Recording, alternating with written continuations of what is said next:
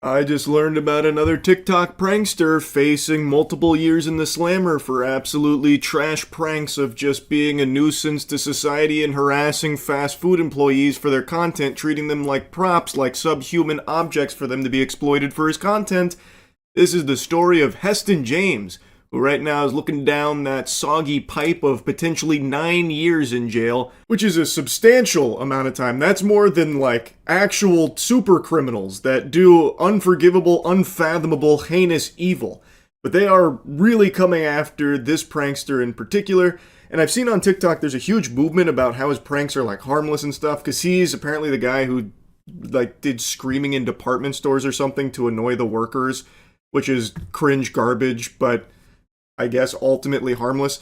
And that's what they're saying he got arrested for? It's not. Also, that mentality can suck my whole cock. Yes, it is harmless. No one's getting hurt or anything. And it is a step up from the average TikTok prank, which at this point is just assault.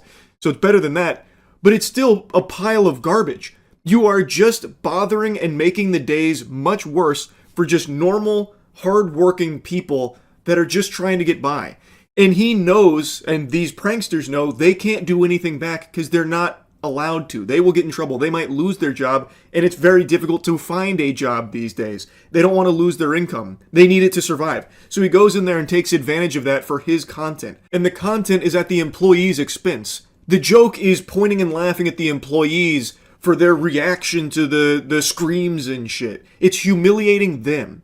That's not fair. I think that shit really sucks. He got arrested for the pranks where he would go interrupt businesses with hordes of his fucking clowns, his circus troupe that he brings with him, and just spends a handful of minutes taking over their job and berating them, saying how bad they're doing, so we're from corporate, we're taking over, and just harassing these employees. Just normal, everyday civilians just trying to go about their day, doing their job. And this guy just comes in to make it worse, which is all pranksters ever do, just this fucking miasma, this plague that sweeps through and is just a scourge to just the normal, everyday person. So he would go in with a bunch of people and, like, take over their job, doing this exclusively to just normal employees at normal businesses. And one of them even got a bit physical, where they went to, like, Pep Boys, and some of his goober-ass friends, I guess, were, like, bumping into the owner to push by him, and then even getting, like, a little handsy, taking things and using things on cars while they pretended to work on the cars at the auto shop, and actually putting themselves in danger, like getting underneath the car while it was still, like, up, so they could have actually just died there as well. So contrary to the misinformation they shit down your throat on TikTok about Heston James, where they're trying to, like, fight for justice for Heston or whatever, his squealing in department stores wasn't what got him arrested. It was these pranks where he actually went and harassed the employees directly and even allegedly got a bit physical and put people in danger doing it as well. That's what he got taken into custody for and what he's facing the charges from. And if I'm being honest, I do think 9 years is too much for what you're about to see. But I do think a precedent needs to be set because pranks are completely out of control. TikTokers hear the word prank and basically just go out and harass and assault people for pranks for the most part. One guy even poisoned food. Like, I already talked about that guy. I'm not going to regurgitate. But one guy thought pranking was literally poisoning food that could have killed people. That was the prank, by the way. So something needs to change. I do think he should face, like, serious punishment for it. But I think 9 years is too much. You see the EW body cam of the TikTok prankster? I actually have that up right here, because that was in the recommended when I pulled that last one up. So I have not seen this. I assume this would be the body cam of the AI pranks guy, but I don't think it is, just based on this. Come on, come on, come on, everyone, come on, come on, come on. Everyone, everyone, You think this is like a TikTok thing? It is a TikTok thing. I clocked it immediately. nice, good job mopping that. These idiots are going to do this to the wrong guys or a guy that's having a bad day, and they're going to get hurt. So what is this? When a TikTok prank draws millions of views online, a young influencer sets out to top it with an even bigger viral hit. But after one stunt... It's crazy how every TikTok prankster literally looks exactly the same. Every single one of them looks just like this. They must be made in some kind of, like, cringe lab or something. With an even bigger viral hit. But after one stunt spirals into chaos and violence, the attention it brings. Jesus, even the people that he brought with him look exactly the same. Oh my god, they're all clones. Jesus Christ. It's like when Obi-Wan Kenobi went and met Jango Fett. Holy fuck. Into chaos and violence, the attention it brings is not the kind he had in mind. After the manager Emma reported an unusual encounter at the restaurant. A Lovecraftian horror experience. Tell me what happened. Yeah, I Cosmic can show you being videos. came through. I had a customer. You think this is like a TikTok thing? It is a TikTok thing. I clocked it immediately. And yeah, it was just like harassing and just getting in the face and stuff. Your portion sizes have been lacking, so I'm here to make sure you guys are staying in check. Get out my door. So I'm gonna clean house. Go ahead and bring in the guys. What is going on? What is up with the frames here? Why is it so laggy? These are my workers. How many times did the police download this TikTok? It's all fucked up. They deep fried it No, you have to let get out. and surpassed them in the next tournament. But the new X is someone we don't know a whole lot about, but he defeats people in an instant with a snap of his fingers. He's just victorious at all times. And this guy aura farms like a motherfucker. He is super cool. Like, he is such a cool character. He has very, very, very little screen time, but every time he is in an episode, he's like the highlight of it. And it just gets you glued to it. I really, like, I cannot praise this show enough. Like, it's not just carried by outstanding visuals. It is the complete package. But anyway, since I did mention the visuals again, I can't stress enough just how good looking this show is. I think this has the best fights of the year as well. Pretty much every single episode has a huge battle, like a big fight between characters. And they do not cut any corners. Holy shit.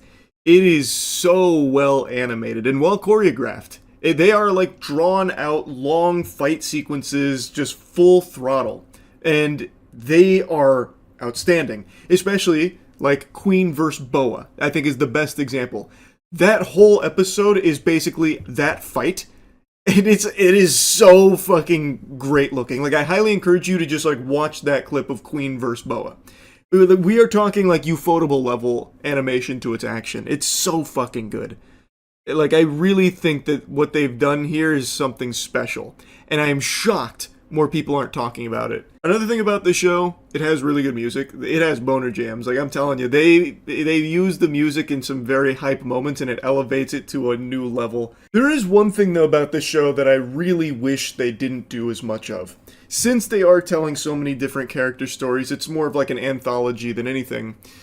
Which, again, I actually really like the way they do it here. But there is one thing they do a lot that kind of got annoying towards the end of the show, where they will reuse the exact same scene that you've seen before, and then sprinkle in, like, the new spin on it from the character's perspective.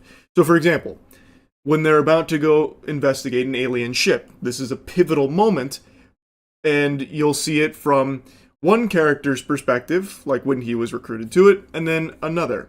But instead of just showing you that character's perspective when they get introduced to it, they will reintroduce the entire scene to you. So they will repeat literally whole scenes sometimes because, again, they revisit it but from a different angle. But instead of just showing you that new angle, they show you the whole scene again and then add the new angle. So there was a lot of times where I was like, oh fuck, I've already seen this before, and I contemplated just like fast forwarding through it because, again, it's the exact same scene with no alterations until the character comes into the fold there for it. So I think they did that a little too much. Maybe that was for budget reasons. I would think that's probably why, because obviously they've already animated that, it's already finished, so if they reuse it, well, they save some money there having to do something a little different. I think that might be the reason, but it did get kind of annoying. Overall, I highly recommend the show, obviously. I do think it is underrated right now. I think this is flying way too under the radar. This is a show that I really would expect more people to be hyping up because there are so many, like, notable fight sequences. At the very least, I thought this would be something that people would be sharing, like, a lot of clips of from some of the bigger fights. So I'm really surprised to see that's not the case. So I really think this one, like, for me personally, is my anime of the year. and I really think a lot of people would really enjoy it. They maybe just haven't heard of it. So I'd say check it out. TB Hero X slaps. That's really about it. See ya. I'm shocked. I cannot believe Twitch is actually finally making bot busting a priority on the platform. Botting on Twitch has been a problem since the beginning of time, and they hadn't taken it seriously forever, but a month ago they made a statement where they claimed, listen guys, condoms finally coming off, we're going in raw against bots, we're finally going to do something about it. And I was excited, like that's something to celebrate, but I kind of thought they were just looking to score some good boy points online, like some brownie points, because Twitch's reputation been kind of in the shitter recently. I thought this was just something that they were just doing for lip service. I wasn't entirely convinced they were going to go that hard on it until today. Wow. They have actually done a really good job here, like in this first wave, of getting bots off of Twitch. Like bringing back down these artificially boosted numbers to what they actually are. There's a lot of examples to pull from. The data is all very new, mind you, but I think the best example is from a channel called Mira. I'm sure some of you have at least heard of this because this is something that people have been trying to put on Twitch's plate for the longest time about a channel that keeps getting recommended to them that isn't actually even a live stream. For the last couple of years, it is just a farming channel where Mira is just farming ads off botted numbers. She doesn't actually even really stream on there. I think she's gone live like a few times over the last couple of years, but it's live 24/7, just pumping reruns of streams she did so long ago, like ancient history. So look at this. This channel, for I think like probably 3 years, I don't know how long it's been going on for, but it's been years, has been sitting at like a steady 2,000 viewers no matter the time of day. And all the channel has done for this time, pretty much exclusively, is run 24/7 reruns of old streams, yet somehow manages to maintain 2,000 viewers throughout the entire duration of it. Then, the day that Twitch bot smiting comes into effect, it goes from 2,000, then down to 1,500, and then the bot detection, I guess, must have kicked into fucking turbo drive. They went Wumbo style. And now she's sitting at 100 to 200, pretty much overnight. This, to me, is like the most clear example of them actually doing something about botting. I was very surprised to see this. Her channel, which is live right now, by the way, because it's 24/7 reruns, this channel is constantly, or was constantly, recommended to anybody with a brand new account. Like, see how I'm not logged in or anything. I'm still on, like, light mode. This stream was recommended all the time, and somehow still had thousands of viewers on just reruns. Clearly, most, like, rational, sentient human beings aren't going to be watching that. Like, look at the chat. It doesn't move. And this is exactly what it looked like back then, too. No movement, there's no chatting, because it's not real. And now the bot detection is here, and you can see that it is finally working. Though I think there are still some bots, like some holdovers here, because there's no way there's 250 people here right now. It seems to me like there's definitely still some stubborn bots that Twitch wasn't able to get there, sticking on there like a hemorrhoid. The parasite bot infestation has been decimated, but not destroyed, because I cannot imagine 276 people being in this stream right now. Not even as background noise in like a tab they forgot on like an ancient laptop. I don't even see that being the case. I don't think there is a single soul in this realm right now. This shit is more empty than a theater showing Morbius. Like, I just don't believe that. But even still, it's clear that what Twitch is doing is actually pretty effective at blasting bots, which I didn't expect. Her channel, I think, is the best example of it, but there's a lot of other channels, like big streamers that went live over the last day, where their view counts have halved, or even more than halved in some cases. So they actually are taking it kind of seriously. Like I said, I was a little skeptical that they were even going to really try and take down bots, because inflated viewer numbers is good for the platform. Like, I thought they probably wouldn't actually put a lot of resources to it, but it seems I was very wrong. Now, another thing worth mentioning, this scam of like running reruns with bots is not exclusive to just her channel, but you have to wonder how much money she made off of that. This went on for years, and I'm so curious how much money she made just running old streams 24/7 reruns with botted view counts up to 2,000 to 3,000. That's probably a pretty substantial chunk of change. It's got a lot of people talking, and I think this is a really great thing from Twitch, to be honest. XQC made a tweet talking about it, saying, Twitch cracked down on bots in 2 to 3 days, and viewbotters / victims of viewbotting have been exposed. Streamers that are part of groups / orgs are seemingly being botted much more. That was the last time he was seen. Government teleported him to a different nebula. 1 hour of clearest human teleportations ever. Oh, it's witnessed again.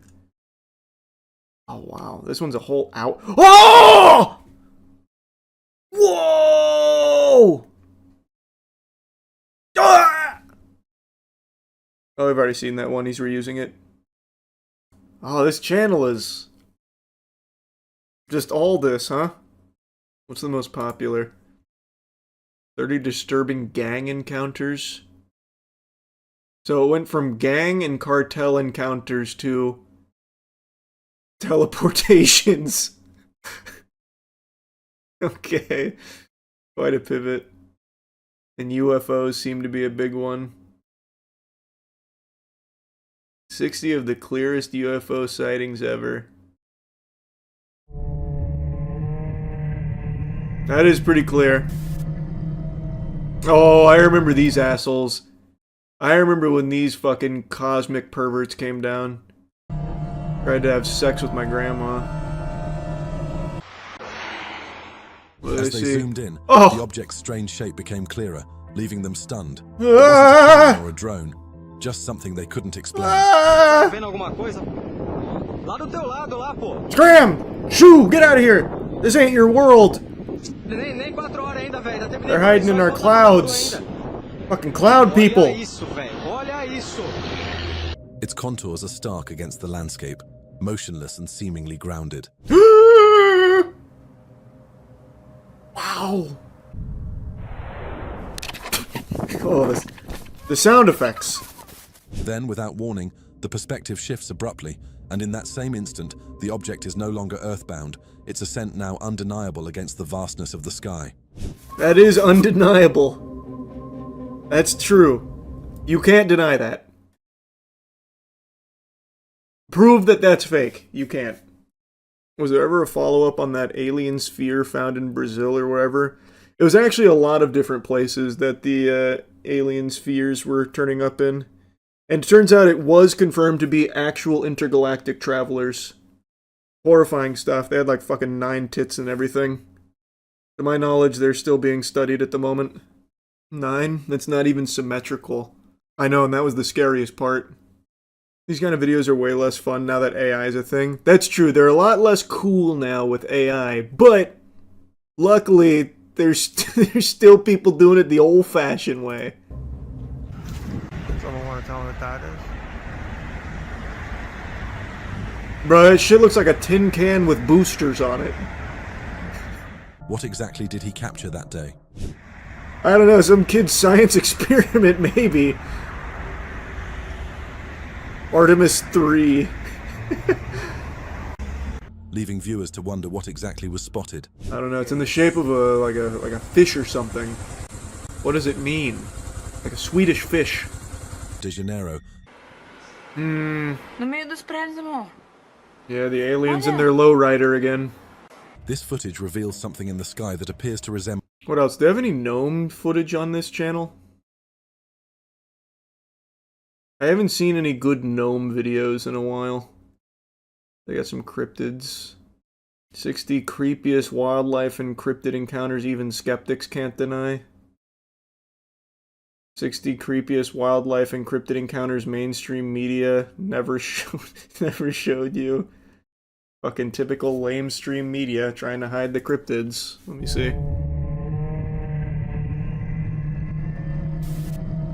Holy shit. in the shadows to creatures caught on camera that defy Oh my god, we have a Slender Man sighting. He was dormant for so long, but he's back. Oh no. No! I thought we were rid of this menace. The 5G radiation has summoned him once again from his slumber.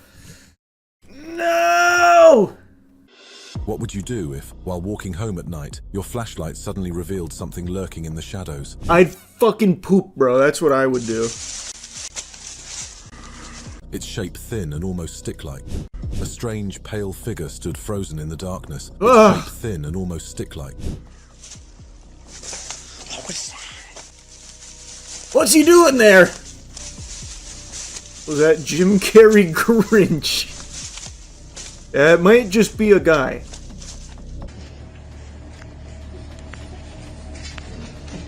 This guy does look fucking stupid.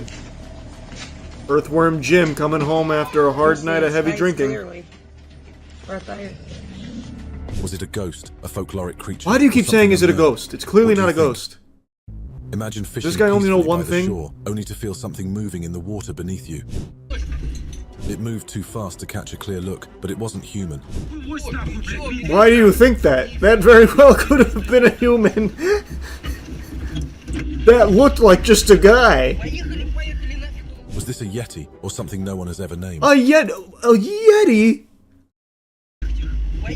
That'd be the shortest Was this yeti a of all yeti, or time. something no one has ever. That just looks like a little human man.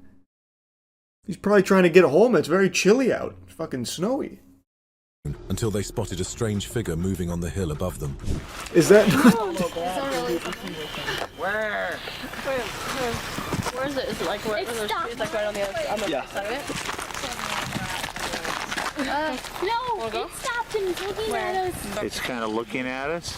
I don't see it. Moving now. Trees Its steps were deliberate, its shape hard to define. to the right of It's not that hard to define. Is that not just another hiker? Am I on the crack pipe? He's even got his arm out. Is that not just another guy? Steps were deliberate. Yeah, it's called walking. He's huge. Is he that huge? They're just really zoomed in. He doesn't seem that big. It's on like the side of the walk there. It doesn't really look huge or anything. It's not like the giant sightings back on TikTok. It just looks like a guy. He's actually striking quite a peculiar pose. This could be an amazing digital circus character come to life. I'm starting to come around. I see it now. That is a cryptid. Bro got alerted like an NPC. Yeah. They aggroed him. My dad is into this stuff. He even bought an app that's supposed to... he even bought an app that's supposed to help him communicate with aliens. What do you mean he bought... What app did he buy? Tell me right now, I'm going to buy it as well. How... What would you even... When I heard they were making an It show, I kind of had the same gut reaction everyone else did, which was to write it off and just pretty much assume it was going to be, at best, mid. But as I've always said, even things that I'm pretty confident I will hate, I will always give a fair shake to and approach with an open mind, willing to be pleasantly surprised and proven wrong. And in the case of It, Welcome to Derry, the TV show, I was pleasantly surprised. I was wrong, for the most part. I don't think it's like a perfect show or anything, but it is significantly better than I would have expected it to be. Now, I'm going to be getting into spoilers, as I always do these days, so this is your fair warning. This show added a lot of things to it that I think on paper sound fucking stupid. Like actual crack pipe smoking dumb ideas that if I just read like a plot synopsis for this series and saw it in there, I would giggle at it and just immediately wipe my ass with this show. But actually watching it, it shines. In particular, I'm talking about Halloran. Halloran is a powerful psychic with the military who they're using as fundamentally like a Call of Duty Modern Warfare 2 UAV kill streak. He is a psychic that they are trying to use as a compass to target and locate it, the crash site of this entity. So that way they can use it to stop conflict across the globe by just instilling debilitating fear in them. They want to capture it and use it, and they're using Halloran to find it. And he has psychic abilities, in the truest sense of the word. He literally does have psychic abilities. Not to like Mob Psycho level or anything, but he can poke around in people's brain. He can incapacitate people with his mind. He can see into them. He can like astral project himself. And I would have not expected something like that for it, but man, it works really well in this show, and I think it's because of how good of a character Halloran himself is. He is a very interesting character, a complex, deep character that we learn a lot about, spend a lot of time with, and see do some really cool shit. So it worked. Like, I would have never expected it to, but it did. Another thing I would have never expected to work really well was having it not always be Pennywise. Because the most iconic part about this entity is the Pennywise element to him. Especially with Bill Skarsgård being Pennywise. He does such a phenomenal job as that character. Well, in Welcome to Derry, this entity is not Pennywise at all, really. You don't see Pennywise in the way that you've seen him in the past until like episode 6 at the end. For the most part, it is doing all kinds of other things to scare and kill its victims in Derry. And it works really well. It is brutal, especially the end of the first episode. That was probably one of the most shocking episode premieres I've ever seen, because it like lulls you into this false sense about where the show's going and how it's going to play out. Like, oh, we've been down this road before. It's going to basically be like the losers versus Pennywise again, but this time a little deeper in the past. Okay, snooze fest. And then the end of that episode hits, and it's just a fucking slaughter of everyone you thought was safe, that everyone you thought was going to be a main character just dead, brutalized, like annihilated.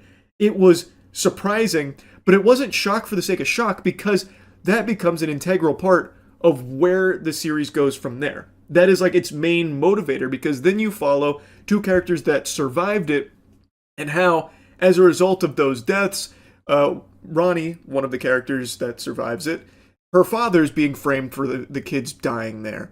And Lily, she's had her own traumatic experiences, and people think she's crazy, so no one believes her, and she can't tell people, and she has to find a way to try and prove she's not crazy, and so that way she doesn't get sent back to, Arkham Asylum. It's like a really interesting direction Welcome to Derry goes that I didn't expect it to at all. And it works really well. I think they are very creative with how it terrorizes and, kills in this series. Now, with that being said, sometimes the way that it terrorizes and kills looks like absolute dog shit. There are moments in this series that the CGI is just embarrassing. In particular, episode 3. Holy shit, the entire cemetery section where, they're trying to take a photo of the entity to prove that Ronnie's father wasn't the one responsible and that there is a monster that's killing kids. And they go to a cemetery to try and, provoke it, and then they end up getting ganked by a bunch of ghosts and chased around by them. And my god, it looks terrible. It reminded me of, the early 2000s Haunted Mansion movie with Eddie Murphy. Visuals to that level. It was really awful looking. The visuals completely ate shit throughout that entire sequence. And not just there are multiple other instances throughout the series where the CGI just looks super half-baked and unfinished, as if they, forgot to texture it, but then ran out of time, so they just said, fuck it, do it live, ship it. There are moments where the CG is just very, very bad. I also think there are quite a few times where the writing is also atrocious. For the most part, I think the show has solid writing, especially when it comes to some of its main characters, but there are other times where it feels like what they ended up, just printing was placeholder. It feels like there's no way this is how they actually wanted it to come across. For example, I think the most egregious moment of, baffling writing choices is in their mission in the sewers. So they've located an artifact that they want to track down, and so the military does a mission in the sewers, and they send, an elite team in there in order to find it, and they're being led by a member of, the secret organization tasked with keeping the being under control so it doesn't just, run rampant. So they have this big team together, they're going through the sewers, and they are very familiar with the entity at this point. They know that it wants to separate, isolate, and kill. They know that anything they see in the sewers that they can't explain, they have to kill, they have to shoot, because it is most likely it about to attack and kill them. They know everything about this. The only thing they don't know is the landscape of the sewers, but that doesn't matter, because what ends up happening is when they go in the sewers, pretty much instantly, they all just start splitting off. So, like, they're walking through the sewers and it's a single file line, and you would expect that they'd be in, like, constant contact with each other, like, talking, so that way they know everyone's still in line, or at least, like, turning around and checking every now and then. But that's not how it works at all in the sewer. What ends up happening is, the second that they have to, like, drop into some water, they, like, the first couple that do so, then, like, push a whole mile ahead before the rest do. So, like, they are now completely separated. So they're so far away from the group now that they can't even hear, like, screams from them or anything. So then, like, the next wave of the line goes through the water, and then Halloran gets to the water, and he gets pulled under, and the two guys behind him saw it happen, so they're like, oh, what the fuck just happened? We gotta find Halloran. He just got, like, yanked under. Where are you? Start saying words. Scream. You know, like that kind of thing. Scream if you love it. Ah, come on, just anything. And nobody ahead of them can hear any of this, like the splashing around, the screaming, the yelling, because they are now so far ahead, and they haven't checked at all if anyone's still with them. So these two guys are looking for Halloran. These two guys are now isolated, so they get ambushed by it. It is like the craziest shit, because they already know that it is there, and they know that it wants to separate and isolate them. Why wouldn't they at least be turning around to make sure everyone's still there? It's like the quickest and simplest action to take, but it doesn't happen. So then, Hanlon and Polly, who are characters that are very important, we've spent a decent chunk of time with them, they happen to notice that the others are missing, so they then go back to look for them without informing the two ahead of them. So there's just never any communication, so the two ahead of them continue pushing forward without knowing that Hanlon and Polly have left. Hanlon and Polly go look for them, now they're isolated, and now they're getting ambushed by it. Like, it's just so fucking stupid, because all it would take is just like a simple, like, sound off, like, hey, you guys still there? Or even just like one of these, like looking over their shoulder. And then they'd be able to immediately recognize whether or not they're all still in a group or separated. And because of that lack of communication or lack of really doing anything sensible, the whole thing goes tits up and everything is, you know, out of control now. Like, that was just so fucking silly to me, because it just felt so unnatural. Up until this point, most of the characters, I would say, were making mostly smart decisions, at least on, like, you know, how they handle certain things. But in the sewers, everyone got hit with, like, a stupid beam. Like, I don't understand what went so wrong there. Like, it feels like that would be, like, they knew what they wanted to do with have this mission going wrong in the sewers and all of that, but they didn't know a way of doing it other than just having every character just all of a sudden become like a fucking lobotomite. And in that same episode with the sewers, Paulie does a heroic sacrifice where Hanlon believes that he just saw his son in the sewers, but that doesn't make any sense, because why would his son be there? And we had just seen moments before he had saw, like, you know, something else that wasn't actually there. So the idea is Hanlon is now just going to shoot his son because he thinks it's it. But Paulie notices, no, that's actually his son in the sewers. So he, like, jumps in front of the bullet, sacrificing himself and saving Hanlon's son. That was really a fucking stupid way of killing off Paulie, because he noticed immediately that his son was actually there. It's not it. And he was going to act immediately. You saw him look to Hanlon, and he still had quite a bit of time. I understand it's in slow motion, but he still had enough time to jump in front of the bullet.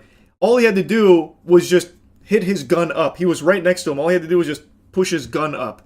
Like, it would have been actually significantly faster, and it would have been a lot safer for everyone, too, to just push his gun up or push his gun down, instead of just, like, throw himself in front of the bullet. I thought that was just, like, a really lazy way of killing him off, and I do not think that sacrifice hit as hard as I think they wanted it to. And there's a few other notable examples I could pull from for writing that I really just don't think landed, but there's no point in just going through each one of them. I just think there were quite a few instances where the writing really floundered, but like I said, for the most part, I think they did a good job narratively, and especially with the characters. It's just there are moments that had me kind of roll my eyes a little bit. But I would like to mention one more thing that I didn't like too much, and it does still kind of tie into the writing. When they're going through the explanation for the genesis of it, I just thought that was a little silly. Like, not in the way that it was presented. So basically what happens when we're learning about the origins of it, it's Hanlon who has infiltrated the mind of one of the members of the secret organization that keeps it contained. Well, contained is real loosey-goosey. It runs wild. It still does kill a ton of people, but they write it off as, like, acceptable losses as part of the cycle. But anyway, he's inside of that individual's mind, and he is seeing the past where when he was a kid, his aunt had asked him to recite the story of the Galoo, which is something that was a children's tale that they were all told, but it is true. The Galoo is it. And it's basically the story of how an evil spirit crash landed on Earth in a falling star, and the impact was so great that the falling star split, and thus its cage was broken, and it could, go out and kill now because it was no longer contained. And I don't mind any of that. That's all cool, actually. But what it boils down to at the end, though, is that pieces of that falling star they took and turned into like a dagger in order to fight it. And they turned it into these artifacts that are used to keep it afraid of going past the artifacts. So that way it stays in the Western wood. And I just didn't love that. I really just didn't like the idea of having this Excalibur it weapon and these very powerful artifacts they buried in the ground to keep them locked in there. I don't know. That didn't sit super right with me. I always preferred more of the mystery of it as opposed to it now kind of boiling down to it's a Marvel villain that they can fight with this weapon. I didn't love that direction as all. Not the biggest deal in the world because the show is still very solid. I did enjoy Welcome to Derry far more than I expected to, and it has an absolute banger ending, and I'm very curious where they're going to go further with this now. Overall, I really was surprised by how entertaining the show was. So, it was a nice pleasant surprise being wrong on this show. Anyway, that's really about it. So, yeah. I'm sure you've heard me jibber jabber about HOAs. I'm not the biggest fan. I'm not exactly what you would call an HOA enthusiast in most cases. And I just saw a wacky story from Inside Edition about a woman whose father unfortunately passed away and in his will left her his house. His house is situated in a community of 55 plus residents, and she is 28. They fucking hate her. They are coming for her scalp. They are doing everything they can to force her out of the home that she legally, rightfully owns. It's a popular retirement community in Florida. The rule, you have to be 55 and older to live there. But this 28-year-old calls it home and doesn't want to move. As Allison Hall reports, the board is now voting to determine her fate. That's right. Her life hangs in the balance in the palm of the hands of the Council of Octogenarians. They will be judge, jury, and executioner on the fate of the home that she owns legally. Now, I decided to do a little digging into this because I am familiar with these retirement communities. They're very common here in Florida. And there is a law on their side about basically gatekeeping anyone that's not a certain age, in their fucking twilight years from purchasing the homes. But what I can't find is a case like this where the home is passed down to someone under that threshold. They legally own it. That is an irrefutable fact. That is her home. She is entitled to that home, but what I can't find is if she's allowed to live there, which is a crazy statement, by the way, that's even up for debate, that's up in the ether there, this nebulous idea of if she's even able to live in the home she owns because of the HOA rules and, the law in place about fair housing or whatever. But I can't find anything specific about it. So, what I would do is I'd employ common sense. It's her fucking home. If she wants to live there, she should be able to, even if she's not 55 years old. I feel like that shouldn't be a highly disputed take there. For example, I was eating off the 55 plus menu at Perkins since I was in middle school, because that's where they hid the potato pancakes, those sick bastards. The best item on the Perkins menu was reserved for just the 55 plus year olds. Well, what about me, a fucking spring chicken? Why can't I have access to those potato pancakes? And Perkins understood that there's no reason to enforce that with such a heavy hand like the Iron Fist. So they would let me order those potato pancakes even though I was visibly, very clearly not 55 unless I was goddamn Benjamin Button. And they never ID'd me or anything for it. So, to me, this feels like it should be pretty open and shut if she's not a noisy, disruptive neighbor that's, taking the piss out of the old timers here or something, going up and giving them wet willies and teasing them and knocking over their walkers or whatever, then there should be no issue. And they even have like a meeting here where other neighbors chirp up and say that she is not a problem at all, and it's ridiculous they're even having the meeting, and yet it still goes tits up anyway. It's a beautiful village of 155 homes, with one catch. You have to be at least 55 years old. Now some residents want this woman out, saying she's just too young to live there. I'm 100% being forced out. Bethany Michelle's father, Paul, bought a home in Freedom at Arbor Mill in Jacksonville, Florida in 2019. Ironic that the name of this community here is Freedom at Arbor Mill, when what they're demonstrating here is a complete lack of freedom here and forcing this woman out because she inherited a house in this village and she is too young for it, deemed by the elders. She moved in to care for the ailing vet when he took a turn for the worse. He was a really high-risk patient. He was terminally ill. He was on dialysis. Her dad died in 2023, and in his will, he bequeathed her the house. Weeks later, she says the Homeowners Association sent her this document, stating each occupied home shall at all times be occupied by at least one person 55 years of age or older. Bethany is 28. Fucking vultures were just waiting for the opportunity to send her that notice. They were just sitting there salivating, scratching at their necks. This is the most exciting thing they've had happen to them in decades. They get to stir some shit here. Force this woman out. Let her know that they're coming for her. So they send her that letter about how she can't be there because, as per the guidelines, per the rules here of the sacred HOA, you've got to have at least one resident of 55 years or older in order to live there. So now, the gauntlet has been dropped because she is not 55 and she's living there. The gall, the chutzpah, for her to be living in the house she owns, not on their watch. The Homeowners Association held a special meeting to decide what to do. I didn't buy here to put up with people under 55. We all bought here for peace and quiet to enjoy the better days of our life. There were also residents supporting Bethany. This person has not given us one moment heartburn. I don't even know she's here. This meeting here reminds me of this scene in Lord of the Rings when the Ints start deliberating on the path forward and what they're going to do. So they've all come together here, and one guy pipes up saying, we came here for peace and quiet. We didn't buy a house here to put up with anyone under 55. Okay, buddy. And then another guy comes up, and he is like very reasonable. He's like, I had no idea she was even here. She's given us no moments of heartburn, is how he puts it. But what he's basically saying is that she hasn't been trouble. She hasn't been like a noisy, disruptive, troublesome neighbor that's causing an issue or a ruckus.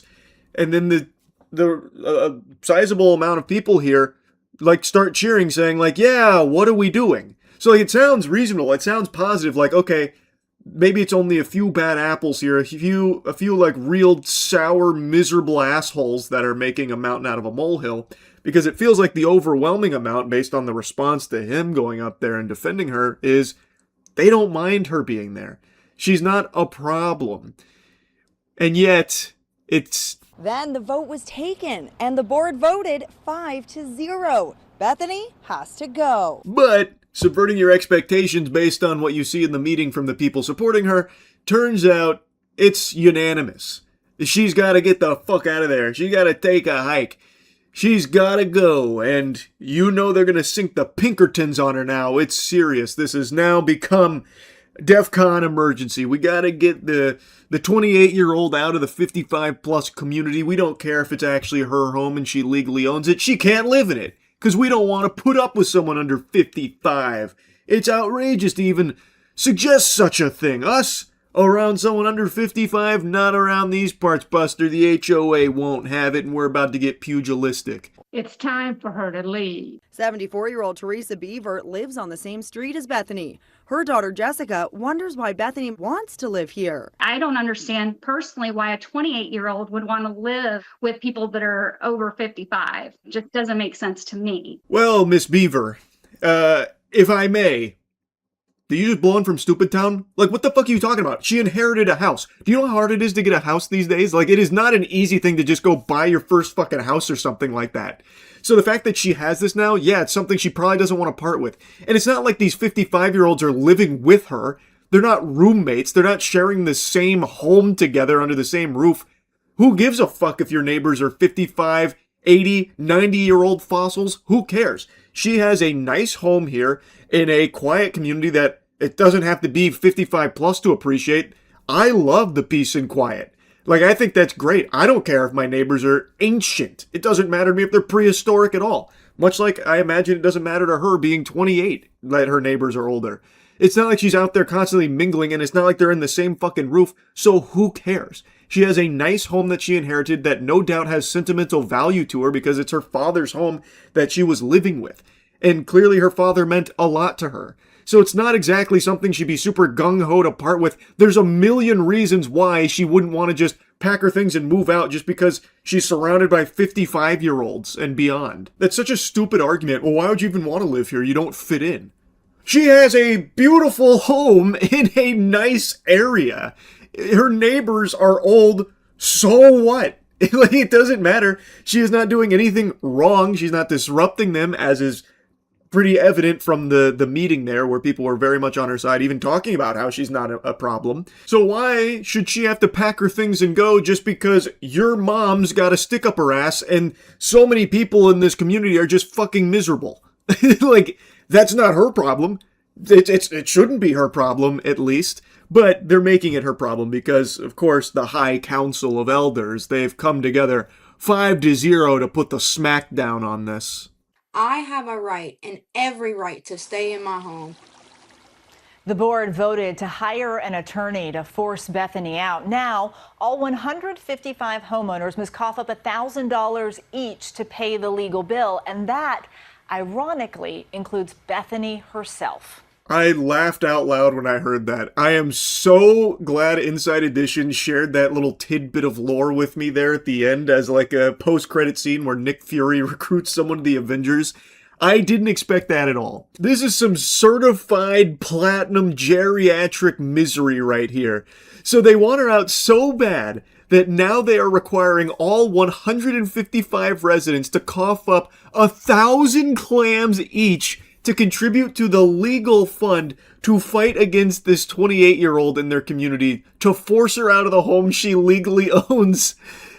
That's fucking wild. That's cinema. That is actually cinema. They are so miserable that now they are forcing the residents to cough up so much money for this shit when a lot of them don't even want to do that. At least based on what I've seen there in the meeting. And it also means that she also has to put up the money now because the HOA just has the power to force you to pay for things that you don't even want to pay for because you're part of an HOA community now and they basically own your house for you. They get to tell you what you can do with your own property and what you have to spend your money on by their bylaws there at the HOA. I've yapped so much about the HOA, I'm going to refrain from going too crazy on it right now. It's just so comical to see some shit like this. So now they're all down $1,000 each to pay for this massive legal bill that they are footing to force a 28-year-old out of her home. One that's not even like a problem to a lot of the residents, but some of them are just so bored, lame, and angry all the time, just that they now take it upon themselves. They've made it their mission to get her the fuck out of the community because she's not 55 or older. Whatever, man. It's so silly. I think it's so outrageous. Ultimately, I hope she wins and gets to stay living there while the neighbors seethe about it. Oh, that would be glorious. Anyway, just wanted to yap about it a bit. That's it. So, yeah. Yeah, the movie was good. And I'm surprised to be saying that, because I went into this movie a little Scrooge-esque, a little bah humbugging, because from the first trailer, I thought, like, yeah, this could be entertaining, but, the last big screen Predator film, Predator 2018, was unbelievably horrible. That was complete dog shit, but I will always defend this. I think Predator 2018 is one of the more fun bad movies we've had in a long time. It is such a piece of trash in all of the right ways that it loops around to being entertaining. So bad, it's good.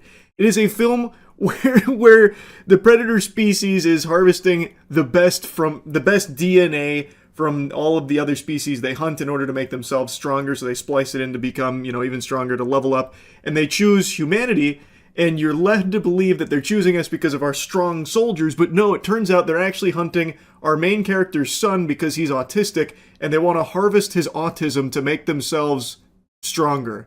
So they came to Earth to take our autism. Really entertainingly shit film.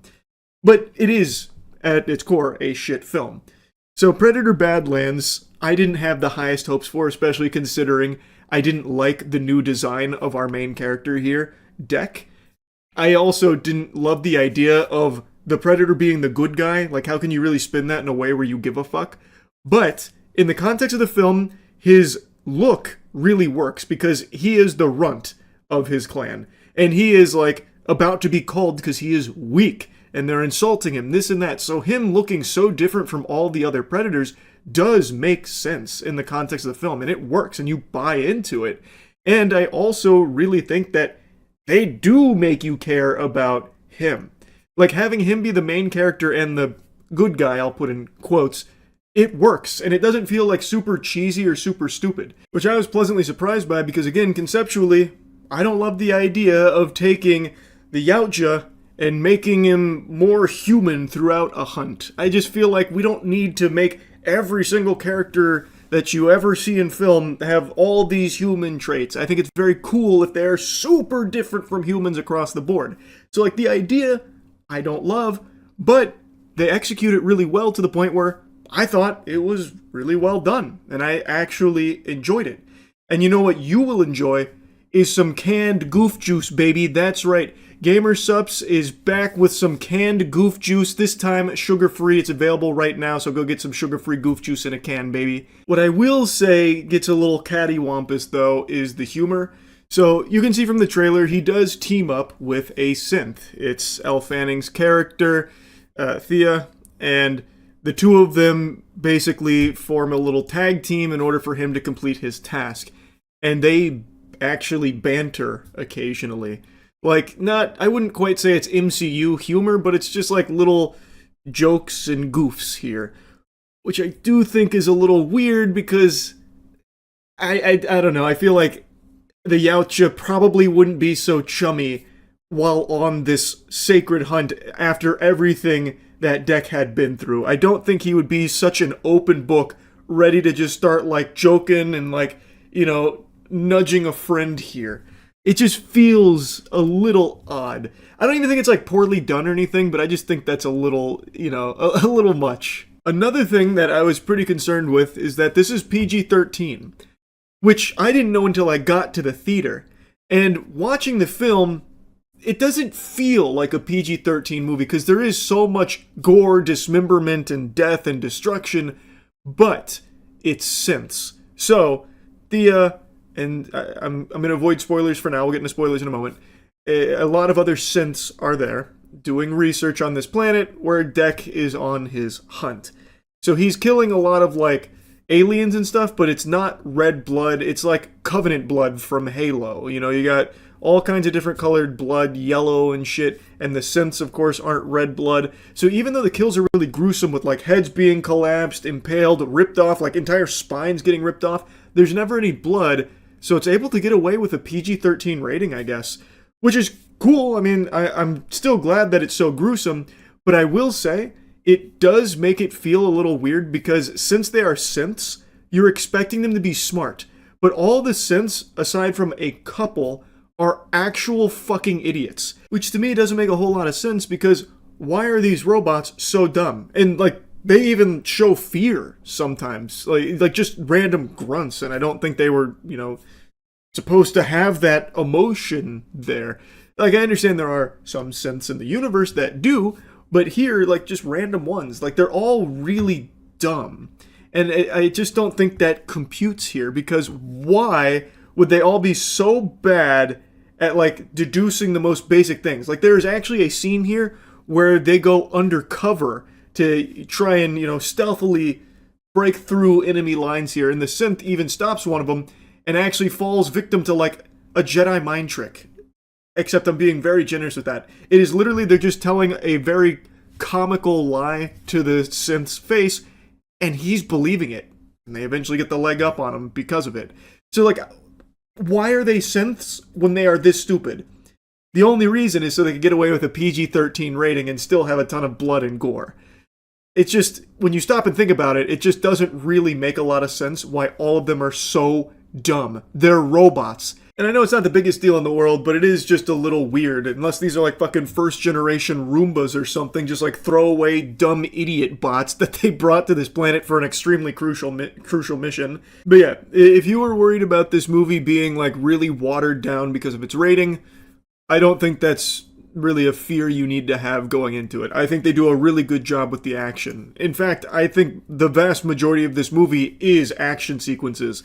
He's either hunting creatures on this planet, being hunted himself, or killing synths. So there is pretty much non-stop action happening, and I think it's all really, really cool. Like, they didn't pull any punches, even though it is a PG-13 rated film. So I thought they crushed it in that department. Now, before wrapping it up, I want to briefly get into some spoilers to talk about some other stuff I thought was really cool, but it is a spoiler, so here's a spoiler warning. I really liked Thea, and I really liked seeing more of the Yautja culture. I thought it was very cool to see the Yautja home planet and seeing Dek fight against other Yautja. So him versus father at the very end, I think was super hype, where he, you know, easily, well not, I guess I won't say easily, but he overpowers the Royal Guard. I'm assuming they're the Royal Guard considering they're his father's right-hand men. And the way that he evolved after his time on the most dangerous planet we've seen yet, the death planet Jenna, was very cool. And then his showdown with his father that mirrored what happened to his brother, basically. And then he says, I have my own clan. I think was a really fun conclusion, and the way they set up for a further Predator film was very hype with his mother showing up. I thought that was so fucking cool, and I think they did a great job with the action. And I really liked the Yautja, and I'd love to see more from it. And I also, like I said, like Thea. I think Thea was a very cool character to see in here as well, where she was able to kind of humanize is probably not the right word, but help Dek see that maybe not everything he'd been taught about the Yautja is the only way to live. Maybe there's more to it than just hunting alone. Maybe it's worth, you know, hunting in a pack like wolves and protecting instead of just killing, that kind of thing, which I know can be very cliche, but I think it works really well in this film. So I liked it a lot. I liked it significantly more than I expected. I think it's very hype, and I do hope there is a follow-up to it. Hopefully there is a sequel where we see more of Dek and more of Thea and more of Bud. I think it was very fun. So anyway, it was a good movie. That's about it. So yeah. There's always been a debate on what is the stupidest crime you could ever commit. But I don't really think it's that much of a debate. I think there is an objectively right answer. Pokemon card-related crimes. And they are so common these days, with people ruining their lives because they cannot help but try and steal Pokemon cards to resell them. It's almost dangerous to have Pokemon product on hand because it feels like it's just a matter of time before the greasiest loser you could ever imagine tries to break into your business to get their grubby paws on it. It's like dropping Tilted Towers in Fortnite back during Fortnite's heyday. It's just completely out of control, and it is only getting worse. This is spreading faster than fucking Gangnam Style in 2012. There is literally, like every single day, there is someone breaking into a card shop to steal thousands of dollars worth of Pokemon cards. And I've covered a lot of it, but I haven't in a little while, and it's not because it's started to die down or simmer down or anything. In fact, quite the opposite. I just haven't been covering it as much because it is just fucking pathetic, the state of the hobby right now, and there is so little more to be said about it. It sucks. But today I saw one that made me want to dust off this topic again because I think it is the perfect example to showcase just how extreme it's gotten. Sad news at RNG Therapy. We experienced a break-in at 5:45 Tuesday morning. Two people, a male and a female, ran into our shop with a U-Haul and took some stuff. It's gut-wrenching. So yeah, just an update. Watch the video, check it out.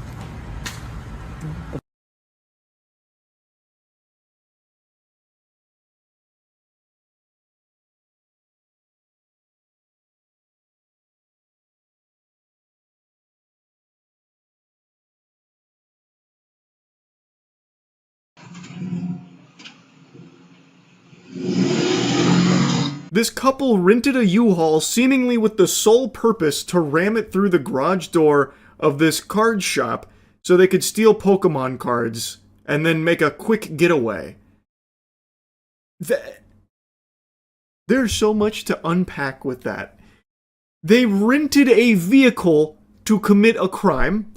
I feel like it probably won't be that hard to find who they are, assuming they had to provide some identification and payment information to even get the U-Haul in the first place. God willing, hopefully they don't get away with it. This is a level of insanity that dwarfs even some of the most absurd that I'd seen prior. They rented a U-Haul to crash it through this building to steal Pokemon cards. Holy shit. Also, they're just like manhandling the Pokemon cards. They're doing it au naturel, the way our forefathers used to steal Pokemon cards. They're not even using bags or anything. They're literally just grabbing like 2 fistfuls and walking it back and forth. Like, they didn't even bring like bags or something to do it more efficiently. They are that fucking stupid. You are witnessing actual Neanderthal mode. You are seeing, laid bare in front of you, the dumbest society can provide you with. Holy shit. And you get a pretty good look at this girl's face, one of the perpetrators here. I'm hoping these 2 turbo idiots get caught pretty soon. I'm pretty optimistic that they will. It feels like there's a lot of information that you could probably get from the vehicle they rented here for it. Plus, you also have pretty solid surveillance footage of what they look like. Hopefully, they will get caught. Now, the reason I wanted to yap about this is because of just how over the top it is. They fucking crash a truck through this card shop to get the Pokemon cards. In almost every other card shop break-in and robbery I've seen, they just bash the glass in. They'll hit it with a brick, a hammer, something. They just walk in and start breaking all the glass in order to steal the cards. But here, there's no glass for them to break through. It's a fucking garage door. It's a huge garage door. You would think that would be more difficult and like a deterrent from people breaking in. But no, these morons still find a way. Like, you are just not safe. If you have Pokemon cards, somehow these vermin will sniff it out, and come hell or high water, they will fucking bust through those walls like the Kool-Aid Man. It is shocking. They crashed a U-Haul through this garage door to get to these Pokemon cards. Next, like, you're gonna have to start putting your Pokemon cards at Fort Knox, but even then, idiots like this will probably still find a way to try and gain access. It'll be like Wile E. Coyote. They'll get the Acme Dynamite out and the plunger and try and like blow it up to get in. It's just so sad, the state of this hobby. And I feel terrible for this business. Like, I would have thought, given the location of this business being, pretty secure behind a garage door and everything, that they were likely going to be safe and be able to provide a nice little hangout card shop spot for their community. But no, still no.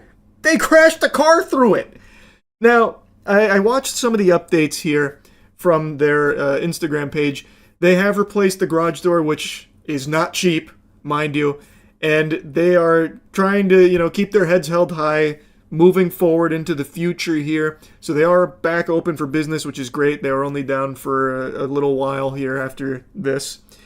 But it just sucks to see this, man. Like, I just feel so bad. It's not like these card shops are rolling in money. Like, it's not like these businesses are just raking in millions and millions of dollars. And yet they are just getting absolutely pillaged. Like the fucking Vikings are running through here and just dismantling their inventory of Pokemon cards. It's just dangerous. It's sad. It's fucking sad. And like I said, this is very, very, very common now. Like, when I was looking for this to try and find it on my own, an unrelated story of 3 separate break-ins all in like a week came up. And like I mentioned, it's the standard song and dance that a lot of these robbers like to do, where they just bust in the glass of these card shops and then just start breaking everything to get to them. In and out in 30 seconds. That's all it took for this thief to make off with about $6,000 worth of Pokemon cards. They smashed our showcase, so they knew where they were going. On top of the... Like I said, that's typically how it goes. They come in, break the glass. In the rest of this news segment here, they interview a couple of other shops that experienced very similar break-ins, losing thousands of dollars worth of product. And typically, it's just a big old, in one of them it was just a big old piece of concrete. They broke the glass and then kicked in the rest of it and then just walked in, stole the shit, breaking the shit. It's awful. It's just awful. It is so shameful. And it is showing no signs of slowing down. Like, you're not even safe if you are behind a garage door. A reinforced door is not safe because you never know when the dumbest couple on the planet's gonna rent a goddamn bulldozer and just blast through it. It's just despicable. I am so tired of the degeneracy in the Pokemon card community. Jiminy Christmas. And like I've said from the very beginning, even if you do steal all of these Pokemon products, they're not easy to resell. You're not going to make a huge killing selling the couple of $1,000s worth of Pokemon product that you lifted from these local card shops. Like, it's not going to sell immediately, even if you do mark it down significantly. And a lot of people in the community are always aware of what's been stolen, so many times what's happened in the past is people that have stolen it have been caught when they've tried to resell it because people know, and they don't want to have that hot potato of stolen product. Like, it's just so fucking dumb across the board from these idiots, these absolute losers that are stealing all of these TCG products. It's so fucking dumb. Anyway, though, just wanted to yap about this again. That's really about it. So, yeah. Mortal Kombat 2 just dropped, and I just wiggled these cheeks on home from seeing it in the cinema. I liked it. I think in every possible category, this was a drastic improvement over the last movie. Which I recognize is not the most awe-inspiring of praise. It's a pretty low bar to clear. That's like saying the last suppository I took hurt my butthole the least. Though, I will say, even Mortal Kombat 2021, I actually did enjoy. I know a lot of people hated it. I totally understand why a lot of people hated it. But for me, it was just the perfect amount of silly that it became charmingly enjoyable. Like, by no means was it like a great film or anything, but I did like Scorpion and Sub-Zero duking it out in the beginning and the end, and I thought there were some good fights sprinkled throughout, though there was a lot of dead air and a bit of a slog, especially because the main character, Cole, was entirely uninteresting. They just went into the default character creator and just shipped out the most plain person ever. They gave you fucking a scoop of nothing burger with that guy, but overall, I still did enjoy the 2021 movie, but Mortal Kombat 2 is much better across the board. Now, real quick, I just want to let everyone know before diving into the spaghetti and the meatballs here, Starforge is doing its largest sale on 5090 PCs, so if you've been looking for a good opportunity to upgrade your current rig, now's the time. It is the biggest sale we've done at Starforge for 5090 PCs, so you can go check that out now, link in the description. It is constant fighting. It sets the premise right away. We're introduced to Johnny Cage, and then he gets chosen to be Earth's substitute champion after what happened to Kung Lao in the last film. And then they just instantly start the tournament. They go match after match after match after match. It's fucking fun. And it is unapologetically true to the video game, to the point where they're even using, like, the character's actual move sets. For better or for worse, because a couple of the moves work really well in the game, but on screen look kind of fucking silly, like Sindel. Sindel, all she does is just spam her scream, which is kind of, But it's true to the video game counterpart. So I appreciated that. I also appreciated that some of the arenas they fight in are genuinely straight out of Mortal Kombat levels. Like, they actually, like, one-to-one recreate little pieces of the levels from the games. Like, we'll get into spoilers right away. We'll immediately get into spoilers. When Cole fights Shao Kahn in his match of the tournament, it is on a level that I believe is iconic, that I know mostly from Mortal Kombat 9. I've said this a lot, Mortal Kombat 9 is my favorite fighting game of all time. I mainly spammed Ermac, Noob Saibot, and Raiden. 2 out of 3 of those characters are in this movie too, by the way. They dusted off Noob Saibot for this bitch. That is so hype. But anyway, they actually have Deadpool in this movie. The stage, not the fucking Marvel character. The level with all the acid, I'm sure if you've played Mortal Kombat, you know the stage. You know that level. And Cole fights Shao Kahn on that stage. And it's a really good fight. And it ends with Cole getting his head popped like a watermelon under Shao Kahn's might. And it's not like he was just like a pushover. He didn't get, fucking folded like origami. He did put up like a valiant attempt, and he actually would have won if not for a power-up Shao Kahn had just received. And I really like that fight. And it also shows that they are very receptive to what everyone was saying about Mortal Kombat 2021, that Cole was the weakest part of it. And instead of like trying to improve that character, they just said, all right, fuck it, we'll kill him. So they blow him up in his match. It happens pretty early into the film. I was shocked. So Cole is not the main character here. And Johnny Cage also isn't either, really. Katana is the main character. Johnny Cage is a very important character who gets a ton of screen time, but I would say he's not exactly the main character. And also, speaking of Johnny Cage, I was pretty vocal about Karl Urban not being the right choice for Johnny Cage. I'm a huge Karl Urban enthusiast. I love his work, but he's just too old for Johnny Cage. That's what I thought before I saw this film. And now that I've seen it, I still think probably wasn't the best choice. They did a very different Johnny Cage. So he is not like the, smooth-talking, badass, shit doesn't stink, confident dude from the games. He's a very different character. He's in his twilight years, he's washed up, he's aged out of his stardoms, his movies are treated like a joke, no one's even going up to his booth at Comic-Con asking for autographs, so he's older, and they lean into it. And I think it actually works in the context of this film, like it's not like bad, but being familiar with the Johnny Cage character, it's super different, and I don't necessarily think it's better this way, with the way it's done here. I feel like it probably would have been even more fun if they had, like, a Johnny Cage like in the game. Because every other character in this movie is pretty true to their video game counterpart. So while I do think Karl Urban did a good job with this character, I still think it probably would have just been better to stay more true to Johnny Cage from the games. Because I think that would have fit the tone of this movie even better, because it is just constant action.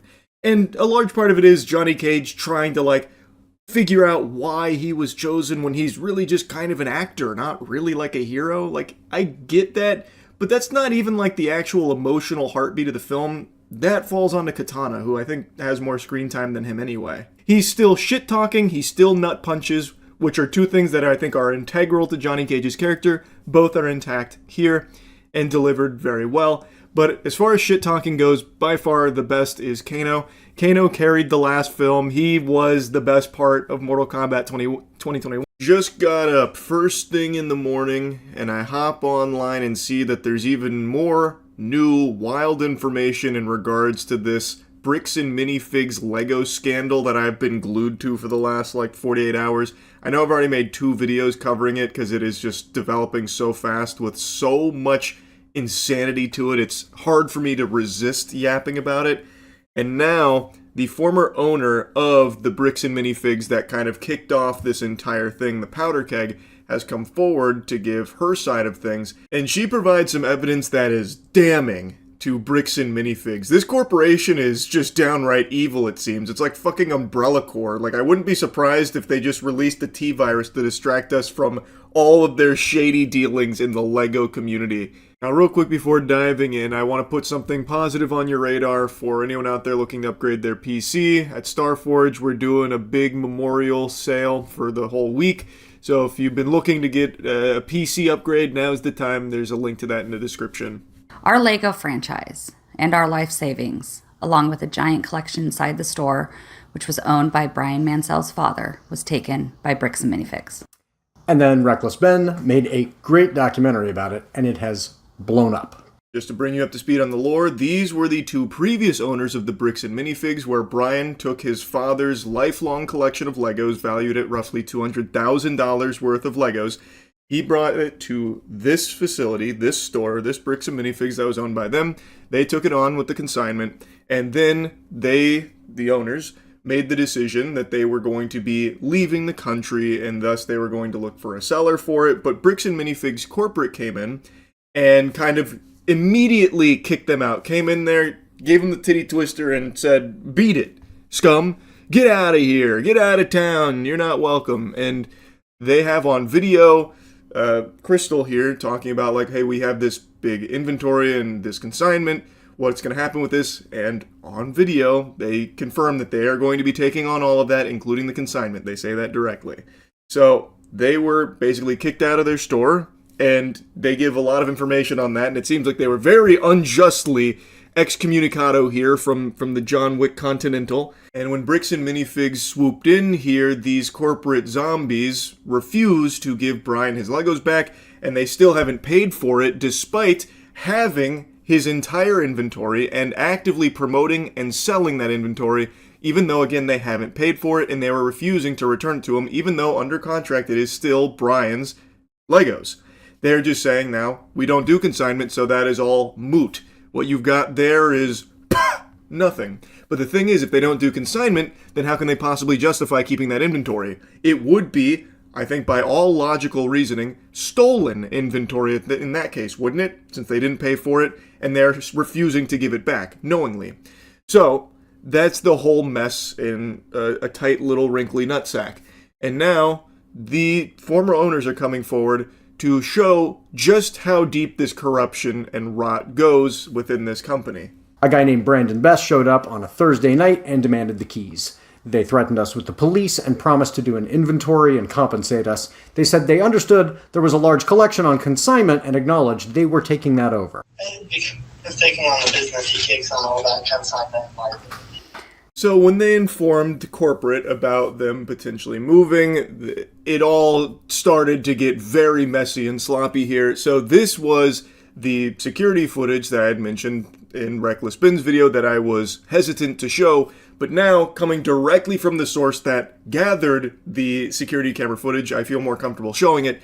It is very clearly in plain English. There's no riddles here. It's not, mumbo jumbo. They are saying that they are taking on the consignment liability and, that kind of stuff. It is right there. But again, if he didn't have the authority to make that decision and do that, then they should have been immediately giving Brian his Legos back when requested, because they didn't pay for it. They don't do consignment. Thus, they have no legal right to have that inventory and sell it. It would be, I think, by all definitions, stolen product that they are knowingly selling to customers, and they haven't paid for it or anything. They told us the same thing they told Brian Mansell, that we could fight them, but they would drag it out and make it so expensive we would be putting ourselves into a whole lot of shit. Their words.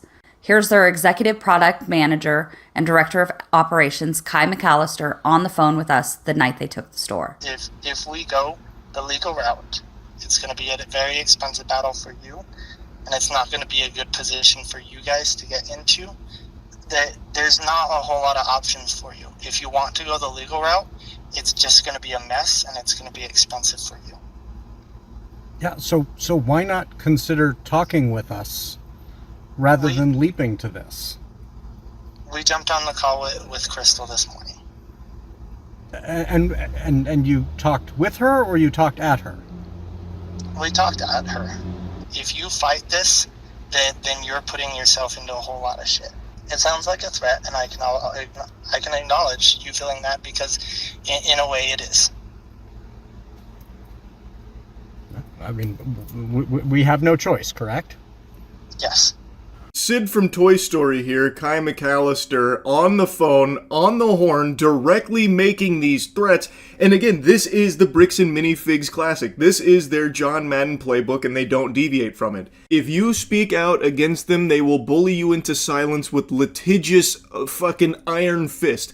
Or, in this case, if you look to try and get what you are entitled to, they will also threaten you with legal action. And they know that they probably wouldn't win, but they know that they have enough money to drag it out, bleed you dry, and make it extremely painful, stressful, and you would likely end up losing more money than you would ever gain from it. That is just the classic villain approach to shit. It is crazy how he's not even shy about it. In fact, he almost sounds proud. I can kind of hear like a small little boner forming in his pants. He's getting chubbed. Because he even says, I know you might perceive that as a threat. And it kind of is. Yes. Yes, it is. Like, that is Bricks and Minifigs. And like I said, their CEO literally has the cartoonishly evil mustache. He has a twirled evil mustache. This company is so fucked, it's unreal. Notice, that's not some franchisee. That's corporate. They want to pretend they're not involved, but they have been involved every step of the way.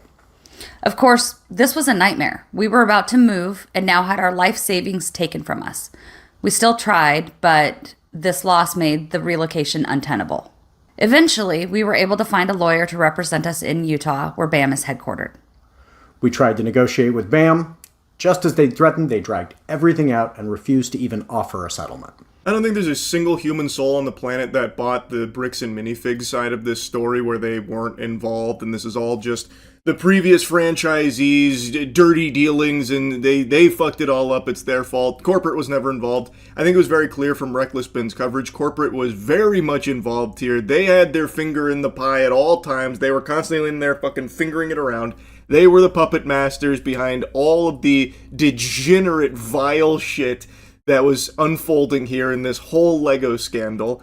So hearing it from the owners, like, confirming that no, corporate's been here from the beginning, and in fact, when we tried to, legally go after them, the thing that Bricks and Minifigs said Reckless Bin needed to do it the legal way, which, again, he did win, and then they just closed the shop permanently, by the way.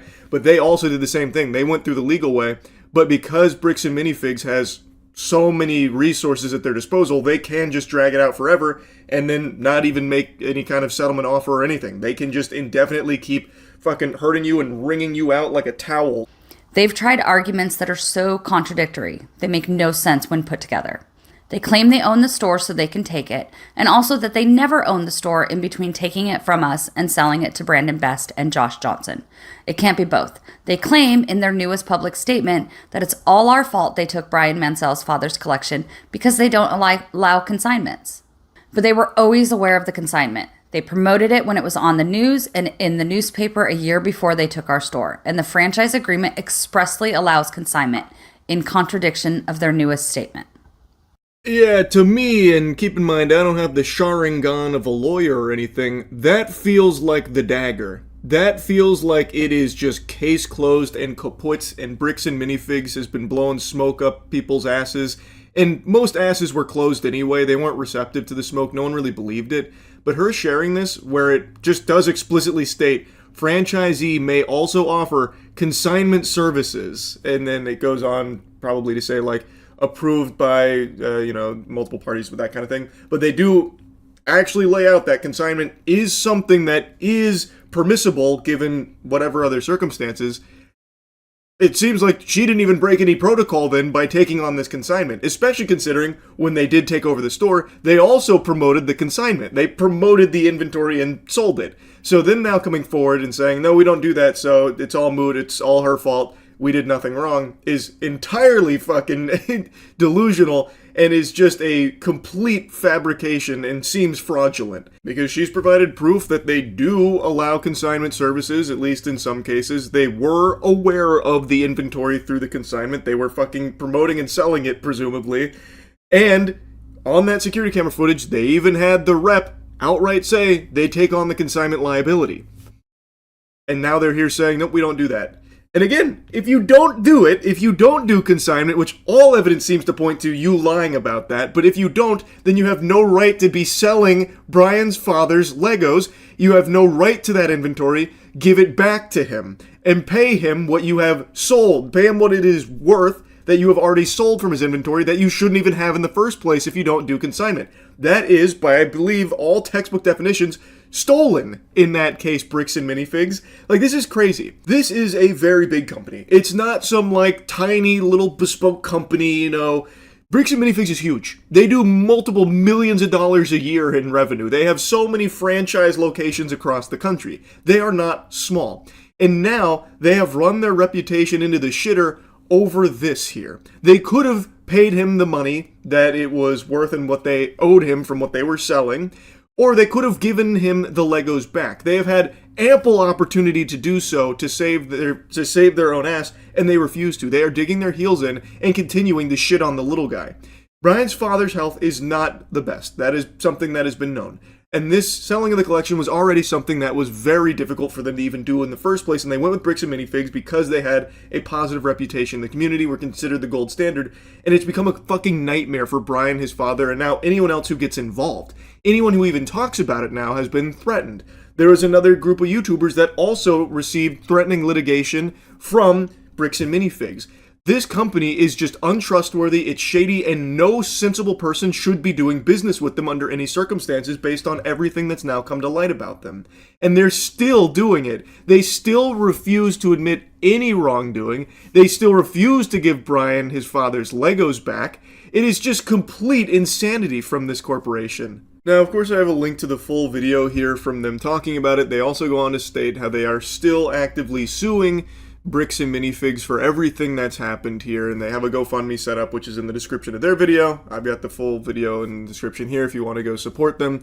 They also mention that they believe that this will be helpful in Brian's case here, because if they win that lawsuit, they obviously will put in the $200,000, the value of Brian's father's collection, in damages in their lawsuit, because that is a big part of their damages. So if they do win that lawsuit, that will obviously help get Brian the compensation that he is entitled to from Bricks and Minifigs coming in here and face-fucking him. So overall, just a complete mess, and even more new information about just how untrustworthy Bricks and Minifigs is. It is seemingly a complete disaster of a company that is just ruthless, like genuinely cutthroat.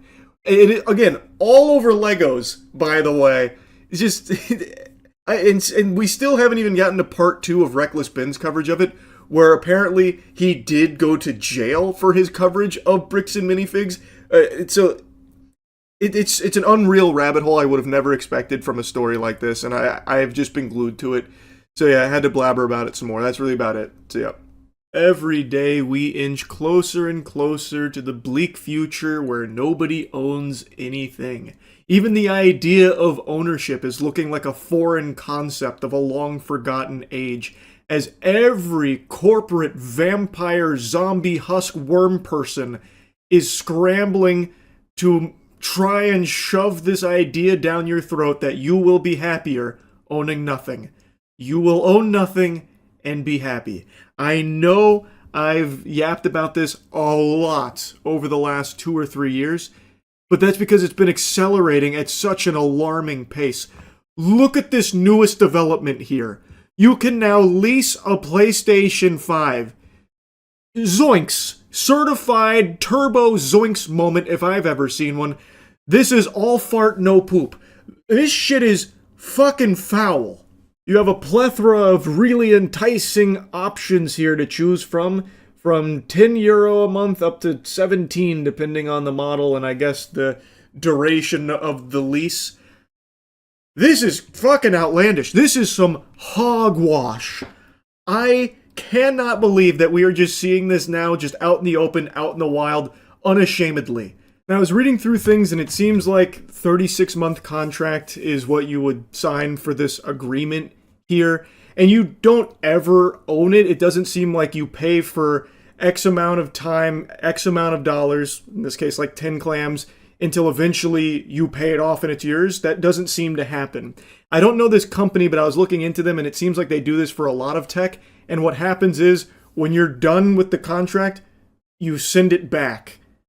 So you end up just paying significantly more overtime. It also doesn't even make a mention of PS Plus being included. So presumably if you want to have the PS Plus service, which I imagine most people would want if they're buying a console in the first place, you're then paying even more on top of that over a long period of time and never actually even own the motherfucker in the first place. And then they just ask you to like send it back politely. What an incredible deal. If you've been hit in the head with a sledgehammer, I suppose. But I think a lot of people might just see, oh, as low as 10 a month. Jiminy Christmas, that's a great deal. That's very cheap. That's better than just, saving up and buying it. And I haven't seen too many people defending it, but I have seen a few brainless goob-zoomers that are always latching on to terrible fucking business practices and defending them as if it's their fucking job to do so, fighting PR battles for these billion-dollar megacorps for no reason, no gain, aside from just being treated like a fleshlight by these companies. So there definitely has been some chirping here from these addicts that must consume the goob at all times, no matter what, so they're defending this to a certain extent, but most people are rightfully pushing back on this, calling out how outrageous it is. It's a bunch of horseradish. This is not good. And it's a symptom of the direction most of the world is going, where the weasels at the top of the food chain are trying to get you comfy with the idea that you don't own shit. You will own nothing and be happy. You don't question it. Just endlessly subscribe. Rent, lease, subscribe. You have nothing. Just suckling on their teat forever. And the beauty in the case of the PS5 here, once you're done suckling, you've had your fill of milk, you have to spit it all back up. You no longer even get to keep the console you've been paying for 36 fucking months. You have to send it back. And like, imagine that you're late on sending it back, by the way, and fucking Raylo sicks the Pinkertons on you to repo your PS5 from the lease. It's so ridiculous, man. And the fact that there's anyone that thinks that this is a good idea really shocks me. I understand that renting consoles, renting TVs, renting from all kinds of different places has been a thing for a while, and a variety of different things. It's just that now every company is up in your face and just blatantly obvious about their new push to get everyone comfortable switching to the lease everything model, you will own nothing and be happy model. And in the case of Raylo, with the very limited research I've done on them, it seems like they primarily target low-income households. And in the case of the PlayStation 5, it seems like the goal is to get these families spending money that they ordinarily wouldn't be on a PlayStation 5. A low-income household probably isn't super gung-ho and comfortable dropping hundreds of dollars on a PlayStation 5. But Raylo having an offering as low as 10 doubloons a month, well, now all of a sudden, maybe that family does start spending. And they're spending it on something that they ordinarily wouldn't be purchasing, and Raylo's getting a piece of that pie now.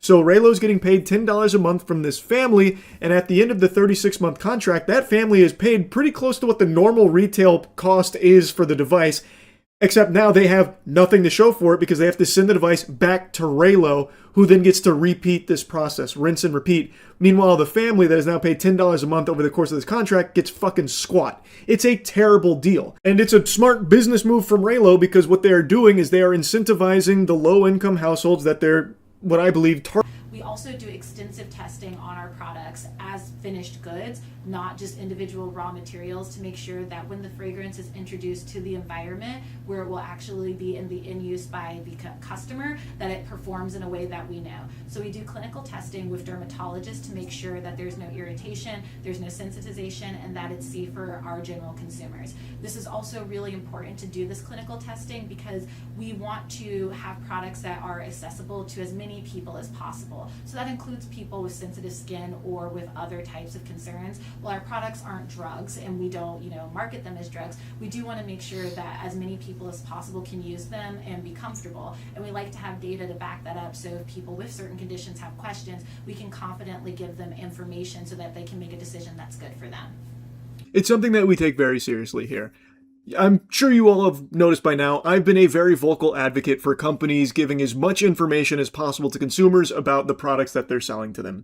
I think the more information you as a buyer have about something, the better, so you can make informed decisions with what you want to spend your money on. So by showing the testing, explaining everything here on the website, I think that just gives you all of the tools to know if this is something that you want, if it's something that'll work for you, if you have a certain condition, how it interacts with things, what it all means, what it all does. So now I want to spend a minute talking about the price.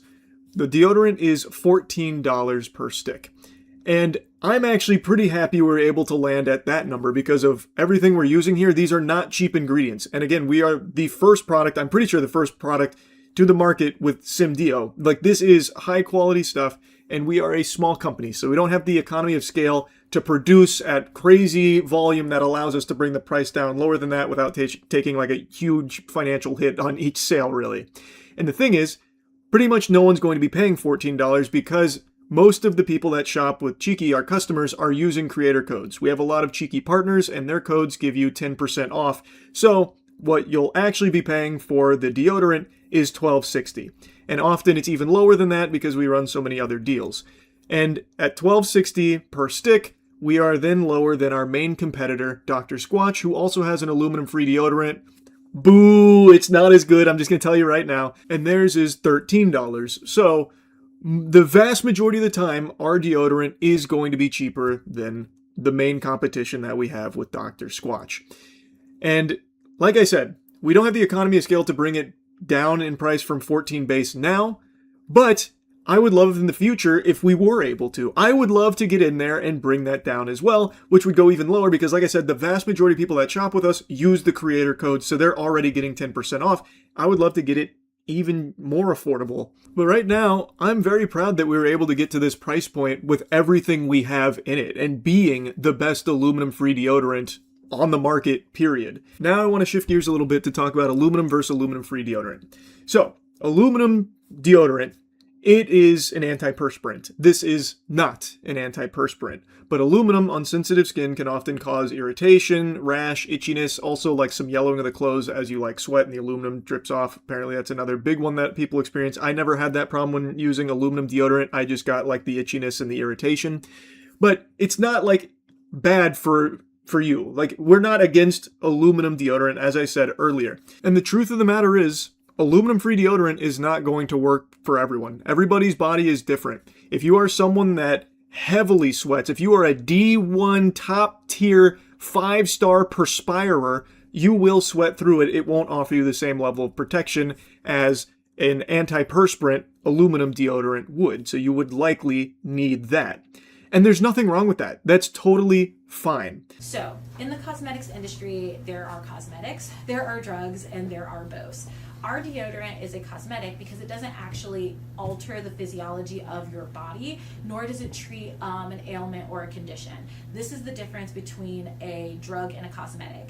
A deodorant is a cosmetic. Cosmetic is just for beautifying, increasing your appearance, making you more appealing to other people and or yourself. It doesn't actually alter your physiology. It doesn't cure any disease. A drug or an over-the-counter does like change your physiology or it cures a disease. Perspiring or sweating, as the kids say, is a physical condition, right? It's not like a disease, but it's part of your physiology. And an antiperspirant actually prevents you from sweating. So it does alter your physiology by using an API or an active pharmaceutical ingredient that is, dictated by the FDA to give you that alteration to your physiology. Our products do not do that. We don't alter your physiology. We just make you smell good. So yeah, I realize I've been yapping about this for quite a while, but clearly we're very passionate about it. We've been working on this for a long time, so I've just been very excited to share it with all of you. So I've been blabbering a lot, but yeah. The Cheeky deodorant is available now. Use cheeky.com. Anyway, that's really about it. So yeah. You clearly haven't seen the 30 clearest teleportations caught on camera. We already have the technology. Actually, I haven't. How clear were these teleporting incidents? 30 clearest human teleportations ever caught on camera. Oh, this is new, too. This is probably, like, reliable.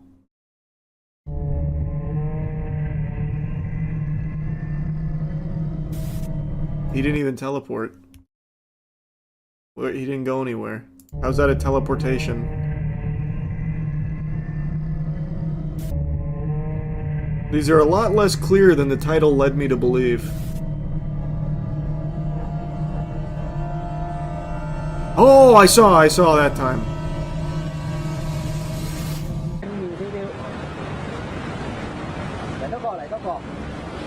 Oh, here comes Alex Mercer. But when he was noticed, he bolted forward and in an instant vanished completely, leaving behind stunned witnesses and footage that looked like real teleportation. You call this clear? Does this look clear to you, brother? But this is undoubtedly a teleportation incident. I'll give you that much. But it's not clear.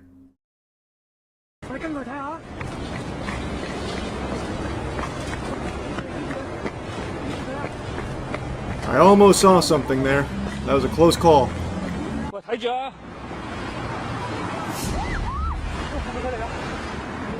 Leaked footage I did from a see Russian that. Secret He's Service gone! operation shows a tense chase in a crowded bookstore.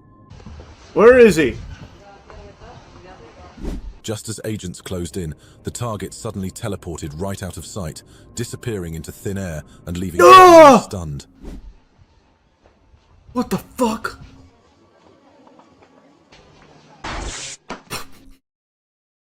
Damn! Wow, I don't think he got teleported. Based on that sound effect, I think he got zapped. There's probably a pile of ashes with smoke coming off it on the floor there. Holy, alright, now this is pretty clear. This one's only like negative 160p, so I can see things here. A man suddenly appeared on the street out of nowhere, then calmly continued his walk as if it were the most ordinary thing. But how does someone just materialize in plain sight without warning? That's a good question. How did he do that? That was pretty clear. Without warning. Fuck! He needs to teach us this power. Without warning, too. Good point. Nobody on the sidewalk knew that this was happening. He didn't warn a single soul. During a live interview near an airport baggage carousel, everything seemed normal until something in the background caught viewers off guard. A woman standing behind the interviewee suddenly disappears the moment someone walks past her. This one's questions about this one's whether not it was even a really glitch, trying. a trick of light, or something much stranger. She just didn't disappear. She's just walking with her. I don't mean to debunk clear evidence here, but that one she's just walking with her. You just can't see her anymore because of the angle. You can even see her start to walk. Where is it? A person suddenly appears on the road, colliding slightly with an oncoming car, shocking both the driver and anyone watching the footage. I can't fucking see anything because not only is the footage terrible quality, but there's raindrops on it. But I see. He's not very good at teleporting. He came in stumbling and hit a car. The car teleported to intercept him. Oh, now that's an interesting theory. You might be onto something. Let's see. No, the car comes from over here. As a man on a bike rides into the frame, he moves forward and then suddenly disappears from view, leaving those filming stunned and questioning what they just witnessed.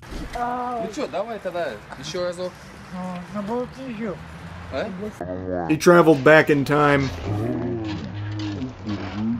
Came to the wrong year, he had to go back. CCTV footage shows something that immediately makes you question reality, as if the laws of What? physics have taken a brief vacation. Well, that's not teleportation. He's a speedster, so he vibrated through that. And this guy doesn't even know the rules. That's not teleportation, but that is no doubt a superhuman amongst us. And that's clear as day. Imagine we see the guy from FEMA who teleported to Waffle House. If only I could get my hands on that footage. That must be something special. Oh, he comes back too! A person in a black hoodie casually walks straight through a closed door, leaving anyone watching utterly baffled by the impossible sight. You're not supposed to normally be able to do that! He's no-clipping! On a busy road, leaving this is like questioning if actually clear footage. For the first time. This one might even be 720p. This is pretty what good. they're seeing is real. Man, people keep teleporting in front of cars. A man suddenly appears. Their coordinates in the are middle of the way road, off. narrowly avoiding a moving car. Wow! Right now he's on the horn with his boss. Wait, even this guy teleported! Everyone's teleporting! Travelers move along as usual, but in an instant, some vanish into thin air, leaving empty spaces where they had just been, baffling anyone witnessing the scene. Oh my god!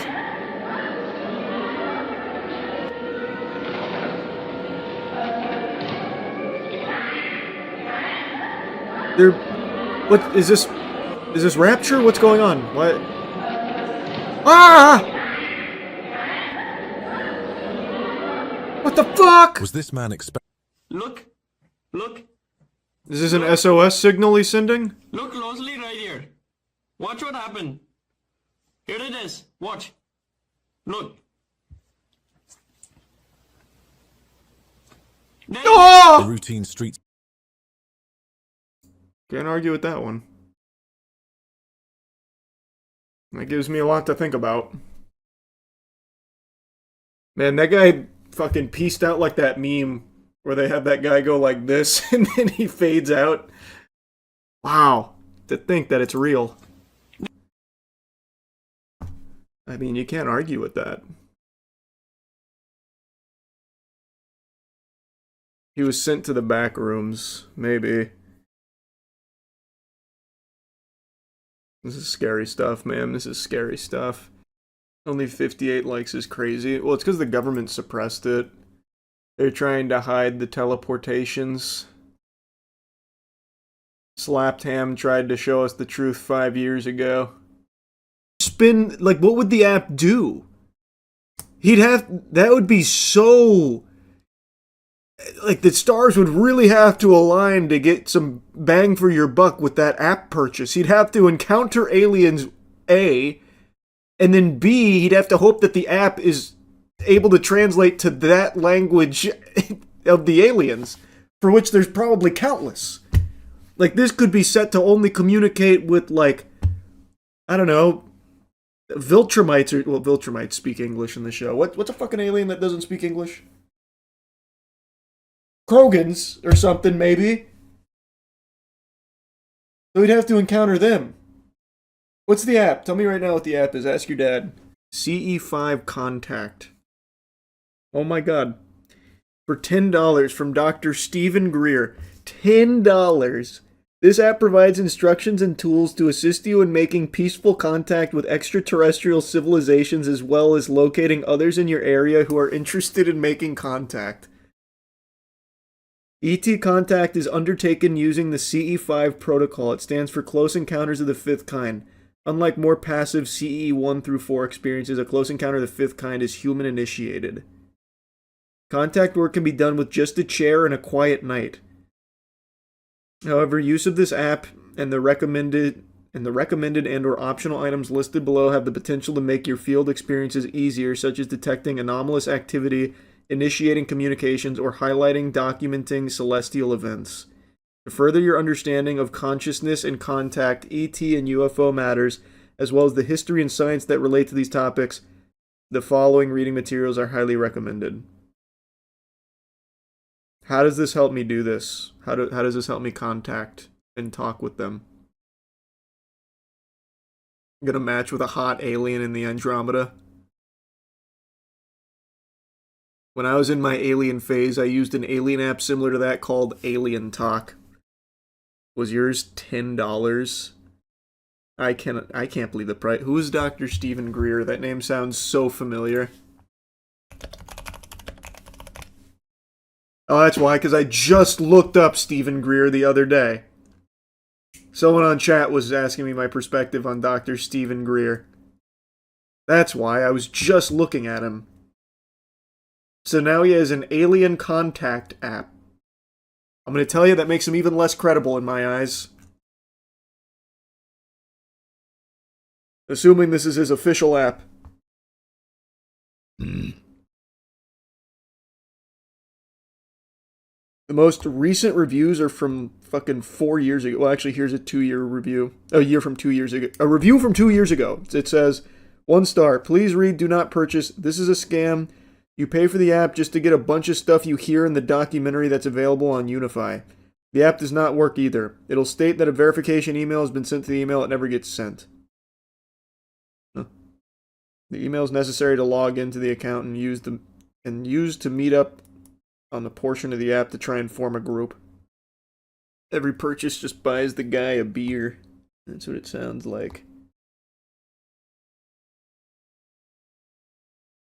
Oh, they actually just updated it 2 weeks ago. Additional fixes to optimize map loading. Huh. Well, I'm not going to piss away $10 on this. If it was like $2, I'd do it, but 10 is a crazy ask for this dog shit. I'll pass on that. That doesn't exist any... Oh, no, here it is. Alien Chat. Talk to Aliens. 13 reviews. It's a radar detector contacting ETs.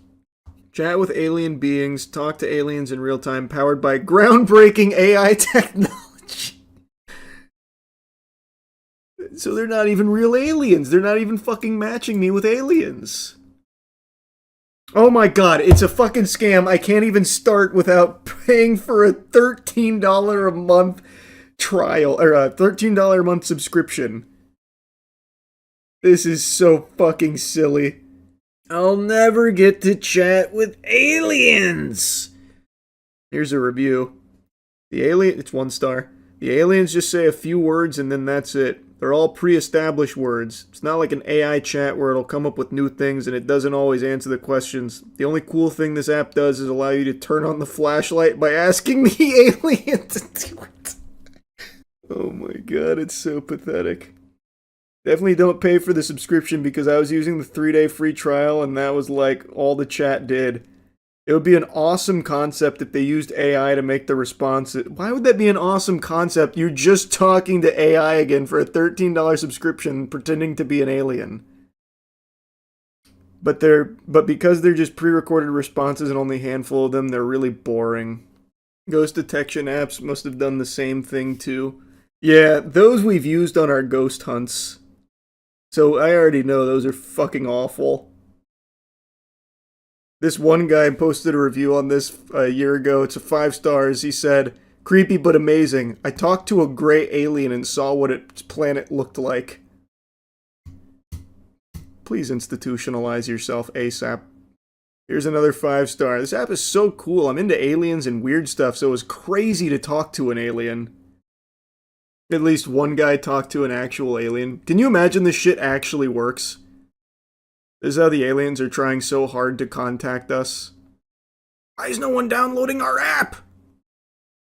No one wants to download the Alien Talk app. I finally watched the new Avatar movie, the one that fully leaked a few months ago that had everyone in a frenzy discussing it, because they couldn't resist the temptation to unwrap Santa's gifts early. But I waited like a good boy for my dessert. So here I am, tardy to the party, clean plate club. I finally watched it, and overall kinda lukewarm on it, unfortunately. We're getting into spoilers off rip. I just want to start yapping. There are things about it that I liked. I think the animation is beautiful. I think they really did do a good job with the animation. I love the fights. I think the fights are very hype, and they're, I think, visually stunning. But now I'm immediately going to piggyback on that compliment to give a complaint. I feel like the fights in here kind of lose the martial arts focus that was like front and center throughout Avatar: The Last Airbender, the series. Martial arts was integral to the bending, and it was present in every single facet of it. In this, it felt more like Dragon Ball Z type fighting with like energy blasts and shit like that. It felt like I was more watching some kind of shonen where they're using magic as opposed to like martial arts derived bending. And it's not to say that it's bad, but I prefer the martial arts to still be like deeply intertwined with the bending that we're watching. And I feel like they really lost that, especially at the end of the movie where it becomes basically like the final fight in Mob Psycho 100. It's like, it's unrecognizable from like normal Avatar type action. You got Aang flying around. He's got like a big power up. He even kind of looks like something out of Naruto at the end there with his power up with the staff, fighting against another powered up foe, Taga, who's been powered up by the staff, so now he's mutated into like a, big powered up form. It's just like, it wasn't bad. Like, I still think it's visually very cool and the action was still hype, but I would have preferred if it still stayed true to like the martial arts roots of it all. It feels like that was kind of forgotten. But I won't harp on it too much. I still think the animation was great and the action was still hype to watch. Now, I will say that it feels like they took Team Avatar here and nerfed them across the board. Like, I think across the board, each member, especially Aang, feels weaker than where they left off in the series, unfortunately. And that kind of sucks to see, because I would feel like the natural evolution would be they get even better and stronger, especially after everything they've went through and the experience they have now. But Taga is the new villain that gets introduced here, and I actually think he's a good villain.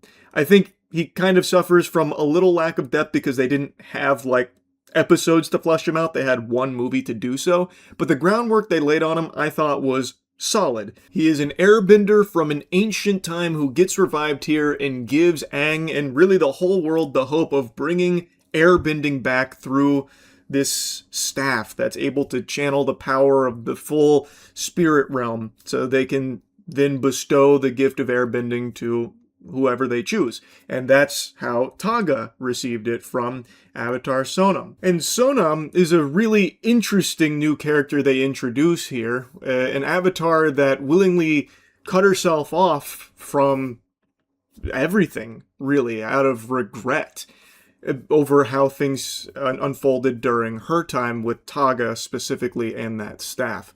I think it's interesting, and I don't think it got the exploration needed to really make it land, but again, that was always going to be a tall order with a single movie to do so, but overall, I think Taga was a good character. Now, Taga is able to completely solo Team Avatar. And you can chalk that up to them just not knowing how to fight against an airbender because he is the first one outside of Aang that the world has seen in 100 years. So I think there is like an argument to be made there. And Taga himself is like an exceptional warrior. They established that early on, like how powerful he is and was during his time as well. And he went through like so much misery and torture watching his brothers and everyone just fall during an era of war, and it corrupted him. And that's why he wants this staff to basically have an army so that way the air nomads are the only ones left, like they're in control. Like, I think they set him up well, and they set up that he's very powerful, so I can see why Team Avatar would struggle against him. But I would have liked to see them put up more of a fight. He kind of, like, really easily dispenses of them, and he kills them. Like, they make the decision to have them be fatally wounded by him. I don't even know why I'm saying it that way, like it's up for interpretation or something, like they were able to, like, you know, narrowly survive. No, they died. They straight up just got fucking murdered. They went to the damn Valhalla. They sailed off into the sunset. They bought the farm. They kicked the bucket. They fucking banished to the Shadow Realm. Like, they died to Taga pretty easily. Like, yeah, they got to showcase some teamwork, but it was useless against him. I would have liked to see it be more of like a struggle for Taga, especially since he's been encapsulated in energy. He'd been imprisoned for 5,000 years or something. Like, surely he'd be like a little rusty, and surely the benders have gotten better over the course of 5,000 years. So like the fire bending from Zuko, Toph, the best earthbender in the entire world, Katara, like you would think it would have been more of a fight, but it wasn't. He easily defeats them, which is a little upsetting, but that's not even what I'm talking about where they feel nerfed, because at the end of the movie, when he does give airbending to the Denied, who are non-benders, and they were initially set up as the villains here, where they are non-benders who have been undergoing discrimination, and now they want to fight back against the Avatar, and they want the staff so they can get bending and have power for themselves after everything they've been through, which isn't really explored in this new era of peace, how they have reached this point where they are so desperate and just full of agony that they want to kill the Avatar, take the staff, have bending for themselves to fight back and get power. That's not explored, so they feel pretty flat as like villains, the Denied. And I know that plays into Korra, like it's a parallel to what's in Korra. Full disclosure, I haven't seen Korra. I was never really interested in seeing Korra after I heard bits and pieces about it, but I think I will take the plunge and watch it, especially since there is another Avatar series coming up, so I will watch it pretty soon. But anyway, so where I feel the nerf really gets insulting is at the end. They get the bending, the Denied, and immediately they're able to start standing toe-to-toe with Toph, with Zuko, with Katara. Like, come on, like, I get they're warriors too, the Denied, but they just got airbending. They wouldn't know how to utilize it like this, and especially not to the level where they would actually be a threat to the core cast of Team Avatar. Like, Toph does defeat a few of them pretty easily, but then another one is able to just like blow her away and then we don't see her again. And Katara also struggles a bit as well. Zuko too, like, come on. There's no fucking way they would actually struggle there. And I guess you can make the argument like they didn't want to hurt the Denied, but like they still did fight back and they were struggling with the fighting back. I just really didn't like that decision because, in fact, across the entirety of this movie, everyone on Team Avatar is just perpetually dumpstered. They're getting fucking smurfed on by Taga and then by, like, actual, like, rookies. I'm talking fucking bronze level players come in here and just start right on their cheeks. Like, come on. Like, I really thought that was a bad decision there. Now, another thing I really didn't like, and it's something that I already mentioned, is they do kill Team Avatar. Taga kills them. But Katara was able to revive herself with the spirit water and then revive everyone else with the spirit water as well, including Aang. Like, that's kind of lame. Why? We saw Aang get revived with spirit water in the series, and that was fine. Why are we doing it again? And why are we doing the fake out deaths here and then using spirit water as the day is saved type thing? Very underwhelming. I did not like that choice either. Man, the more I yap about it, the more things just, like, really didn't land for me. There is no character chemistry here in this movie. And again, I know that that's probably because the movie needed to, like, zip through things, so things do move really fast, so the pacing it's kind of fucking cutthroat. But, like, there is no care given to, like, actually having Team Avatar be friends anymore. Like, they're not joking with each other. Like, there's one scene where they're joking when they first meet Taga. But outside of that, they don't, like, actually banter. They don't really act like friends anymore. It doesn't come through anymore. Like, there's a line here and there, like, Toph, she makes a couple of, like, jokes about, Taga, like, I'm not into bad boys anymore, that kind of thing. But, like, it's like a split second thing where, like, there's, like, a joke or something. But, like, the characters themselves aren't bouncing off each other. It doesn't seem like they're friends, really, on screen. And Aang, and I think this is by design, is kind of a shit leader. Like, I don't like that idea of just making him not good as a leader. I feel like we had an entire show that kind of cemented him as, like, someone who had the capabilities of being a great leader that could bring in this incredible era of peace. And in this movie, we are seeing the fruits of that labor. Like, there is an era of peace here up until Taga and stuff, but, like, it is still something he's striving for, mostly successfully. But then when we see him, like, actually leading his friends, he's fucking bad at it. Like, he's just getting carried, really, by Katara. And Katara and Aang, like, they don't even feel like a real couple or anything. Like, it just feels so flat. There's no, like, actual character building moments in here at all. So the emotion's kind of gone, unfortunately. Like, it doesn't hit. What does hit, though, is the music. I think they did a great job with the music here, and I think it complements the visuals very well. Like, I know it's been a lot of negatives here, but there is still, like, some good, like, strong elements of this movie, and I think most of them are located in the beginning of it. But I would have liked to see more from the Republic they're building. I would have liked to see more, from this new world here in this era of peace that's being built. I would have just liked to see the characters interact with one another again, like, in general, as friends. But I don't know. I think it was missing a lot to make it a great Avatar movie. I think if you don't really care too much about how it plays into, like, the Avatar world, I do think it's an entertaining movie. Like, it's very, very well animated. There is a lot of action. The action is good. It is a spectacle.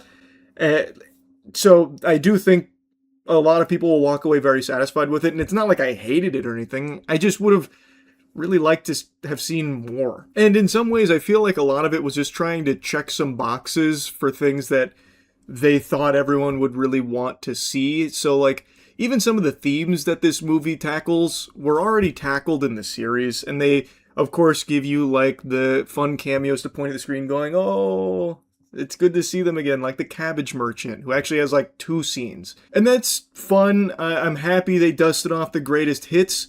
I just wish that the narrative was stronger. I just don't think that this story hit super hard, especially knowing that it wasn't going to lead to anything. Even not having watched Korra, I know that airbending does come back in that show. Thus, it had no chance of coming back here.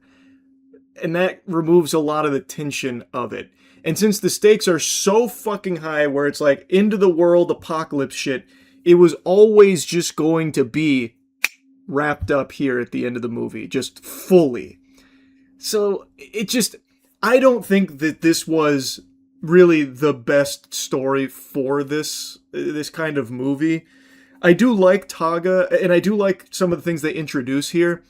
I don't think the whole dish worked together super well. Some of the ingredients I think were solid, but the meal they served I think was just lacking. What I will say though is that this movie made me want to rewatch the series, which is something I haven't done in like a decade, maybe even more. It's been a while since I've watched Avatar: The Last Airbender start to finish, and this made me want to watch it again. And I also imagine that this movie probably does have some things that like contradict what was in the series, but I don't remember them, like the rules in there. Like in particular, I'm pretty certain in the series, Aang couldn't just go communicate with any avatar all willy-nilly. In here, he's in there fucking constantly like it's an AOL chat room.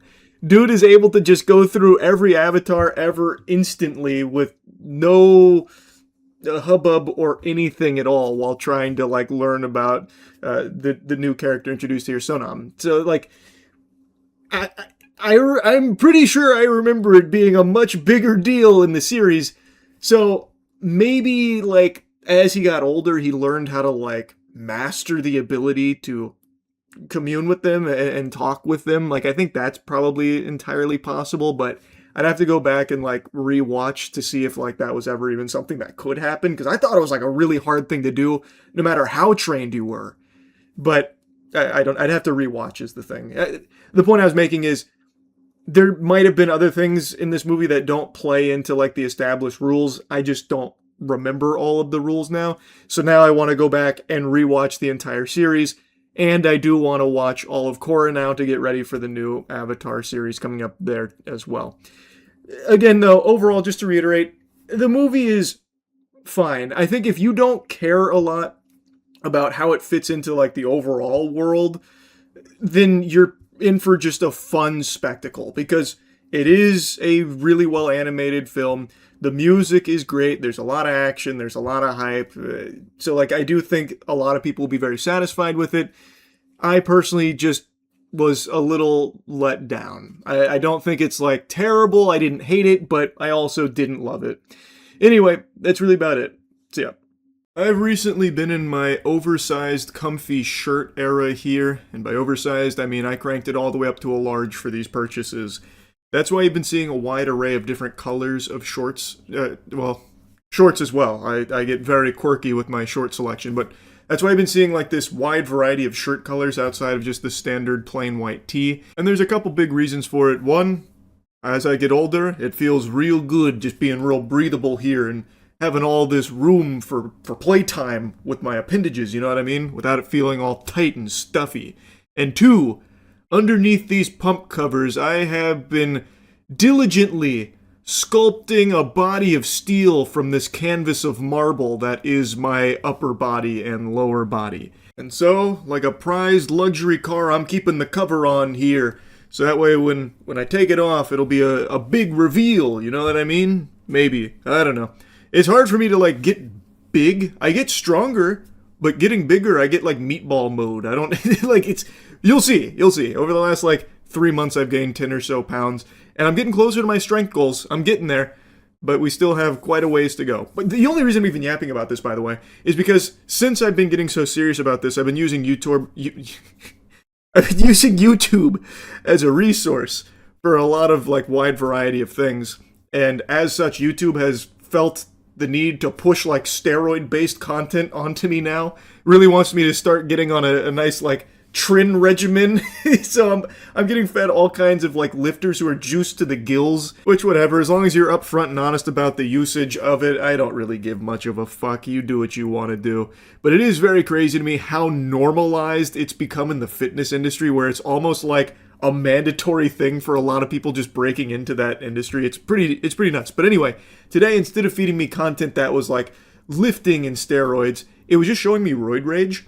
and one of them came from Midwest Safety with this goober who is clearly on the tartar sauce, going ballistic after getting his 37th noise complaint. On September 27, 2023, in Joliet, Illinois, officers were dispatched to a gym for the 36th consecutive noise complaint. This time, they'd had enough.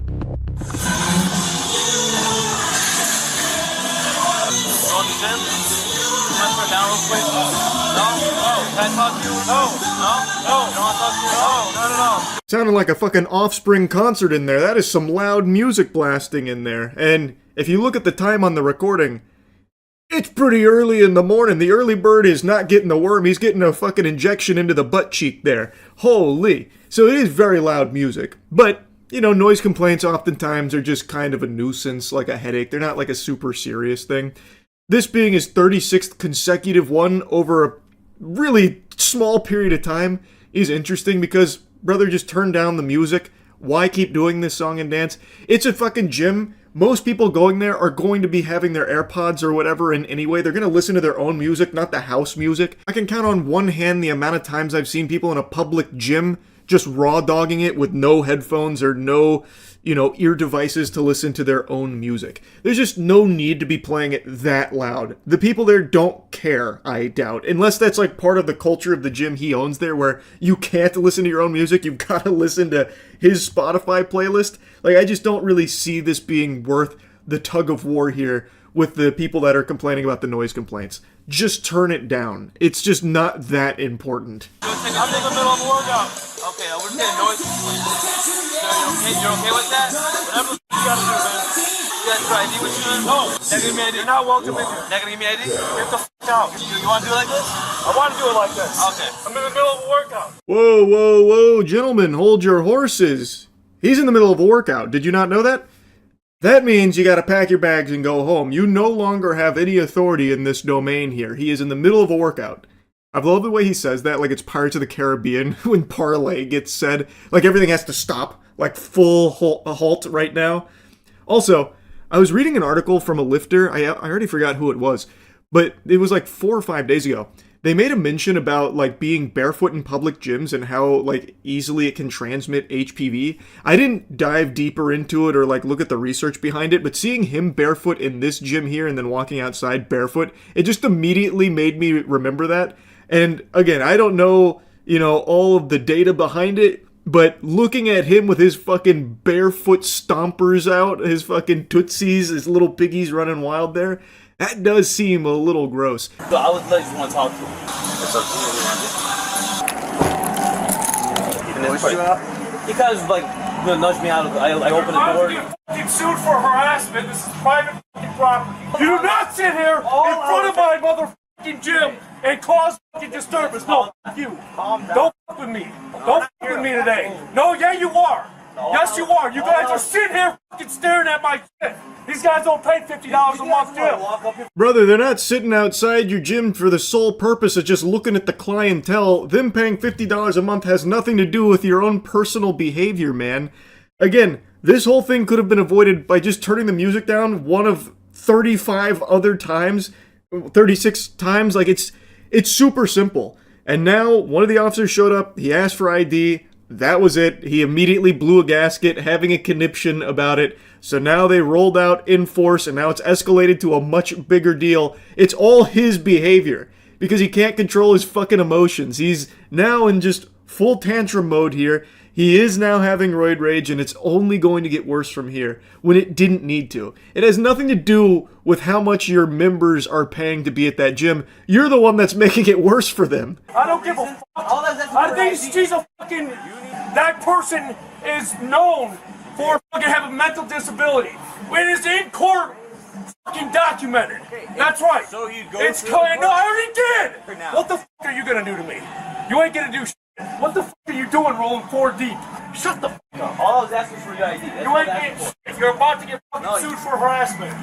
You're disrupting my motherfucking. You are disrupting it. You are causing the scene. Well, that wasn't a very tough statement. He's using the weapon of the enemy, the Karens that often throw around frivolous lawsuit threats. Come on, man. Though, I'm not gonna lie to you, sports fans, I'd be very curious to see how a harassment lawsuit would have shaken down in this instance here. But he's saying that the person who reported it is known for having a mental disability or something. I don't really know what he thought that would change. Like, what did he expect the officers to do? Just be like, oh shit, we are so sorry, sir. We didn't know she had a mental disability. Sorry to have wasted your time. We're actually going to go arrest her for having that mental disability and, you know, filing this false report here on the noise levels. Like, she is right. It is really loud. Like, is that an annoying thing? Yeah. And it's also a really simple thing to just turn down the music. Like, it's not like she made a false noise complaint. You can hear that this shit is deafening through the body cam. It is loud as fuck. Like, it's not like she was wrong or anything, so I don't know what he thought would change there. He blew this way out of proportion, because again, all he had to do was just, like, slightly turn it down. That's it. If you give this officer your information... You're not allowed in here. You're not allowed in here. You're not allowed in here. Relax. You're ripping my fucking shoulder. Get off his back. You're ripping my fucking shoulder. Yeah, so it escalates. It ends in a big old scuffle there with the gym owner. He's like a kaiju right now. He's like holding all of them back. He's got one guy pressed against the glass. He does end up getting tased, and then one of the gym patrons here comes up and is giving them an earful, a stern talking to. Don't know who he is or his relation to the gym owner. Maybe he's like the spotter for his nutsack when he's teabagging the members' wallets. Like, I really don't know why he's so personally invested in this guy, because again, he was the one causing the scene. He immediately blew up the second one officer arrived, just like asking him, you know, hey, can we get your ID and, you know, get this solved real quick? Fuck tasers in. Okay, hang on.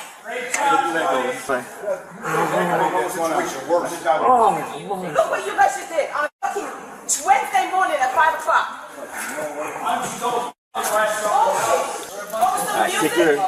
While they're arresting the guy, pretty much all of the gym members come together to insult them. And that one guy, the initial responder there, even gets on the horn with someone to complain about the officers. I'm guessing he tried to get in contact with their manager or something. I don't really know. But yeah, they all come together to start insulting them. I literally was just going to ask you for your ID, bro. That's it. We're going to have to do all this. Oh man, it's been fucking. I had to go through court for all this shit again. I get it, man, but like, you know, when I first got here, I was cool with you. I was just trying to talk to you, and right away you start screaming at me. Okay? He simmers down a lot in the back of the cop car there. He really takes a chill pill there. The high wore off, and he's coming down from the roid rage. Anyway, though, this just got fed to me by the YouTube algorithm, that enigma, and I just wanted to yap about it a bit. That's it. See ya. I saw a video today of a fedora-tipping gentle sir freaking out, going ballistic, and I thought for sure it was just a skit. It was a staged video. It was fake for the sake of like rage baiting and engagement farming. But now I've seen that same video being picked up by actual journalists, like actual outlets. So maybe it's real? I just find it hard to believe that this is legitimate because everything about it is too perfect. This guy is wearing a Demon Slayer shirt with a pseudo trench coat and calling himself the name of a fictional character who is known for being in a trench coat, and he just actually looks like the quintessential Discord moderator. Hello? Hi there, can you open this door, please? For what? I just want to make sure that everything's okay. There seems to be something going on. What do you mean? I don't know, I just figured I'd check on something. This saint was just in the neighborhood making sure that there was no ne'er-do-wells up to no good. He has just finished his training with the katana. He often studies the blade, and he thought he would just kindly pay you a visit just to make sure everything's all right over there. He is a master of cringe breathing, and this guy is a force to be reckoned with, so if there was any trouble, he could just slay them on the spot. This fucking guy is like a mystical cryptid. He's like Santa Claus, but for Redditors. How Santa Claus knows who's been naughty or nice, this guy knows who's got too low of karma, and he pays them a visit, but instead of wiggling his big ass down their chimney, he just knocks on their front door and then blows a fucking gasket. I don't know what you want, man. Get out of my house. Open this fucking door! Where's your daughter, man? Where's your daughter, man? What are you talking about? Where's your daughter? Who's in there with you? Bro, I can't believe the door didn't just explode. He should have deatomized that bitch. This is a very strong advertisement for that door. It must be like an adamantium core in there, because I don't know how it withstood the power of this man's kicks. Granted, he was nerfed. He was wearing flip-flops, so he couldn't really get the oomph, the elbow grease that he usually would get there, but this is a superhuman we're dealing with. It was so powerful it almost sent him tumbling backwards. He had to regain his balance while, falling back down the stairs there. It was a devastating blow right there. That shit would make Omni-Man tremble. And then he starts asking where his daughter is. Perfectly normal question to be asking a complete stranger. Maybe he'd been talking to some kids on Roblox or something, and now he's trying to track them down. I have no idea. But it immediately gets unhinged. And speaking of unhinged, you're crazy if you don't check out the new Starforge sale going on right now. There's a huge sale on Voyager, Navigator, and Collab PCs, so click the link in the description, best PCs in the universe. Bro, if you don't Open leave... this fucking door. Open this door, I'm breaking it fucking down. You understand me? Leave my house. You don't... Are you okay? Is everyone in this house okay? What? Everyone's okay. What do you want?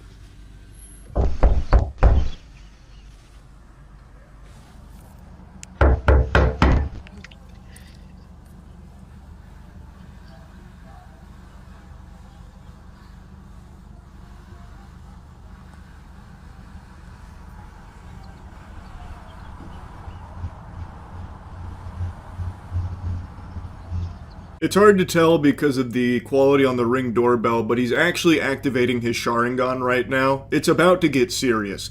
They're in a standoff right now, and he is subtly powering up because it's looking like it's gonna be a scrap. And trust me, I know a warrior when I see one. This guy fucks. Like, this is not someone you want to be taking lightly here. His body is a weapon of mass destruction. He looks like if someone wished Millhouse was real.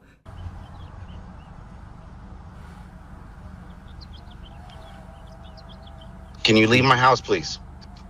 Can you open the door, please? You have nothing to do with my house. Can you leave my house? You know what my name is? I don't know who you are. You don't belong to this neighborhood. That's for sure. This is my neighborhood, though.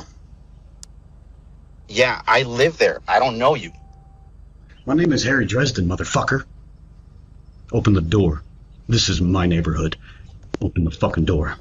Yeah, that's the thing I mentioned at the start. He calls himself Harry Dresden, which is a fictional character from something called the Dresden Files. He's a professional wizard who solves supernatural crime. This is why I'm saying, like, I find it so hard to believe that this is real. Like, he's the one that just offers that up out of nowhere. It feels like they were trying to really dial up, like, the amount of cringe, so now he's trying to pretend that he's a professional wizard and investigator and that this is his neighborhood. You're on the property of Harry Dresden. You're breathing my air, Buster, so you better open this door. I gotta go in there and check. Where's your daughter at, huh? Where's she at? And then, like, throwing these, like, puny kicks and stuff. And now he's about to get a lot more wild about it. Like, to me, it just feels fake. Like, it feels like this is all staged. Everything about it is just too perfectly embarrassing and, like, shameful. Have that as your main, like, scare moment. It just feels a little flat because there was no suspense building up to it at all. But like I said, I do think this one is scarier than the first one. It does seem like they tried to put more of an emphasis on this kind of thing happening, which I appreciate. Like, I do think it's going in a good direction there for the third one, I suppose. But now, like I said, one of the compliments I gave about, like, I love that it feels larger, love the new location. Well, I actually do have, like, a little hemorrhoid that I want to slap onto that butt there for a second, because I do like that, and they set up something that I thought was going to be very cool with, you know, Fazbear Fest, fucking Faz Fest, where, like, they're celebrating Freddy Fazbear and all of this shit, and they talk about it a lot. There's flyers, there's hype around the town, and then the movie is gradually building to a big final showdown. You are led to believe it's going to be at this festival, and it's going to be a fucking bloodbath. But it's not. The final battle just happens in one room of a house. So, like, why even bother setting up the Fazbear Festival? It played absolutely no role in the plot at all, and from what I've read online, the third film, the conclusion here to this trilogy, also doesn't take place at the Faz Festival, so what the fuck was even the point in putting this here in the first place? It did nothing. Absolutely nothing. And it would have been a great final showdown space for this, too. It just feels like a real missed opportunity, and maybe it's what they wanted to do initially but couldn't because of budget or something, perhaps. I don't know. But it just felt really lackluster watching the final battle happen in a room, whereas it could have easily have happened at the festival. In fact, while they were talking right before that final battle, the festival was mentioned. I was like, okay, we're about to fucking take this shit outside, aren't we? We don't. Anyway, though, I want to get more into the meat and potatoes of things. When I mentioned that flashback, the intro, I think that was like probably the strongest part of the film, but it also sets up the main villain's motivation, Charlotte. She is at the OG Five Nights at Freddy's, the genesis of this evil, and she sees that kid get kidnapped, and she tries to tell some of the parents there about it, and they all brush her off. And it's really weird. So, like, she goes up to this guy, and she's like, help, this child just got kidnapped. And he's like, go tell your parents! Get the fuck away from me! A kid getting kidnapped? That's impossible! You're out of your goddamn... Where are your parents? Go talk to them, don't talk to me. And so he, like, yells at her, and then she's like, oh, geez, okay. So she goes up to some other parents, some ladies are like, excuse me, grown-ups are talking. Scram, kidnapping? As if, kidnapping, never even heard of that. What does that even mean? You're making things up, you're crazy, get out of here, shoo. It's like, okay, really weird. That's extremely weird. And I get that we needed this as motivation for this character, so when she does die because of William Afton stabbing her, it's fuel for her rage, where she hates parents because she believes they are responsible for her death. And she's right to assume that, because if these parents had just listened to her warning them about the kidnapping she just witnessed taking place, she would probably still be alive, and William Afton may have been stopped in the very beginning. What I don't get, though, is in what universe would any parents react like that to hearing that a child just got kidnapped? That blew my mind. When that was happening in that scene, I was like, what the fuck? Why would they be looking at her like she just fell out of a spaceship or something for bringing up a very legitimate concern that she could have just witnessed? Why are we just ignoring that? And then she ends up getting murdered, which ends up getting covered up. Like, surely the parents would have connected dots like, oh, that girl that was telling us about the kidnapping, she's been murdered. Maybe something was fishy going on there. Nah. Surely it was her fault. Just no foul play. I don't know. I think the villain motivation here makes a lot of sense. You know, she died, and in her last moments, she only had one emotion left: rage at the parents that let this tragedy happen. But I feel like they knew what they wanted the motivation to be. It's a strong motivation, but they couldn't get, like, a real logical way of having that come across other than just having, like, these outrageously aggressive, combative parents that would somehow, like, ignore a kidnapping alarm. So that was just a little weird to me. Not the biggest complaint in the world, but just something I wanted to mention. But piggybacking off of this point, I have to make a mention of what actually is a big complaint of mine: how awful the script is. Holy cannoli. Now, I know, far be it from me to sin by criticizing Five Nights at Freddy's writing here, being someone that has only played a handful of the games. I haven't done the extensive homework and research required to comprehend the universe.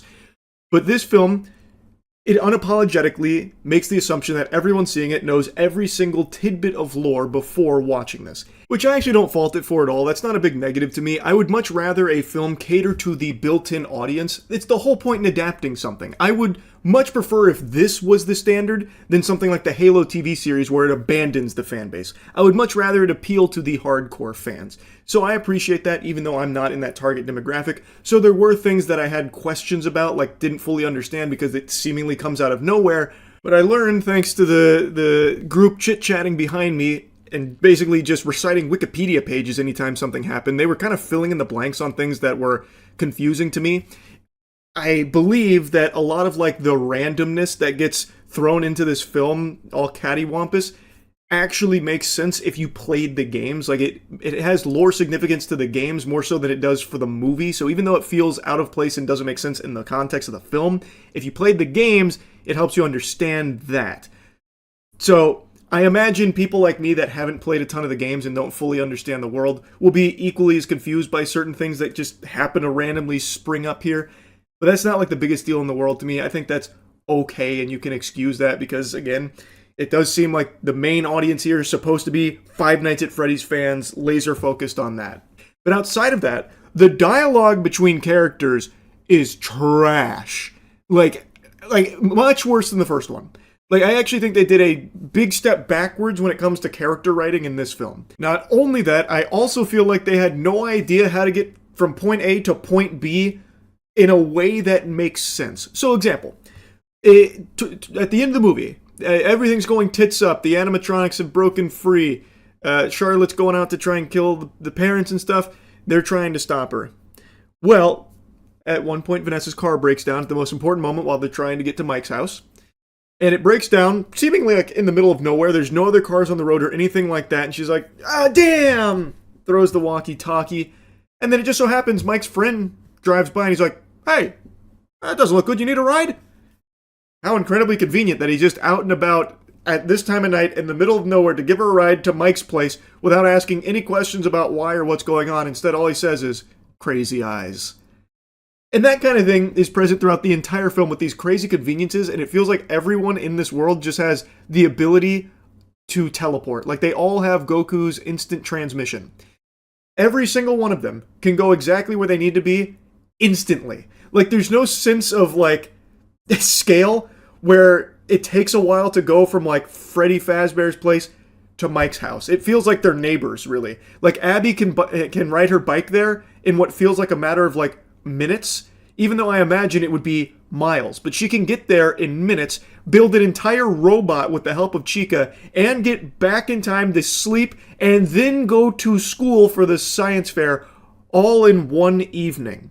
And keep in mind, this new Freddy Fazbear's place is a place nobody even knew existed because it's been condemned and forsaken for decades. They drove that point home.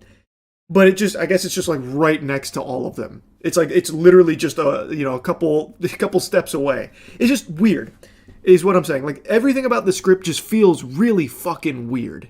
So yeah, Charlotte becomes the marionette, the puppet, and she wants to kill all parents. Her best friend was Vanessa, so now Vanessa is connected to this original event, and Vanessa knew all about this, even used a music box to like pacify her, keep her asleep at bay. But then her brother gets some spectral scoopers in there who free Charlotte, so now she can go on her rampage killing parents. No parents get killed. In fact, I think there's only one death outside of that spectral scoopers crew, and that's the piece of shit teacher who just gets his head popped like a watermelon. That's something I also want to mention that I think is a positive. It seems like they really did want to push the PG-13 rating. They did try and give you like some gruesome deaths. I appreciated that they tried to go pretty hard there. I think that was a nice surprise. So anyway, back to the narrative. It is now up to Mike and Vanessa to team up to try and stop this from happening, because now Abby gets mixed up in it since Charlotte can control the other animatronics. She lures Abby into a trap, believing that it's her friends coming back, that kind of thing. It's clearly not, and thus they have to save Abby and stop Charlotte. I think the dynamic between Mike and Vanessa here is fucking terrible. Mike is basically just like, I hate you, Vanessa. You didn't tell me about this. I can never trust you again, and I won't even hear you out on anything ever again. I refuse to believe in you ever. I spit on you. Stay away from us. Like, I understand feeling like a bit betrayed and being like a little hesitant to trust her because she kept such a big thing from him. But I would also argue that she went above and beyond and did more than he did to protect his sister. I feel like Mike had the least amount to do here. It was mainly Vanessa. Mike was basically just playing the fucking Five Nights at Freddy's game, which I actually thought was a series of decent scenes where he's like at the security booth and he's got to wear the mask. That was kind of cute. Like, I don't have any big complaints there, but it truly felt like it was Vanessa's story and Mike was taking a backseat in it now, and yet he still has the gall to be like, fuck you, Vanessa. And then the film ends on like a cliffhanger, setting up for number 3. And I think that is why I'm so surprised so many people are like still really glazing this, because this film really feels like it is solely here to set up for the finale. So little actually gets solved or anything in that regard in this film. It is all just putting the pieces on the board for the finale. So it doesn't feel like it ever even reaches any kind of like third act or a climax or anything. It just goes until it abruptly stops, until it stops going, getting you ready for the third movie.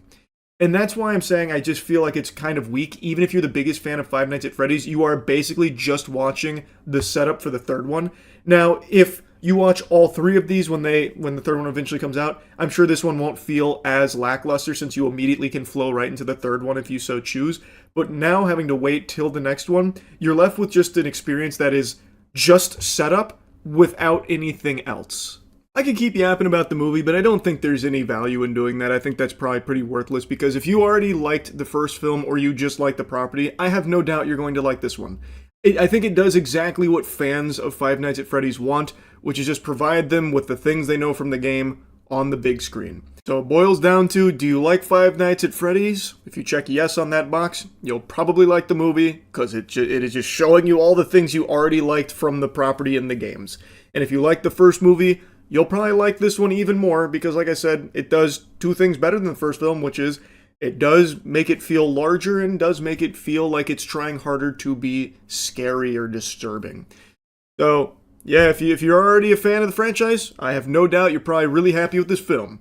As someone who does not really like Five Nights at Freddy's, I do not like green eggs and ham, didn't find a whole lot to love about this one, sorry to say. But maybe the third one. Maybe the third one's where they finally win me over.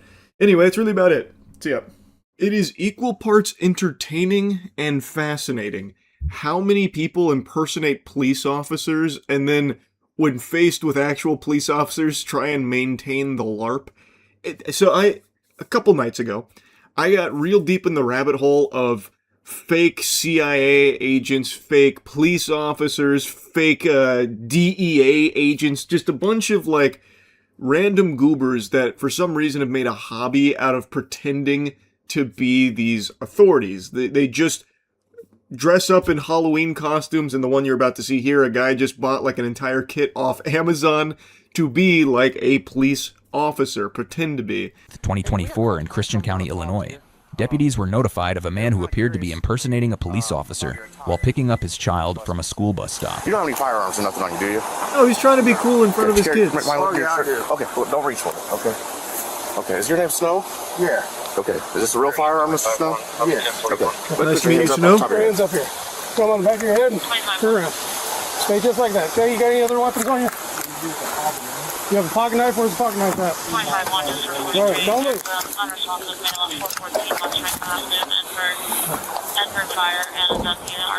What are you doing to Agent Snow? Keep your hands up here. Kind of curious why you're dressed like this, like you're some kind of law enforcement agent and holding a firearm at the handcuffs. So I normally do around that. All right, just around here. All right, listen to me. So all right, this guy's got the whole kit and caboodle. He's got the setup. He's got the utility belt. He's got his firearm, his handcuffs, and his body cam. At first, I thought this was like a life alert thing. He's wearing a body cam. That's so hype. No, his glasses are nice. He's got fucking pit vipers on and whatever. All right. Go ahead and put your hands behind your back. Okay. What legendary loot did he have? Where's the body cam? Because one of your guys told us to record. You did Mirandize him? No, I said go ahead. Okay. Snow, you have the right to remain silent. Okay. Anything you say can't be used against you for a law. I need the keys to the dog. Agent Snow, get your supervisor on the horn. Okay, in a minute. Set this squared away. Okay. We're going to detain you. But since you're detained, I'm going to tell you Miranda warning, okay? Your right to an attorney. Your right to have an attorney present for any question. Hey, don't put that away so fast. This is the special deputy sheriff something. Oh, Shelby County. Special Deputy Sheriff Shelby County.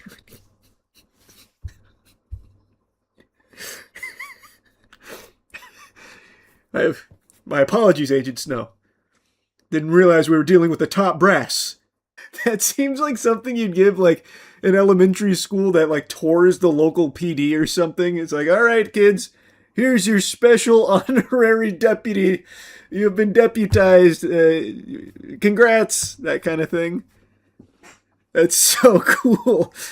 Who the hell sells these badges? Bro, you can find these everywhere. Like, fucking Halloween costumes used to have these things on them. It's not, like, hard to come across this. This is probably, like the title says, just on Amazon. But I don't know why he would get one that just says special on it. He could have got a much cooler one. It just says, like, hardcore. The dope deputy sheriff. The bad assalizer deputy sheriff Shelby County. That's something you find from a stripper cop outfit. Yeah. He's got a cool setup, actually. Agent Snow, I'm very impressed. So he's got his body cam taped to his chest. He's got his pin here, just in case, you know, doing his paperwork when he's making the arrests at the bus stop. I think this is a pager. Maybe. And then he had his phone over here. He's got tons of pockets. Don't forget the earpiece. Well, the earpiece is the most important part.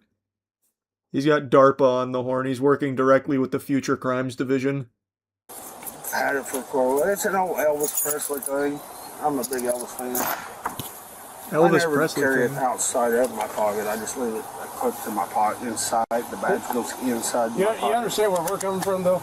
You got a body camera on, you got a duty belt on, you got a gun, which, as far as I know, you're not supposed to have on you. You have a badge, because you don't have a valid FOID, so you can't have a gun. Correct? No, I don't. And you know you don't have a valid FOID, but yet you're carrying a pistol on yourself. And what seems to be this is Agent Snow we're dealing with.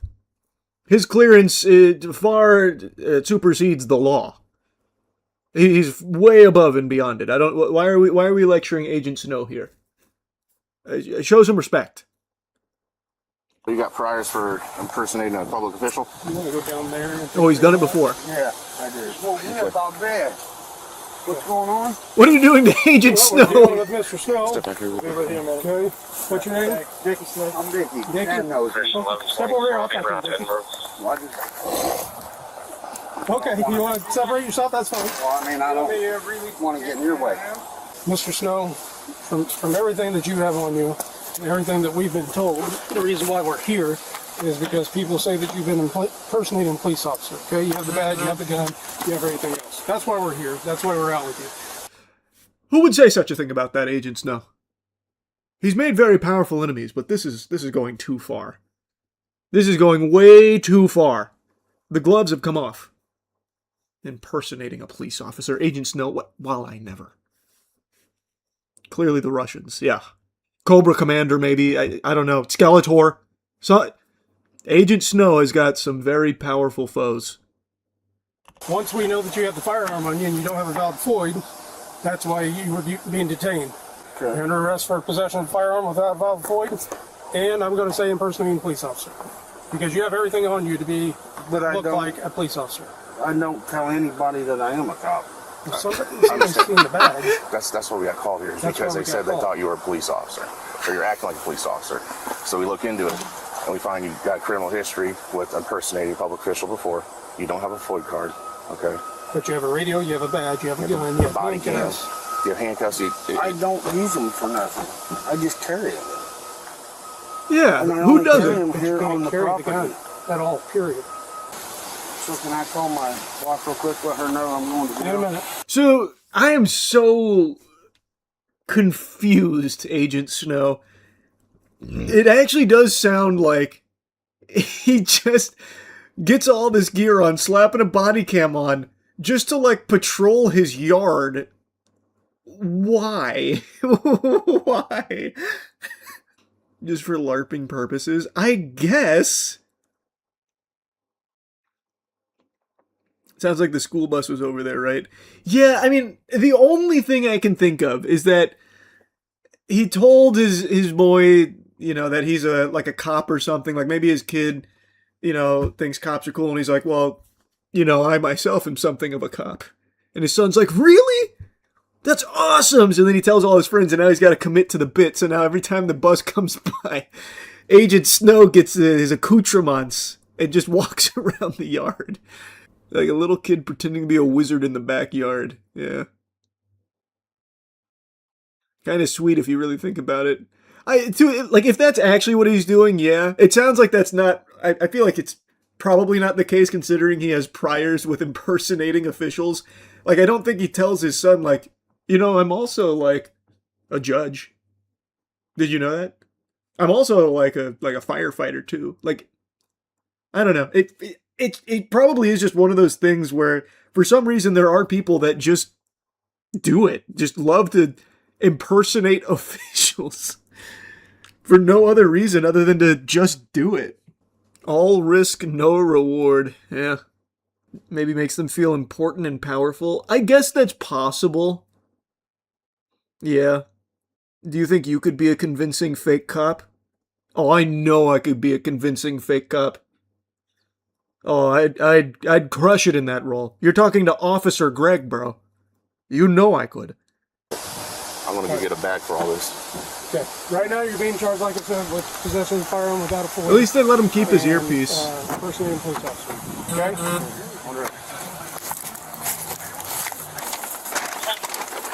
He's getting real-time data and information on how to escape. Who's this belong to? Like Ethan Hunt. He's got his team in his ear right now. I just bought it off the internet. T-minus 30 seconds. That's your window. Get ready to run. Radio. It's got to be. I've got to have it programmed for. It's like zone. You talk about like a ham radio. Is what they are. So start on radio. What about the body camera? Where'd you get that off of? Amazon. Nice. What about the tactical lip balm? Because they've been going by. We've had target practice yesterday. Come on, I'll show you this. Sure. Where are we going? Little side quest. Oh yeah, that's fine. You can do that. Don't worry about that. Well, I thought the cop was out here yesterday. If they're shooting the targets inside your own there was fence. a cop out here yesterday over No, here. we were looking for him yesterday because we've had reports. Well, what my old lady thought Yeah. that one of the neighbors or somebody. Gotcha. Because that's just the worst fucking problem neighbor I got. That's why I put up my fucking I can tell you fence, this. so I don't have to fucking deal with it. It has nothing to do with that. I know. Okay. But, I mean, when they come home, they're always yelling, screaming shit. I got you. Telling my little disabled boy to shut the fuck up. Because he's trying to play trumpet for band for school. Gotcha. So the dude said what he said. And I told him, I said, you tell my son to shut up one more fucking time. I'm going to shut the fucking mouth. That simple. He shut up and he went in the house. But my... There's something actually kind of endearing about this. He just wants to tell a story. He's like, officer, come here. Let me tell you about my fucking neighbors, bro. I hate these guys. Listen to this. Listen to this. You're not going to believe this, dude. I don't know. There's something kind of sweet about that. I said the worst I do is smoke pot on my own fucking time because it's legal and I mellow down. You know, that's all I do. Smoke weed. It's legal. As long as you do it the legal way, sure. I don't smoke it around the kids.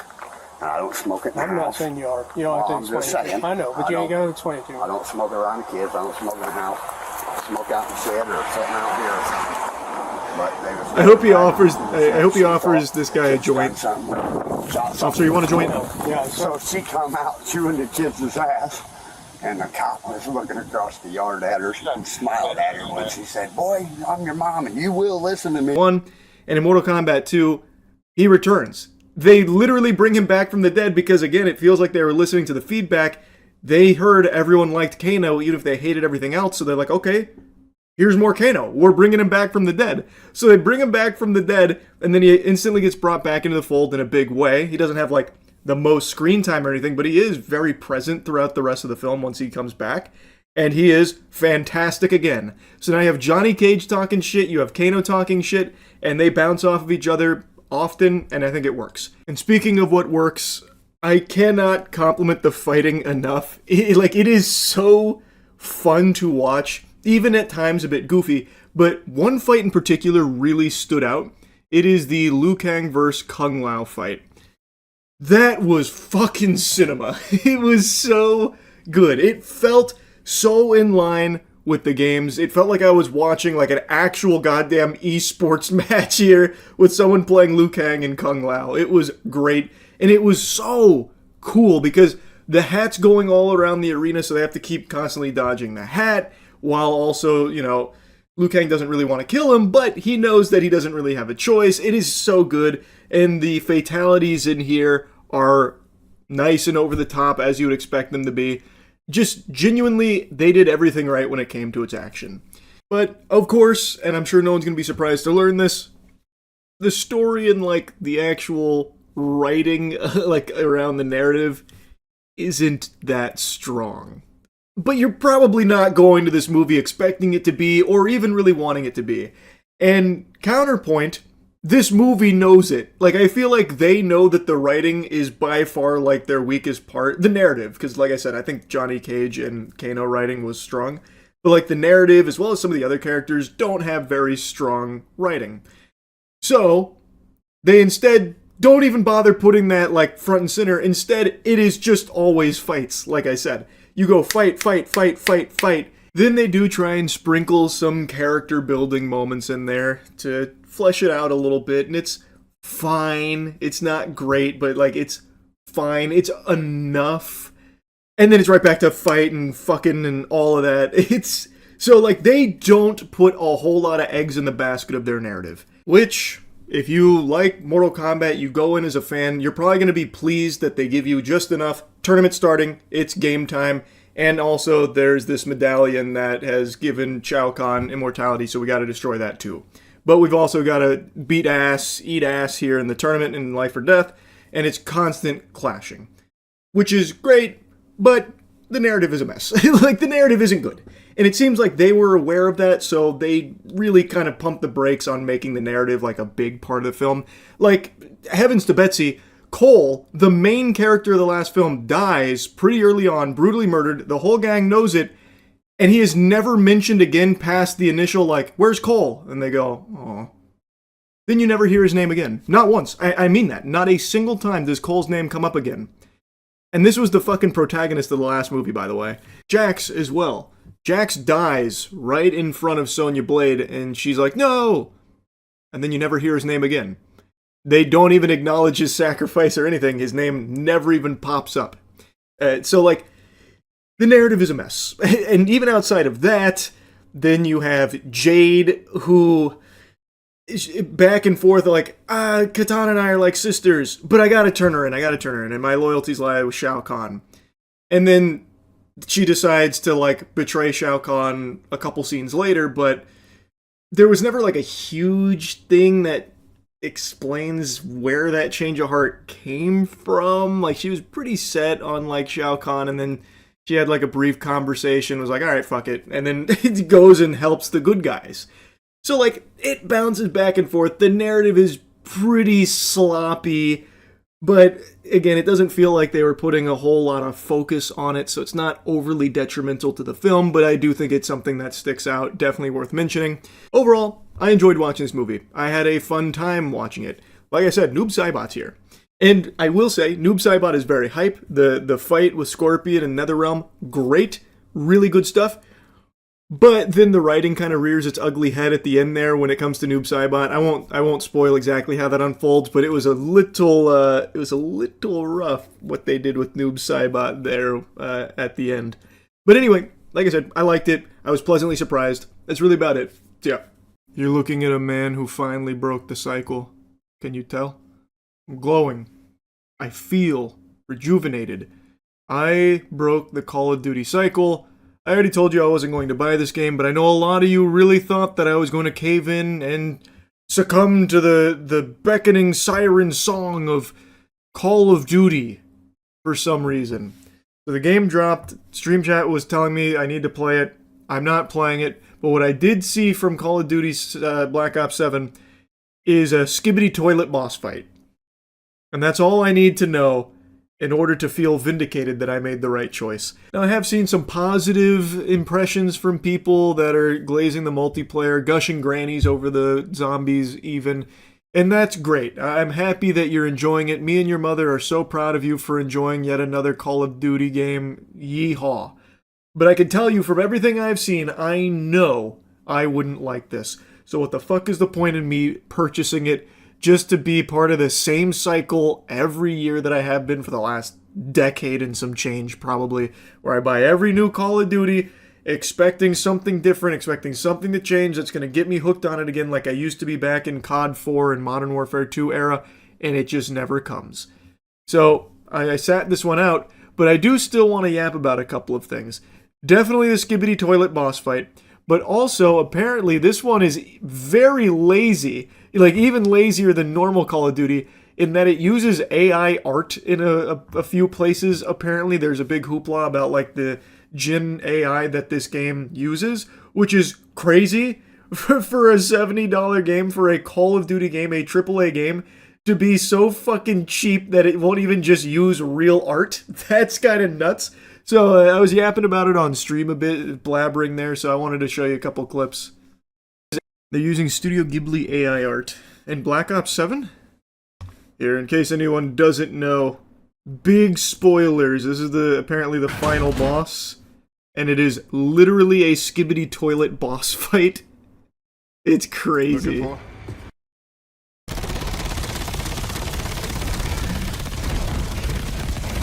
Very cool.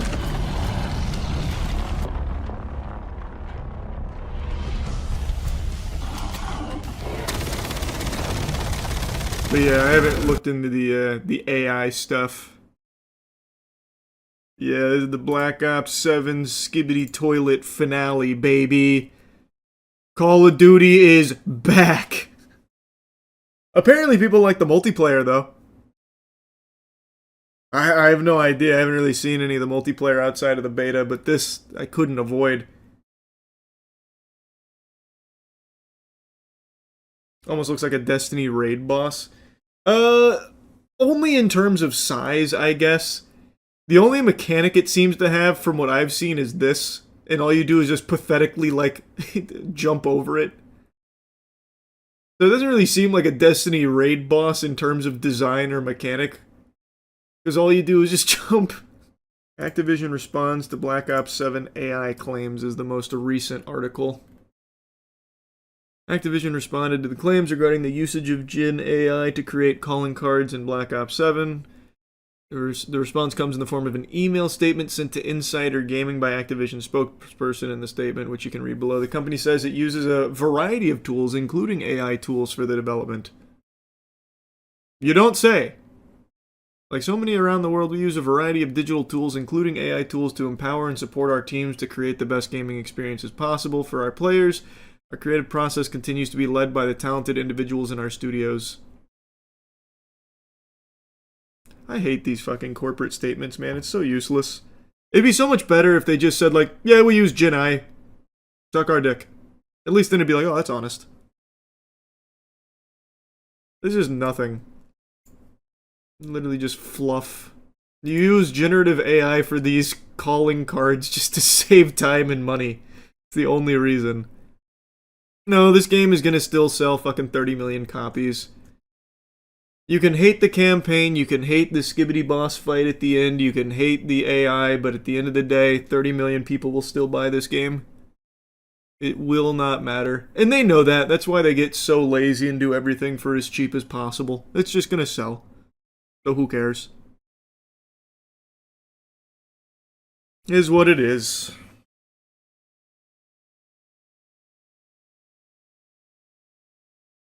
There's another article with the AI art. It's literally Studio Ghibli art. You see?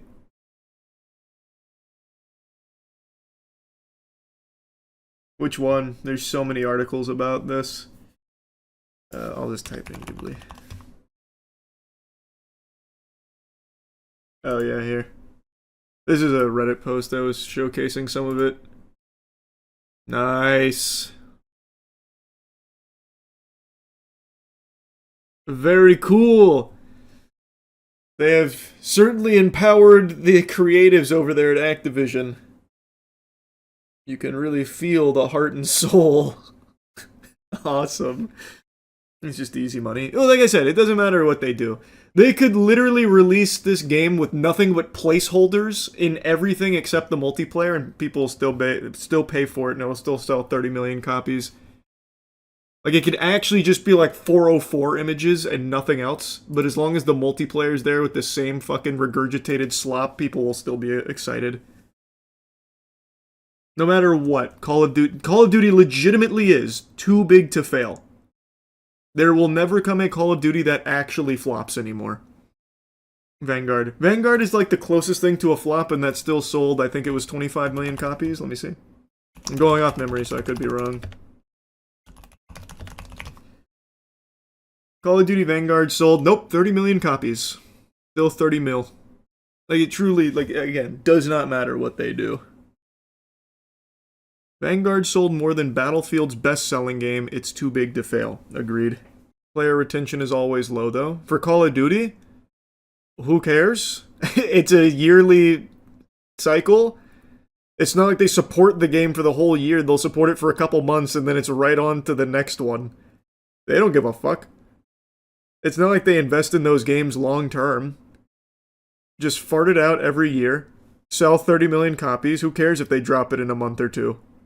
And that's the cold water of it. There is no reason Call of Duty ever needs to put even an iota of effort into their titles, because no matter what they serve up, no matter what slop is on the plate, it will be consumed by every little piggy out there. Their baseline for sales for Call of Duty games seems to be 20 plus million. Like, I haven't looked at all the sales figures for Call of Duty games post Modern Warfare, but I'm pretty sure most of them are in the 20 to 30 million ballpark. It is unfathomable how successful this franchise is. And it's very clear they just coast, and have been for a long time. And I'm just tired of it. I'm not gonna bother buying Call of Duty games every year just to have the same shit again with a different coat of paint. Same shit, different toilet. Now, with them already feeling so comfortable and confident to use AI in Black Ops 7, I think it's gonna get even lazier. That's my bold prediction here. That's the crazy Baba Vanga, Charles White predictions for the next Call of Duty, the next handful of Call of Duty. I think the future of Call of Duty is going to be mainly AI driven, where they're going to look to cut even more corners and squeeze even more money out of this franchise for even less effort. I'm not super surprised to see that they've already, intertwined AI art with Black Ops 7, and I think it's only going to get more and more egregious. So yeah, I think the state of Call of Duty is pretty pathetic and pretty embarrassing, but again, no ill will to anyone that is enjoying it. If you're having fun, all power to you. I just wanted to showcase a little wackiness here from Black Ops 7. A lot of quirkiness from Black Ops 7 here. Anyway, that's really about it. So yep. This guy is what you picture when you think of Reddit mod. Like, hey, I saw that your comment got down-duded a lot. I've decided to ban you for the sake of the r/defending AI art community to get out of here. That kind of thing.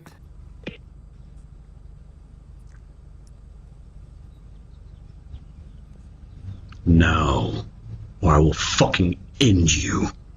Do you understand me?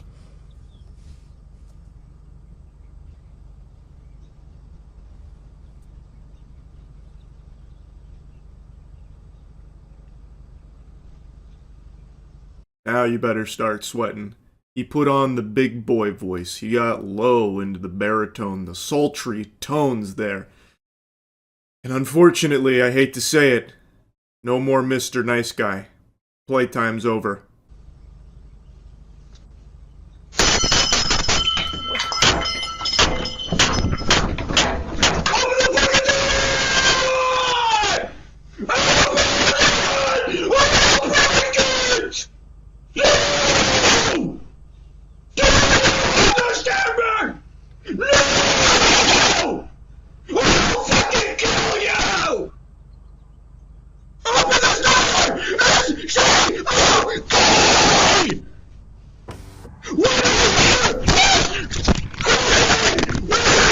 Scary. Aura so powerful I was trembling through the computer screen and it wasn't even my Ring doorbell. Just seeing the way he monk palm strikes it, the way he's grabbing at it, like, oh man. I don't know the aftermath here. I don't know if the homeowner called the police, but if he did, I don't know if the police are strong enough to stop this man on a rampage. That probably was just more bodies left in his warpath. It's terrifying. Having the virgin Viltrumite come up to this guy's door and start asking where his daughter is and whatever. It's what a wild set of circumstances here, and what an interesting freakout. Like I said, I still am not convinced this is real. Everything about it is too perfect to showcase a loser, like a pathetic, unhinged loser. And I feel like this guy had to be in on it for the sake of engagement farming. I feel like he was typecast to play this character in this video. I don't know. I still just have a hard time buying into the authenticity of this. But who knows? Maybe it is completely real. Either way, wanted to yap about it. That's about it. See ya. This is far from a new phenomenon, but it's just extremely common, where people will immediately pass judgment on something based purely on just what the headline says. If it's only 10 words, that's the only 10 words they need to see in order for them to form their full opinion on it without knowing even a single iota of detail around it. And today, a buddy of mine sent me this. And before I read the headline, I thought that picture there was just McLovin playing a new character or something. Then I read the headline: pet owner forced driver who killed his dog to dig dog's grave at gunpoint. I should shoot for it.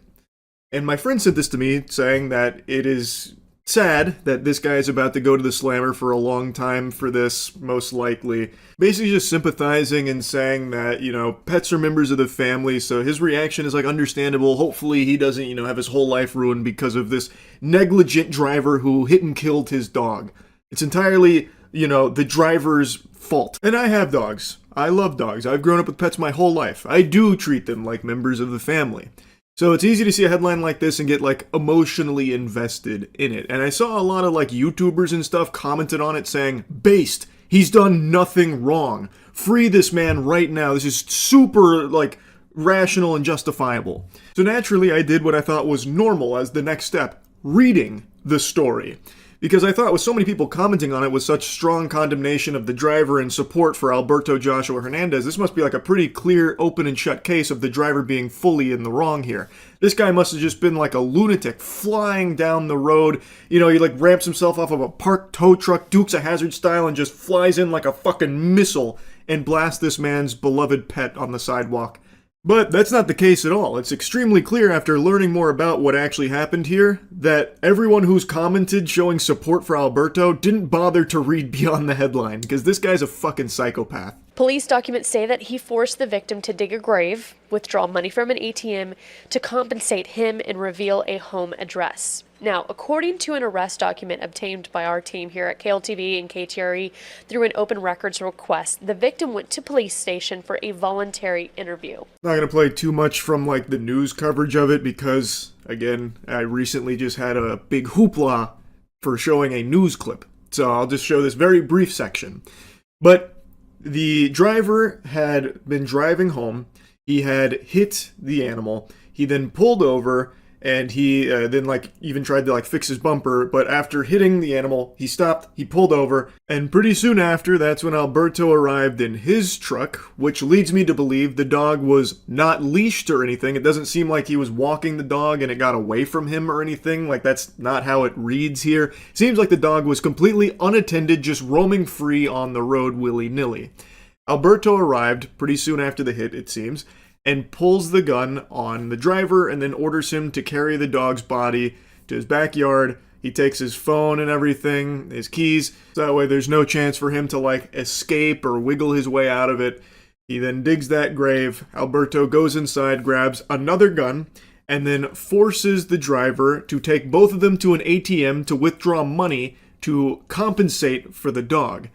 Alberto, after receiving the money from the driver after going to the ATM, then takes a picture of his driver's license and warns him that he might be hearing from him again for more compensation if he feels it wasn't enough. And then the driver goes to the police, and that brings us to this story. So, here's a nice little, write-up on it, the bullet points here from a Twitter user who broke it all down.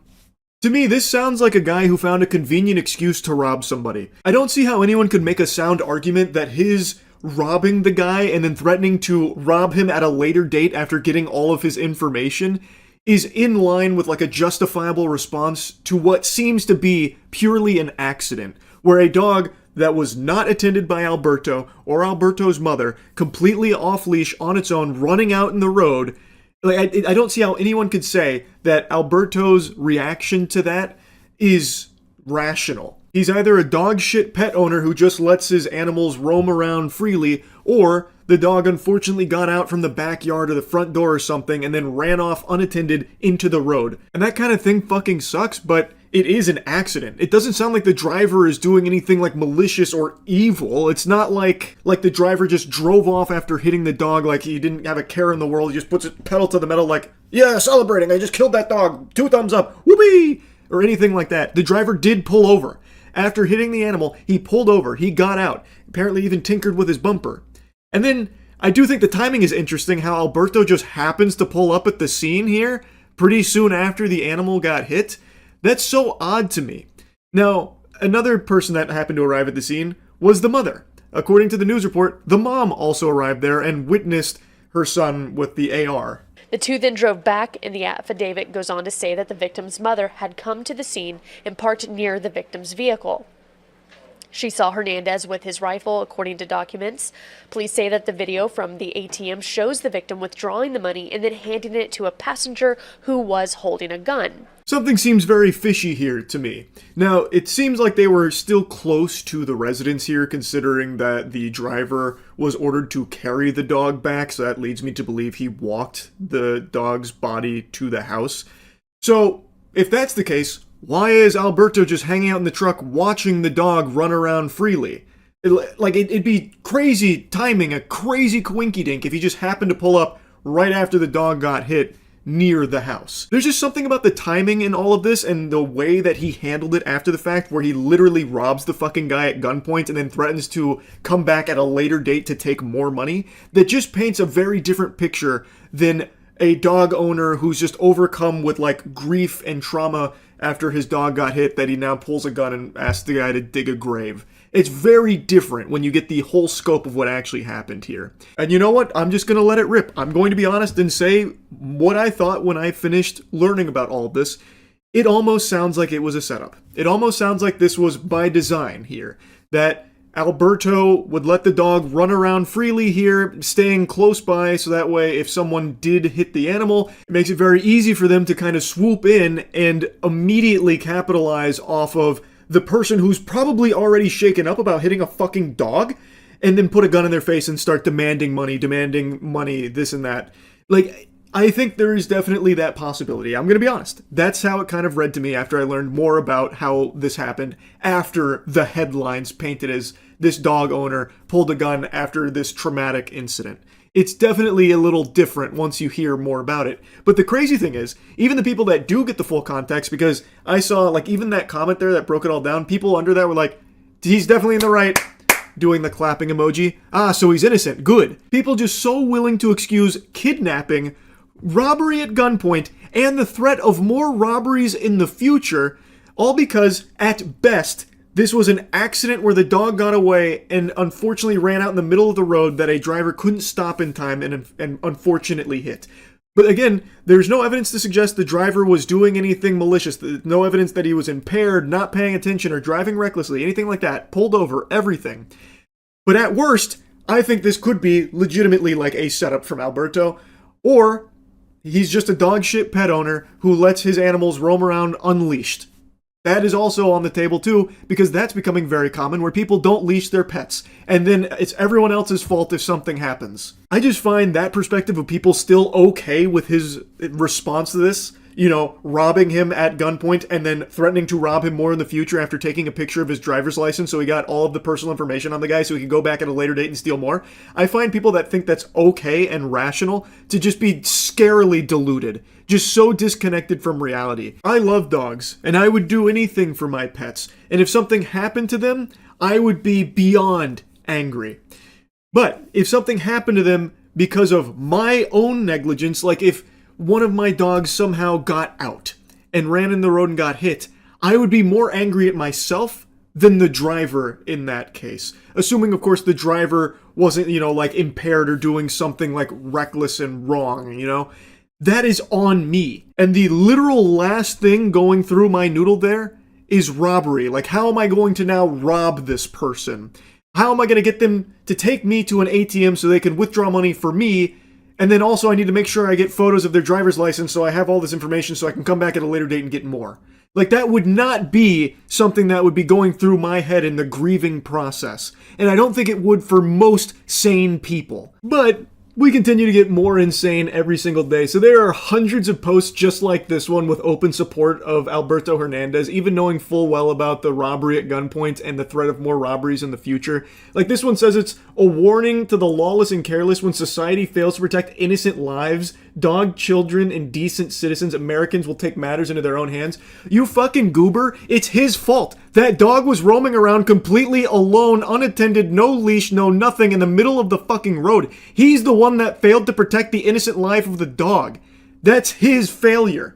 The driver unfortunately hit the dog, but did pull over. Didn't just like leave the scene or anything. It wasn't lawless or careless or anything. He fucking pulled over and then stayed around and even like worked on his car there. Like, what are you even yapping about? There are so many people like this, though, where because this man's dog was hit and killed, it now entitles him, in their eyes, to murder that guy and then take all of his money. Like, he is totally justified in their eyes to do that, even though it is his fault that that happened in the first place. If his dog was leashed, that wouldn't have happened. If he did a better job of monitoring his dog, if it, like, got out, it wouldn't have happened. And you know what that's called when that happens? A fucking accident. It's crazy, the state that we've devolved to, where people just look at things so black and white. This guy's dog was hit, now he can kill. In fact, he should kill. And if he does, there's nothing wrong with that, I support it. That blows my fucking mind. Especially because I already know beyond a shadow of a doubt, these same people will turn around and insult others for not leashing their dogs, like at the park, like if they have a pit bull or something, which is extremely irresponsible. Like, not leashing your dog around others, I think that is completely inexcusable. And I imagine all of these people right now would agree. Yet in this case, they just plugged their ears to that piece of information about the dog being completely alone here to just roam the streets by itself.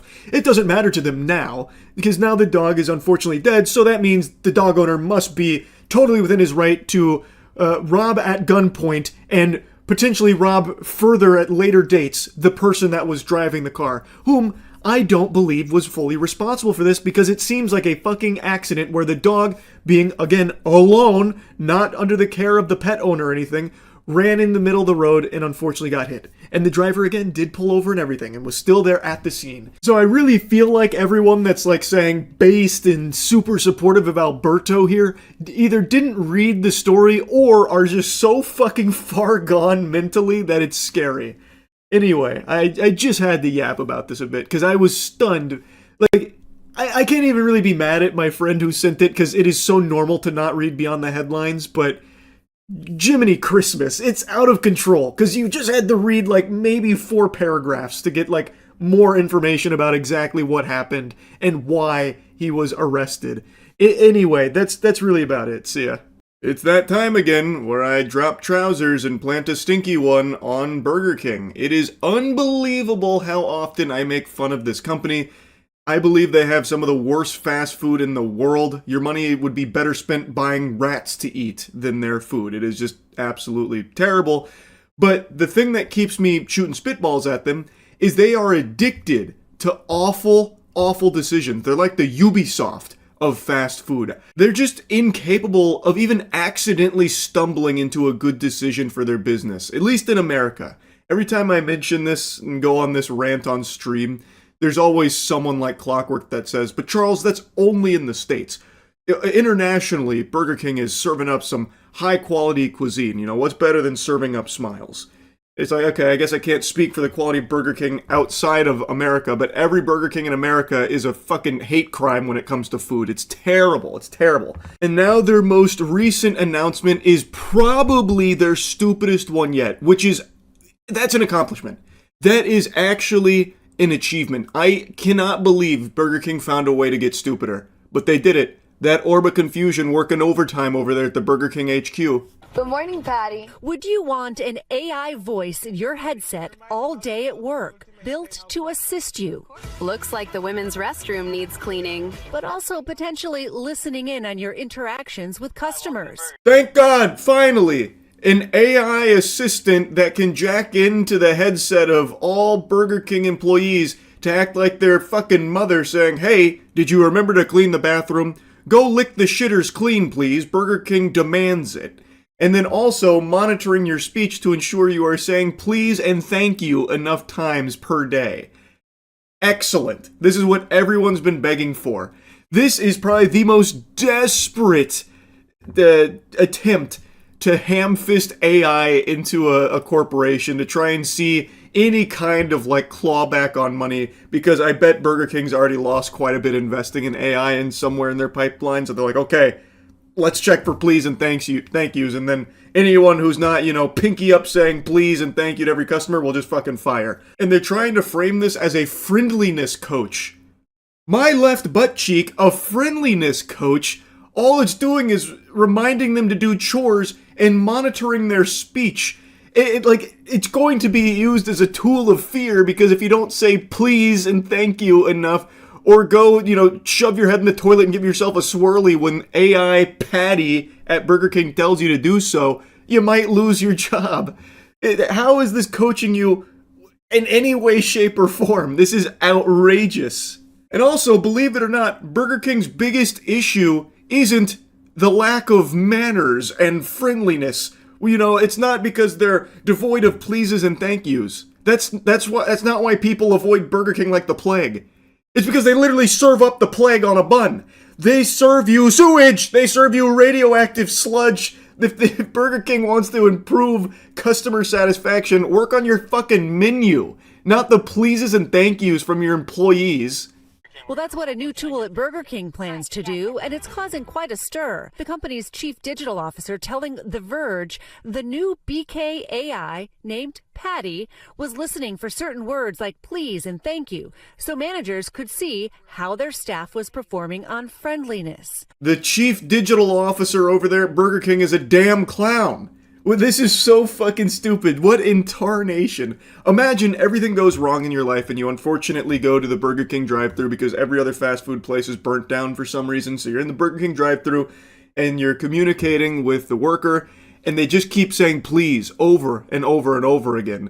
And you pull up to the window and you see sweat pouring down their face. They're fucking panic in their eyes because they've got Patty in their headset threatening their life if there's not enough pleases in there. They're gonna stop their heart or something, like blow up their brain like it's Suicide Squad. You only said please 15 times during that interaction. I'm sorry, Doug. This is the end of the line. Their fucking head pops. Burger King providing NBC News with this video showing off the new tool. Is there anything that needs my immediate attention? The team's friendliness scores this morning were the highest this week. Yeah! New record for the friendliness score! We did it, Burger King employees! We're super friendly! Thank you, AI assistant Patty, for keeping everyone in line and coaching us on how to say please and thank you enough. We saved Burger King! The company telling us in a statement that the tool, listening for keywords, was used in limited pilot restaurants. This is anonymized data, so it is not tied back to an employee. Let me interrupt you there. No, it's not. You're full of shit. You're full of fucking dog shit, actually. There's no such thing as anonymized data in the current day and age. Everything you interact with, everything you use, and it's certainly every AI spy that they're jacking into your fucking headset is collecting data. No doubt in my mind. I don't even know why you're bothering to try and spin that baloney. Everyone knows that's not true, brother. What the fuck is even the point in trying to hide it? There's no punishments for it or anything anymore. Just say it with your whole chest. Everyone knows. It's despicable, but that's the state of the world right now. And it's really a coaching tool. It's about ensuring that we raise the hospitality for the overall restaurant. The company also saying, we believe hospitality is fundamentally human. Fundamentally human, you say? Why are you using AI to teach it then? Oh, this hospitality thing, fundamentally human. Which is why we brought in Jarvis over here that can blow up your asshole if you don't say please enough to teach you how to be human. That makes a lot of sense there, Chief Digital Clown. Good work. You could call it the friendly wars in retail. The customer interaction matters. And for evidence of this, just take a look at the success of Chick-fil-A. A lot of people, when they talk about Chick-fil-A, don't actually talk about their chicken sandwiches. They talk about how the employees greet them. What world are you living in, Buster? When people talk about Chick-fil-A, they are often talking about the food. Them having to say, my pleasure, like fucking corporate drones, is not necessarily something people love about the experience. I don't know real human beings, like real non-bot people, that go to Chick-fil-A and really feel like butterflies in their tummy and get tingly and excited when they say my pleasure when they get served by the Chick-fil-A employee. They are forced to say that. That makes it a non-genuine interaction. That makes it insincere. The reason Chick-fil-A is successful is not because they say my pleasure, it's because the food is very high quality compared to other options, like fucking Burger King, for example. This is ridiculous. And improving the friendliness score of Burger King isn't the secret ingredient here, the chemical X to save the business, man. There's only one spot worse on the planet for food than Burger King, and that's Long John Silver's. If you go to Long John Silver's and you try and eat the whole menu, you're basically committing suicide. So that is the lowest food can go, and Burger King is just barely above that. And no amount of friendliness is going to change people's want to be in Burger King. Long John Silver's could offer you a blowjob every time you walk through the doors, and people probably still wouldn't go if they also had to order food to receive it, because it's not worth it. It doesn't matter how friendly they are. Is it a nice thing if the employees are really friendly and customers feel like they had a joyful experience or whatever? Yeah, that's cool. Like Culver's, I've always mentioned. Culver's is my favorite fast food place. I think their food is extremely good. And I've only had a positive experience there. The first time I ever went to Culver's, the manager or whatever came up and apologized for the long wait for my fucking chicken tendies, even though it only been 2 minutes. I didn't even realize I was waiting. I had placed the order and then I sat on my phone for what felt like 10 seconds. The guy came over and was like, oh my god, I'm so sorry this took so long. Here's a little gift card for some custard and stuff. I'm super sorry for the wait. It's almost ready. I was like, brother, I didn't realize I was waiting. It's no big deal, man.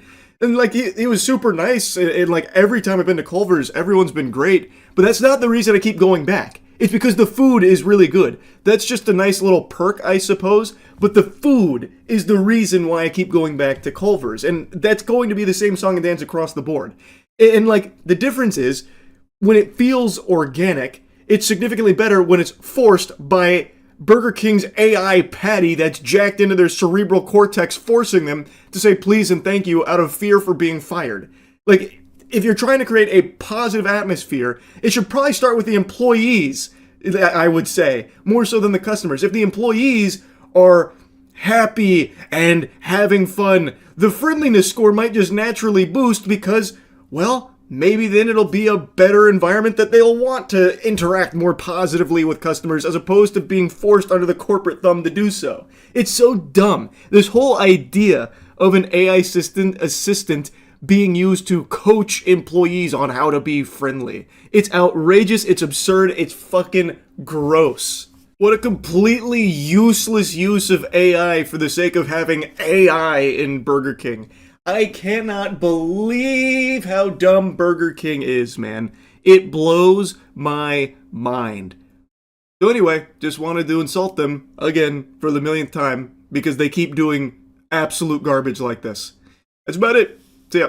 Targeting on purpose to start spending on things that ordinarily they wouldn't be purchasing, and Raylo gets to facilitate that and make money off of that. And then that family gets nothing. They end up with nothing. They're just out a bunch of money over the course of those months. And now another thing I saw a lot of people bringing up, I guess is part of a strategy, is you rent the PlayStation 5 right before GTA 6 drops, and you only rent it for a month at $10 and then cancel the lease there and send it back. So you get to play through the game that you're interested in on a PlayStation 5 for $10.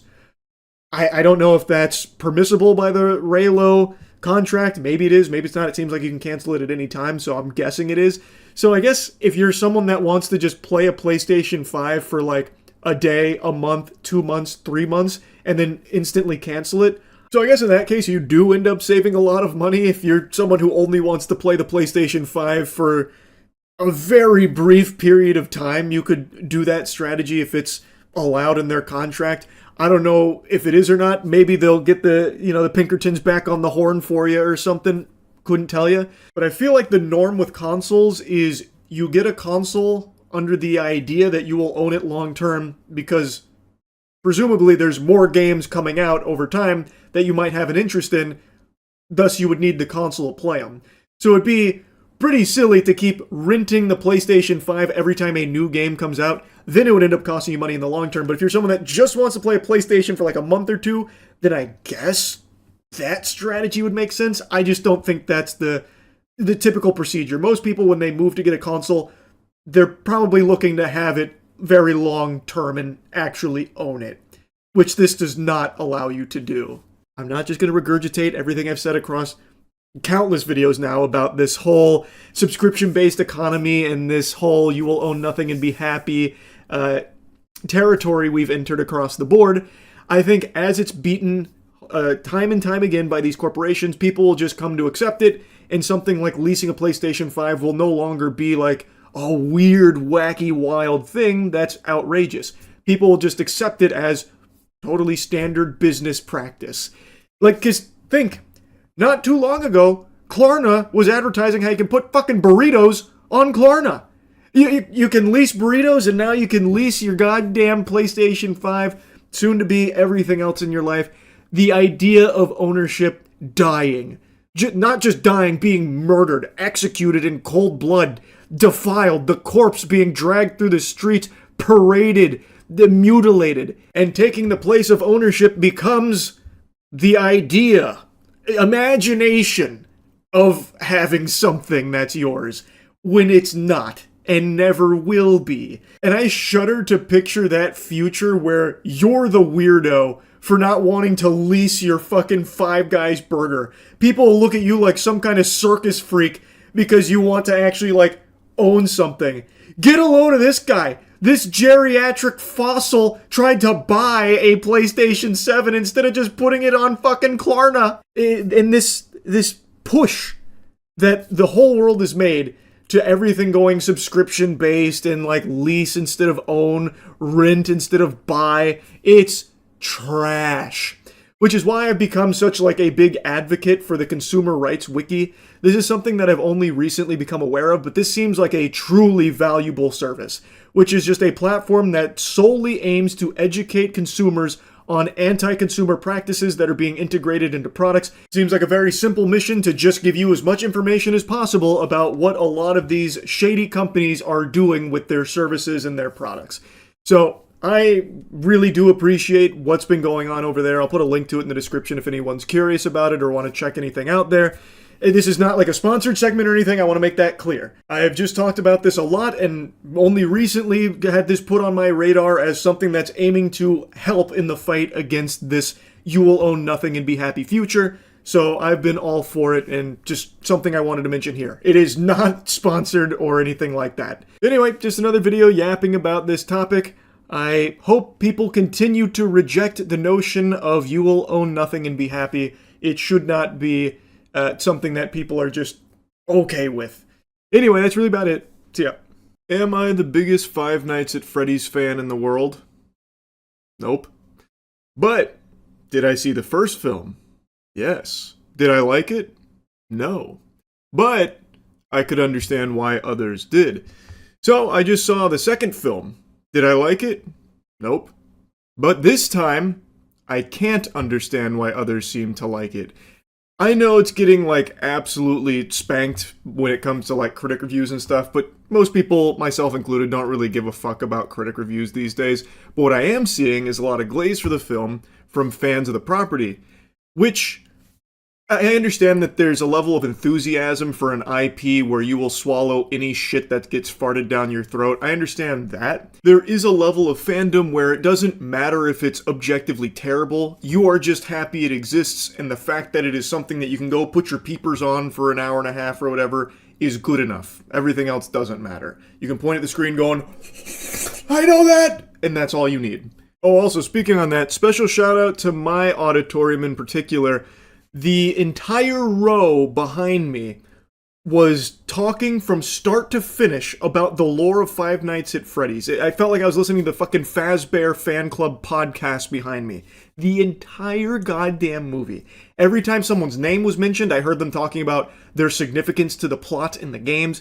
Anytime they recognized something on screen for all the fan service, they'd point it out. So even though I myself am kind of a fucking homunculus when it comes to Five Nights at Freddy's lore, I promise you, every single Easter egg and fan service moment in here that was sprinkled in the film, I know about now. I know because they pointed it out loudly every single time. One of them even sang one of the songs that is apparently associated with the Easter egg that was presented here. So trust me, I got every single reference in this one. I got the big-time, full-blown Glup Shido experience here for sure. But even outside of that group, I am still seeing a lot of people saying, like, this is just for the fans, and the fans alone. And okay, fair enough, but I would say even if you're the biggest fan of Five Nights at Freddy's, this film is just still kind of weak. However, the cold hard truth of it is, it doesn't matter if the film is weak. The fact that it exists at all is satisfactory to tons of people already. Even if the film is mid or bad, this film does what I think most fans of the property want it to do. It shows them the things that they already loved from the IP, from the games, on the big screen. And they give you a lot to chew on that you'll recognize from the games. And that's enough for people to have a very positive experience with the film. And if you're in that camp, all power to you. I'm happy that you're happy with it. But as someone who is not the biggest fan of the games, I don't think this movie stands on its own two legs overly well. There are two things I think it does better than the first one, though. And it is something that they did highly talk up about, like, listening to feedback from the first one. I do think they did try to make it scarier. And I do think they made it feel much larger in scale because there's more animatronics and it feels like it spans more than just a location. Both of those things are good. Those are my main two positives I can give the film. I think the animatronics look great. I appreciate that there's more of a presence from them. I also think they did a great job with Marionette's design. That character is by far the eeriest part of the cast here in a film that's already devoid of scariness. Not that that's actually a negative I have for it. I don't go into Five Nights at Freddy's expecting to get fucking goosebumps, tingles, and covering my eyes in fear.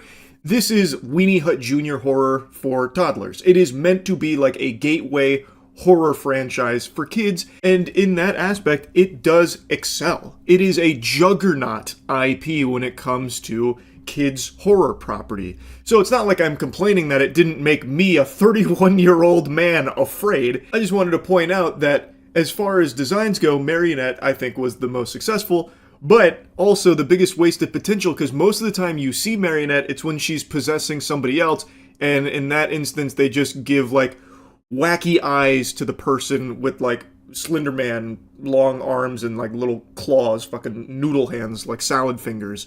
And it's a much less cool and less original look. But anyway, like I said, another thing I liked is that it does feel much larger than the first one. I love the new Five Nights at Freddy's location. I think it's a very cool set. And I also think they knocked it out of the park when it came to William Afton's pieces. Even though there's only 2 sections, I'm pretty sure, with him in there, they are the highlights of the entire film. They are done really well. The opening sequence, the flashback to Marionette and Charlotte, we're going to be getting into spoilers, spoiler warning. That sequence where she's trying to save that child that William has kidnapped back there and then he is chasing her, I think they did an extremely good job with. The dream sequence with Vanessa confronting her father, William Afton, I also thought was extremely well done. I would have liked to see more of that, because those 2 scenes are the only scenes in the movie that bother with building tension or suspense. The rest of the film, even though, like I said, I understand this is meant as, like, horror for kids, the rest of the film is literally just jump scares with no attempt at building up to them. So it's just like random loud noise. Here's fucking Chica grabbing a guy through the glass door here. Poof, big loud explosion noise. Breaking glass over here. And when you just... Gotcha. And yep, no, that's what I thought yesterday is they was here because my boys were target practice, and then I was like, well, you can't take the BB gun or whatever and go all the way through all three. So I got 3 targets there and 4 targets on the bottom and the fence. Yeah, but you know why we're here now, so. Okay. I do, because I was like, all right, and as long as you're certain there's I was like, what the hell's going on? There's no more guns in the residence. It's your residence. No. Wait, do you want to hear another tale? Wait, come back. You got up front. You got the lights in it. What color are those lights on the light bars? They don't. The car don't even run. It doesn't even run. The color of the light bar, though.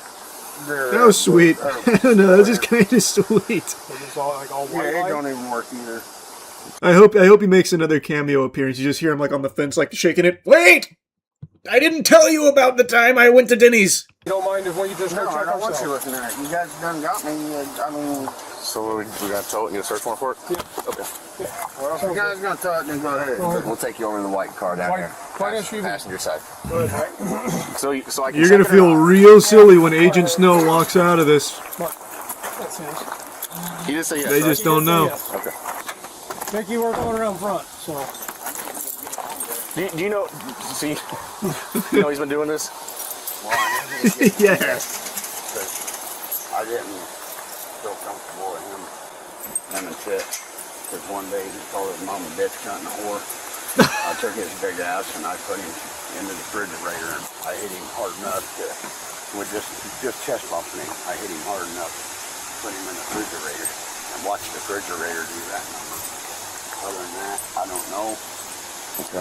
What? So obviously you know why we got called here then, because I mean, you didn't like it and it drew suspicion. Well, obviously, if you're standing out here like that in a school bus, got cameras. That's right. You know, fucking obvious. Do you know anything about, if we don't have the keys here, do you know where the keys could be? I don't have no clue where the keys would be. Just fucking deputize this guy.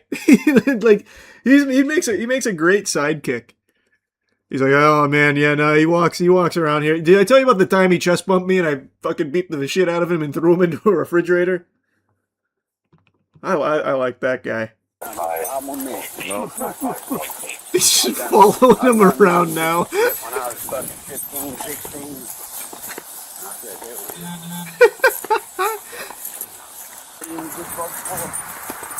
I told him that. I'm not gonna lie, when they were walking up, I thought this was a fake police car that Agent Snow had put together. That would have been incredible. Can you imagine? Have you seen this car move, Dickie? This one? Yeah. This one ain't. This Oh one my ain't God, moved it in is. Something like that, and you can tell. I didn't even notice. It's got the cherries and everything. Holy shit. Plugs that lead blow off and shit. Yeah, radios, everything. Mm-hmm. I rebuilt the motor 7 years ago. It's an old Bloomington cop car. You can see it right here. Old Bloomington. You built this? Like that. I don't know. Oh, so that's what they were talking about with the red and blue. So they must have seen the cop car and asked about it. Okay. Because it's kind of hard to hear Agent Snow. So that's what they were talking about with the red and blue. Okay, now it's starting to make sense. I see. Do that switch right there with the lighter. Push that lighter all the way in. What that do it then? Yep, they're red and blue. They're on. So you're fucking telling me Agent Snow's got himself his own patrol vehicle? He might be a real cop, guys. Boys, you're going to take this man to the police station, and it's not going to go the way you think it's going to go. He owns that bitch. Pulled up in the thingamabob. Yeah, I do love the way it's set up in there, like a codename Kids Next Door gadget. They got fucking wires and everything out the wazoo. Just all over the place. And apparently in order to activate the cherries there, he had to push the lighter up. Yep, they're red and blue. They're on. He has a fake police station at his house. Oh my god, he's got his own like cells and everything. Can you imagine? When was the last time you used this, Dickie? That? Yeah. I haven't seen that car move in like 2 weeks. Yeah. In 2 weeks? If not, we'll come back and get it. Is Dickie walking back with him? Alright. He is. Ultimately, the man was charged with armed violence, impersonation of a Armed police officer, violence? impersonation of a police officer while armed, and being a felon in possession of a firearm. Court records show he later pled guilty to 1 count of impersonating a police officer, while the remaining charges were dismissed. He was sentenced to 2 years of probation, 180 days in jail, and fines and fees. God, it's so fascinating. The impersonating an officer shit. It is endlessly interesting. And Dickie really brought it all together, man. I fuck heavy with Dickie. 6 months in jail with all the criminals he put away, he's toast. Oh man, that's right. They're gonna recognize Agent Snow in the pin. Fuck, dude. I was going to turn on the desk light here to illuminate it a bit better, so it doesn't look like I'm telling scary ghost stories, but I decided I kind of like this vibe for the topic. Because this is a scary topic. Too many people are sleeping on an incredible show. I'm not seeing enough glaze. I'm not seeing enough movement, I'm going to be honest. There is a show that I just finally finished, that only just recently ended, that I am just not seeing get proper nut care. Like, I'm not seeing enough people fondling those balls. It's To Be Hero X. So far, it is my favorite anime of 2025. I do still have a couple others to catch up on, but I can't really imagine any of them somehow surpassing this in my eyes. I think the show is extraordinary. The first, 3 or 4 episodes had me under a very different impression for what kind of show this was going to be. Immediately, it's pretty clear that the animation is beautiful, and it's a show that uses multiple styles. So it'll flip-flop between an arcane vibe and then a traditional 2D anime style. And it does it with the snap of a finger. The best hero, the strongest character, X, you will sometimes hear snap his finger, and that's when it flips from arcane to some of the most breathtaking 2D animation you'll find in a show. It's not to, Demon Slayer Infinity Castle level, but it's really not far behind either. It excels in its visuals. So, it is majority 2D, but for the first arc, the first character you follow, Nice, it's mainly arcane-ish. And I think it is so cool when it flips back and forth. It is so creative. It doesn't feel like a gimmick or anything, because it doesn't need to rely on it. Like I said, it's mostly 2D, but it does go between them occasionally. And it is so unbelievably pretty. Now, don't worry, Puppet Pals, I am going to gush and grannies further on its visuals, but before that, I want to tell you what the show's about. So, this is a world where there are heroes and powers, and those powers are directly tied to how much others believe in them. It's trust value, so if people have faith in somebody, that trust value goes up and it makes them stronger, or if they don't have any powers, gives them some based on people's perception of that person. For example, there is a character, a hero named Firm Man, whom always stands tall, standing up straight, firm, and basically nothing can crush him or move him or anything, because when he was a firefighter, he caught some debris that was about to fall and kill a child, saving her life. So when that story broke, people started to believe in him with that perception of being immovable, firm. So it gave him those powers. It's a creative spin in the genre. I actually really appreciated it. But there's also another force out there that's starting to take hold, and it's fear. Fear also grants people some extraordinary abilities, and of course these two forces clash. That's kind of the big point of To Be Hero X. But it also has a really interesting format where instead of following one character in a story across a season, it follows multiple heroes. And when I say multiple, I'm not talking 1 or 2, I'm talking 6 or 7. So they'll dedicate 2 or 3 episodes to a hero giving you their backstory, as well as setting them up as a domino in an event that has happened. And now these dominoes are falling over, so everything starts to collide and everything plays together. And what sounds like it could be really messy and convoluted, or even annoying, jumping from so many characters in so many different positions, it's not. It flows so well. In the last 5 episodes of this season, I could not turn it off. Like, I literally, like, could not pull myself away from watching it. It was so gripping. I think it is just a really, really well done story. And the first handful of episodes had me believe this show was going to be something that it's not. Because it felt very, like, slice of lifey, and it felt like it didn't take itself super seriously. And it was more, like, about, you know, maybe comedic aspects or something like that. It's not. Like, there's nothing, like, childish about it or, like, slice of lifey or anything. It's a really, like, well done, deep story that gives a lot of emotional depth to its characters, and it's not afraid to kill people off as well. It was very refreshing. It does feel very different from pretty much all other superhero anime.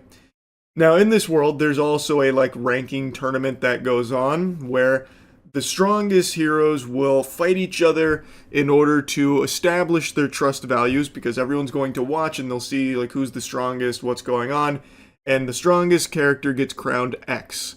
And typically when someone gets crowned X, the strongest, they only hold that title for, like, a very brief period of time because everyone else is able to catch up heavily. Don't want to start a witch hunt, but the data is interesting, go see for yourself. And then Link's Twitch tracker, which you can see for yourself. And people are scrubbing through with a fine-tooth comb, taking a peek at these big drops in viewer numbers. And right now, the findings are still pretty early, because this has only been in effect for like 2, maybe 3 days now. So it's still like very fresh data. This shit's straight out of the oven. But people are noticing that some of the biggest channels being hit were affiliated with orgs. So like XQC mentions, like, some org-affiliated channels were, in a lot of cases, the recipients of some artificially boosted numbers, as evident by a huge drop in viewer numbers over the last couple days out of nowhere. Namely, OTK seems to be the big one. People are seeing a huge drop across the board for most of the channels that have gone live over the last couple days that are with the group. Another channel people have been paying very close attention to is Asmongold's. He's one of the biggest streamers in the world, and he went live the last couple days since the bot fisting has come out from Twitch, and they noticed that his average viewers for both streams had been about 20,000 less than normal. About 20,000 people were banished to the Shadow Realm here, and Asmongold even commented on it, believing that his account was probably botted. He believes with 95% certainty his channel was botted. And he agrees that removing these bot numbers and this fake phony baloney viewership from the platform is good for everybody there. And that seems to be the prevailing sentiment, that everyone agrees that getting rid of artificial viewership from Twitch is a net positive to the entire platform. The only people that'll have an issue with these fake numbers being blasted is going to be the people that are exploiting them. The people that are using the bot services are the only ones that are going to be outraged about it. Now, I also imagine the cope from a lot of people that are going to get caught red-handed with bots is going to be, it wasn't me. I must have been the victim of a malicious bot villain, a supervillain twirling his evil cartoonish mustache. Must have been botting me for all this time. I had no idea. And in some cases, like, that is a real thing. There are cases where some people will bot a channel just because they think it's going to get them in trouble.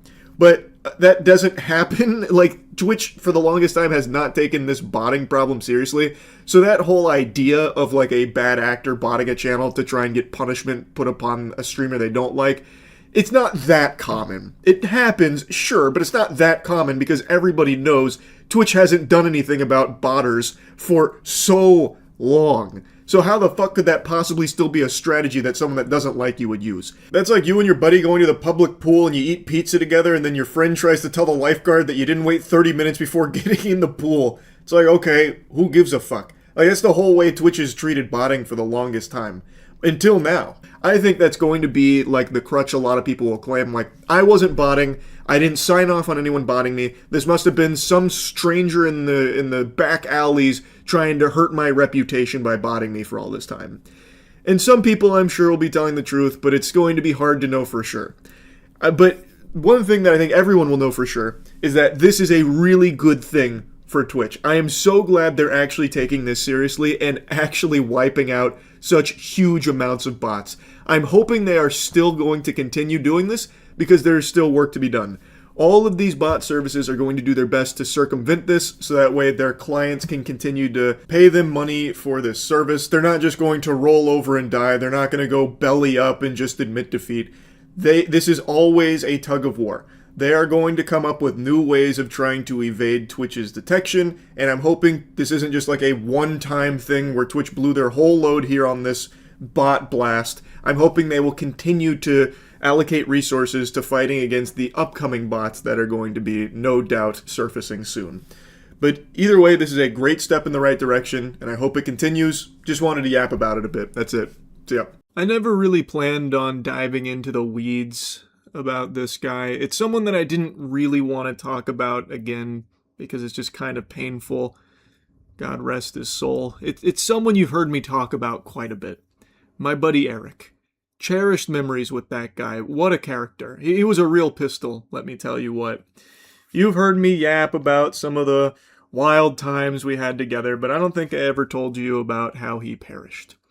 Now, many of you know he was a superstar. He really was something unique. Eric, his smile could light up a room, and he never stopped smiling. One day, Eric was at his favorite spot, local Smoky Bones, and he was chowing down and suddenly shed the mortal coil. He passed away.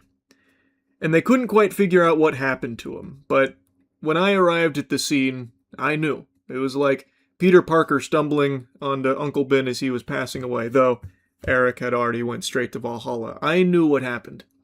He died from a stink overdose.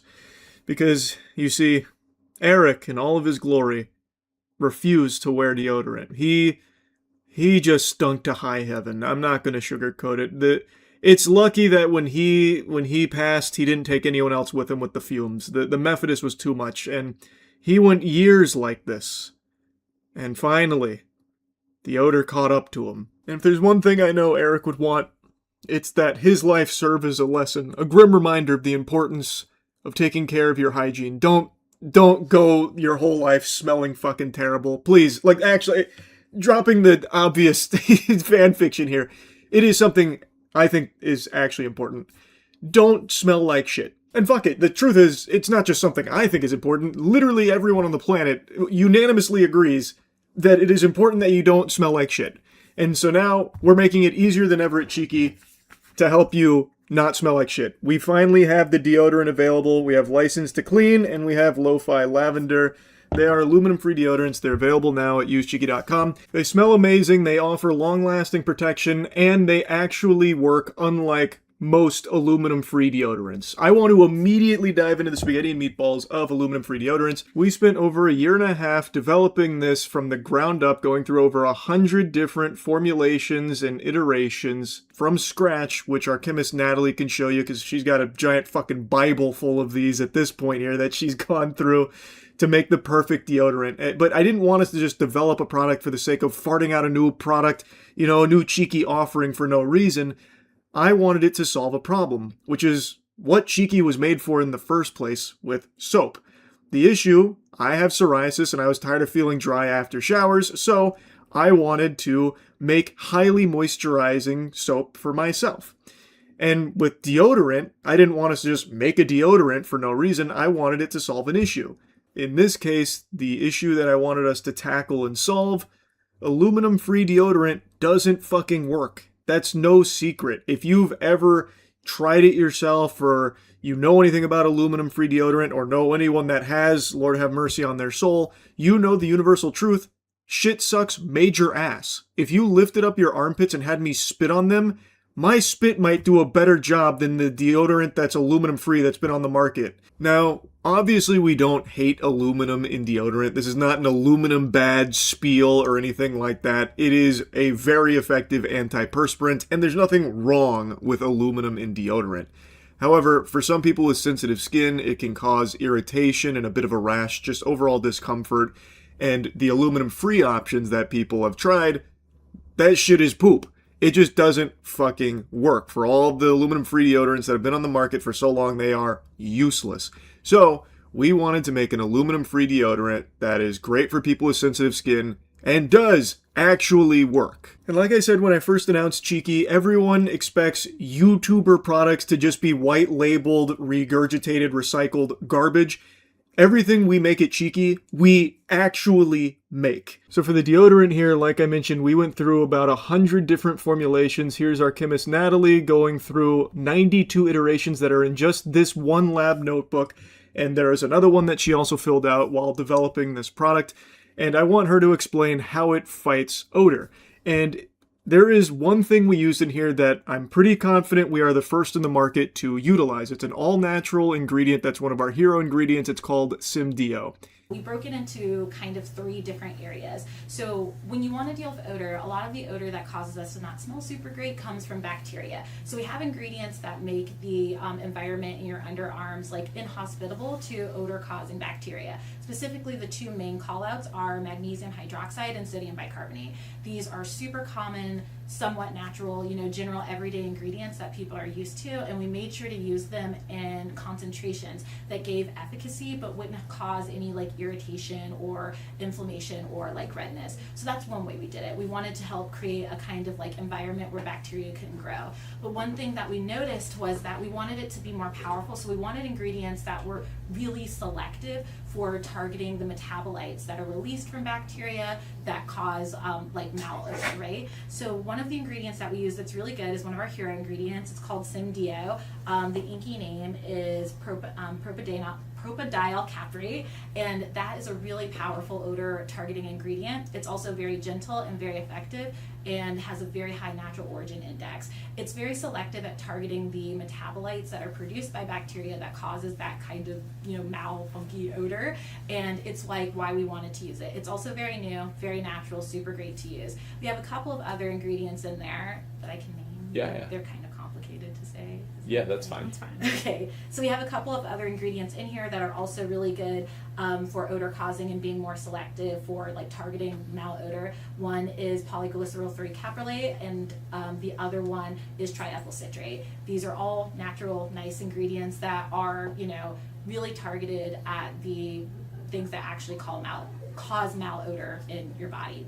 The other thing that's really good about those ingredients, and kind of the third tier that we kind of tackled with making this, is that they're really good at balancing your microbiome under your arms. One of the reasons when you use just like sodium bicarbonate or magnesium hydroxide to create that inhospitable environment for microbes is that it's not very selective, right? So that's all microbes, but as we all know, there are some microbes that we need on our skin to keep it healthy and thriving and to not cause imbalance. Those 3 ingredients that I mentioned are really, really excellent at balancing the microbiome and not targeting things that you need.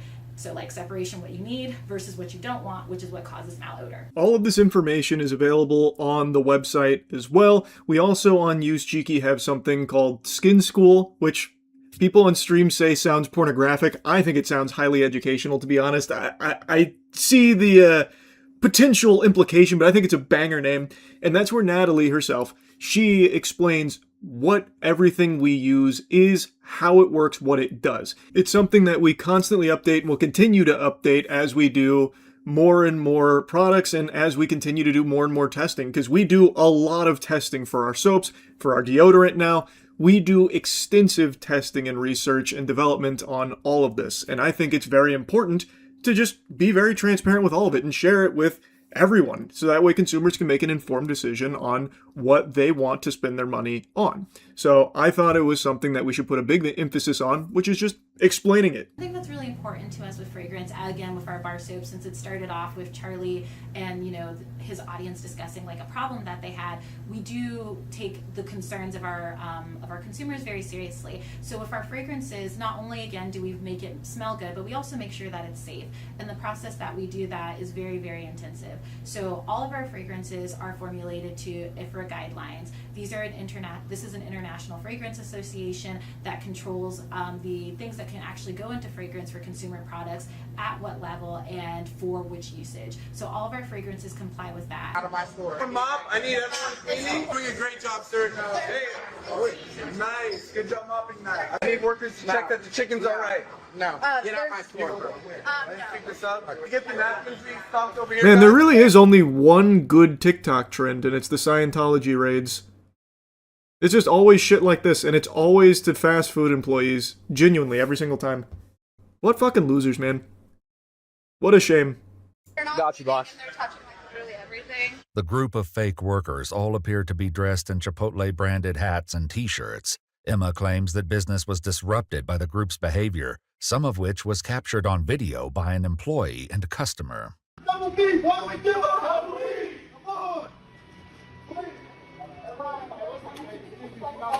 I just don't even understand who could laugh at this. I genuinely don't. I don't even see where it could even be misconstrued as humorous. It's just lame. And it was getting millions of views, apparently. Even by TikTok prank standards, it's just boring. Like, it's just extremely boring. Oh my God, no, get out of my store. Wait, I can work. You're doing a great job, sir. Now, I'm mad at you because I'm not being mad. That's what I'm going to do. Who wants to go back in the back, check everything's good?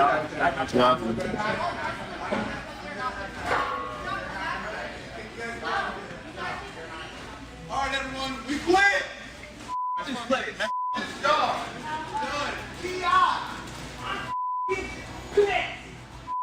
Do you want the incident? Ha ha. God, this shit sucks so much ass.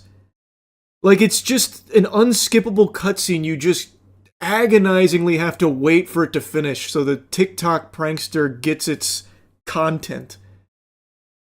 Fuck me. It's so awful. I think they meant if they were there. That's what I mean. Like, if you were in that scenario, all you can do is just sit there and just wait for it to end. There's no entertainment. It's just disruptive and annoying. It is so nothing that I couldn't even see myself getting angry at it. I would just be so annoyed. I'd just be sitting there bored. Like, you took an average day and you made it slightly worse. And now the workers have to spend their time dealing with it, and so now she's got to get everything under control again now. Like, it's just so ass. It's all clout chasing. They want to be hated because they want the attention even if it's negative. Well, I know that, man. But that's what I'm saying. Like, I don't even hate any of them. They're just lame. Like, I can't even muster enough ire because this shit is so ass.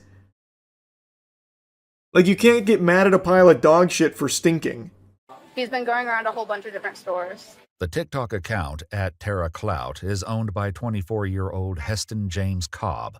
On both TikTok and Instagram, Heston gained a following by pranking employees at It's crazy that this is just a different guy than the last prankster I was just shitting on. Actual fucking carbon copy NPCs of one another. This has to be a government experiment, right? To churn out this kind of person. Like, it's copy-paste. It's crazy. This time, the fake workers donned blue jumpsuits, carried tools, and pretended to work on cars, as captured on both an employee's phone and the company's security cameras. Hey,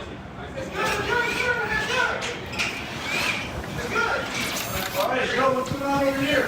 Hey, it's a little early. Both the cops, dude. I got the place. Heston James back with another banger. Okay, everyone, let's go. Let's go to the next shop. Well done. Let's go. Hey, I got a bunch of guys. According to police records, no one was assaulted, nothing was stolen or damaged, and if Heston recorded anything, it wasn't published to... I feel like if you laugh at these kind of pranks, you need to be Baker acted.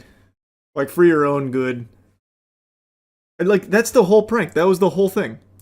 They go up, interrupt the business, pretend to work on the car, and then leave. That's the joke? Who shares his fears that their actions will quickly lead to dangerous consequences if they aren't stopped. These idiots are going to do this to the wrong guys, or a guy that's having a bad day, and they're going to get hurt. Officers learned that those concerns became True. a reality during the group's final prank of the day when they were dispatched to a Pet Boys after a 911 caller reported a strong-arm robbery. I'm just going to be bringing in all my guys because you guys have been doing a really slow job. I've been getting multiple complaints. I'm from corporate, I told you. So this corporate. Oh no. I didn't get to see his side profile till right now. Poor dude lost his whole fucking jawline. Someone stole his chin. That's what we need to work on. There's a fucking maniac on the loose. They stole this guy's entire fucking jaw. Goodness gracious. Yo, everyone, take that tire off. Take that tire off, quick. I got stuff for you guys. Everyone, check oil. Check the oil. It's good, it's good, it's good, it's good. The incident ended in a clean getaway for the pranksters. The one at Pet Boys took a very different turn. The manager explains that when the fake employees began trying to work on customers' cars, he armed himself with a torque wrench and told them all to leave. Everybody out. Get the out of the shop. Get out. Attaboy. They were backing out. And That's what I like to Alex, hear. The manager was in front of the van. They started moving towards it, so I took the crowbar and I hit the windshield to get the driver to stop. And that's what I saw there. Yeah. All right, here we go. That's The some good windshield, news. As well as both the driver and passenger side windows were shattered before the group escaped. Posted, that's the Big Brand Tire there on Southern and Mill. Yep. You need to go and talk to that kid. He has people driving by his location and heckling him as he's trying to work. It happened last week. Oh. What's crazy to me is the people that are watching that prank are old enough to drive. That's fucking tragic, man. They're already down the path of just being an unlikable, insufferable loser. Oh, they're already too poisoned. They're too far gone. He was the one that actually in the video reached down and yanked the kid out from underneath the car. Because the engine was just sitting there balanced on a 2x4 because the transmission was out of the car and he didn't want that kid getting crushed. Oh, Jesus. They're crawling under cars and stuff. Everybody leans against the rack. And he pushes that thing down. You think that kid's gonna think it was funny at that point that he killed his friend? Probably not. Yes! Yes, man, that's views on TikTok. You're trying to reason with the unreasonable. If that happened, the only thought that would be going through their mind is, are they getting in trouble? And if the answer is no, how can they monetize it and milk it for views? 1000%. There's no reason to even try and, like, appeal to human emotion because it's completely absent from these fucking worms. 1 week later, on July 23, 2025, police prepare to arrest 24-year-old Heston James at his home and execute a search warrant. They had food delivered about 10 minutes ago, so there are people home. Tempe Police Department, we have a search warrant. You need to come to the front door with nothing in your hands. Heard something. Quickly, call the clown car. Get your boys here. Hey guys, we know Heston. you're inside. We have a search warrant for the residents. You have to come to the front door. Heston, get your mechanics out here. Come on, where's the clown car dudes? Where's the bang bus, Heston? Moving inside. Come outside and I'll show it to you. Okay. Dude, looks like a cryptid. Oh man, the way he wandered out there. Put your hands on your back. Okay. So it's the pranks that you've been doing, like all over at the auto shops and at the Chipotle and stuff. I'm not going to say anything until I have a lawyer present. That's fine. But I'll show you the search warrant. Good call, Heston. To grab Meta AI glasses likely used to record the pranks, as well as uniforms bearing the logos of multiple businesses, including Chick-fil-A, UPS, Target, Home Depot. Oh my god, he was about to go on a rampage. We just stopped a fucking serial prankster. Oh my god, we did it, Patrick. We saved the city. Holy shit. So many other businesses and just normal employees that they were going to annoy and harass. All spared. Fuck. They were in full swing. Jesus. We just prevented a national tragedy. And Raising Cane's. Along with these items, police uncover what appears to be Heston's journal. This is the most important year of my life, and I can't waste a single day. I will use this book to keep me accountable. Heston, don't think the most important year of your life got off to the best start, bro. There is no outcome where I don't succeed. Not a matter of if, it's a matter of when. Poor dude also just listens to the platitudes on the goddamn self-help affirmations. Goal for the end of the year is 1 million followers. That's your only goal? Like in life, that's it? A nice little peek inside the psyche. That is the only thing they care about. Wow. Incident, he writes, I have no other choice but to make this work by any means possible. I will give my family the best life due to my hard work. I cannot afford to miss a single day. This is my year. With Heston facing multiple charges. Your hard work, bro. What hard work? You just go harass fast food employees and minimum wage workers in other locations as well. That's not hard work, brother. I'm sure his family's proud. They must be. He's a real winner. This is my year. With Heston facing multiple charges, Dave questioned whether or not there would also be consequences for those who helped him. All the 20 people that were a part of it, they all need to be charged with trespassing and criminal mischief. Which is a little bit more difficult because... But I agree. I agree with that guy. That's the hard part. With that. He probably paid these guys. Are you out of your mind? He probably paid... He paid him an exposure, bro. He did not pay these guys. He's so green. It's cute. His naivety is cute. These fucking pathetic losers do this shit for free for these pranksters. The prankster tries to monetize it and make a career out of it. His goofball friends do it totally for free just because they're brain dead idiots. Just lobotomites that mindlessly follow. He didn't pay them, man. He did not pay them, I promise you. There's no doubt in my mind they didn't see a single penny. And he's not rev splitting it either, not with 20 dudes. That's not happening. Their hair, yeah. According to court documents, 24-year-old Heston James Cobb was indicted on 3 counts of felony burglary in the 3rd degree, 3 counts of felony criminal impersonation, 2 counts of criminal trespass in the 2nd degree, and 5 counts of disorderly conduct. He entered a plea of not guilty, and the case is still ongoing. Looks like he's looking at 9 years, apparently, if the TikTokers that are opining on it are correct. That's pretty steep. That is a lot of charges he racked up there. Man, they're fucking coming after him big time. 9 years seems a bit much, but he should definitely spend a pretty not insignificant amount of time in jail, I think. Not even because I think his pranks are some of the worst or anything, or most egregious, but there needs to be a precedent. Because right now, it's just the Wild West.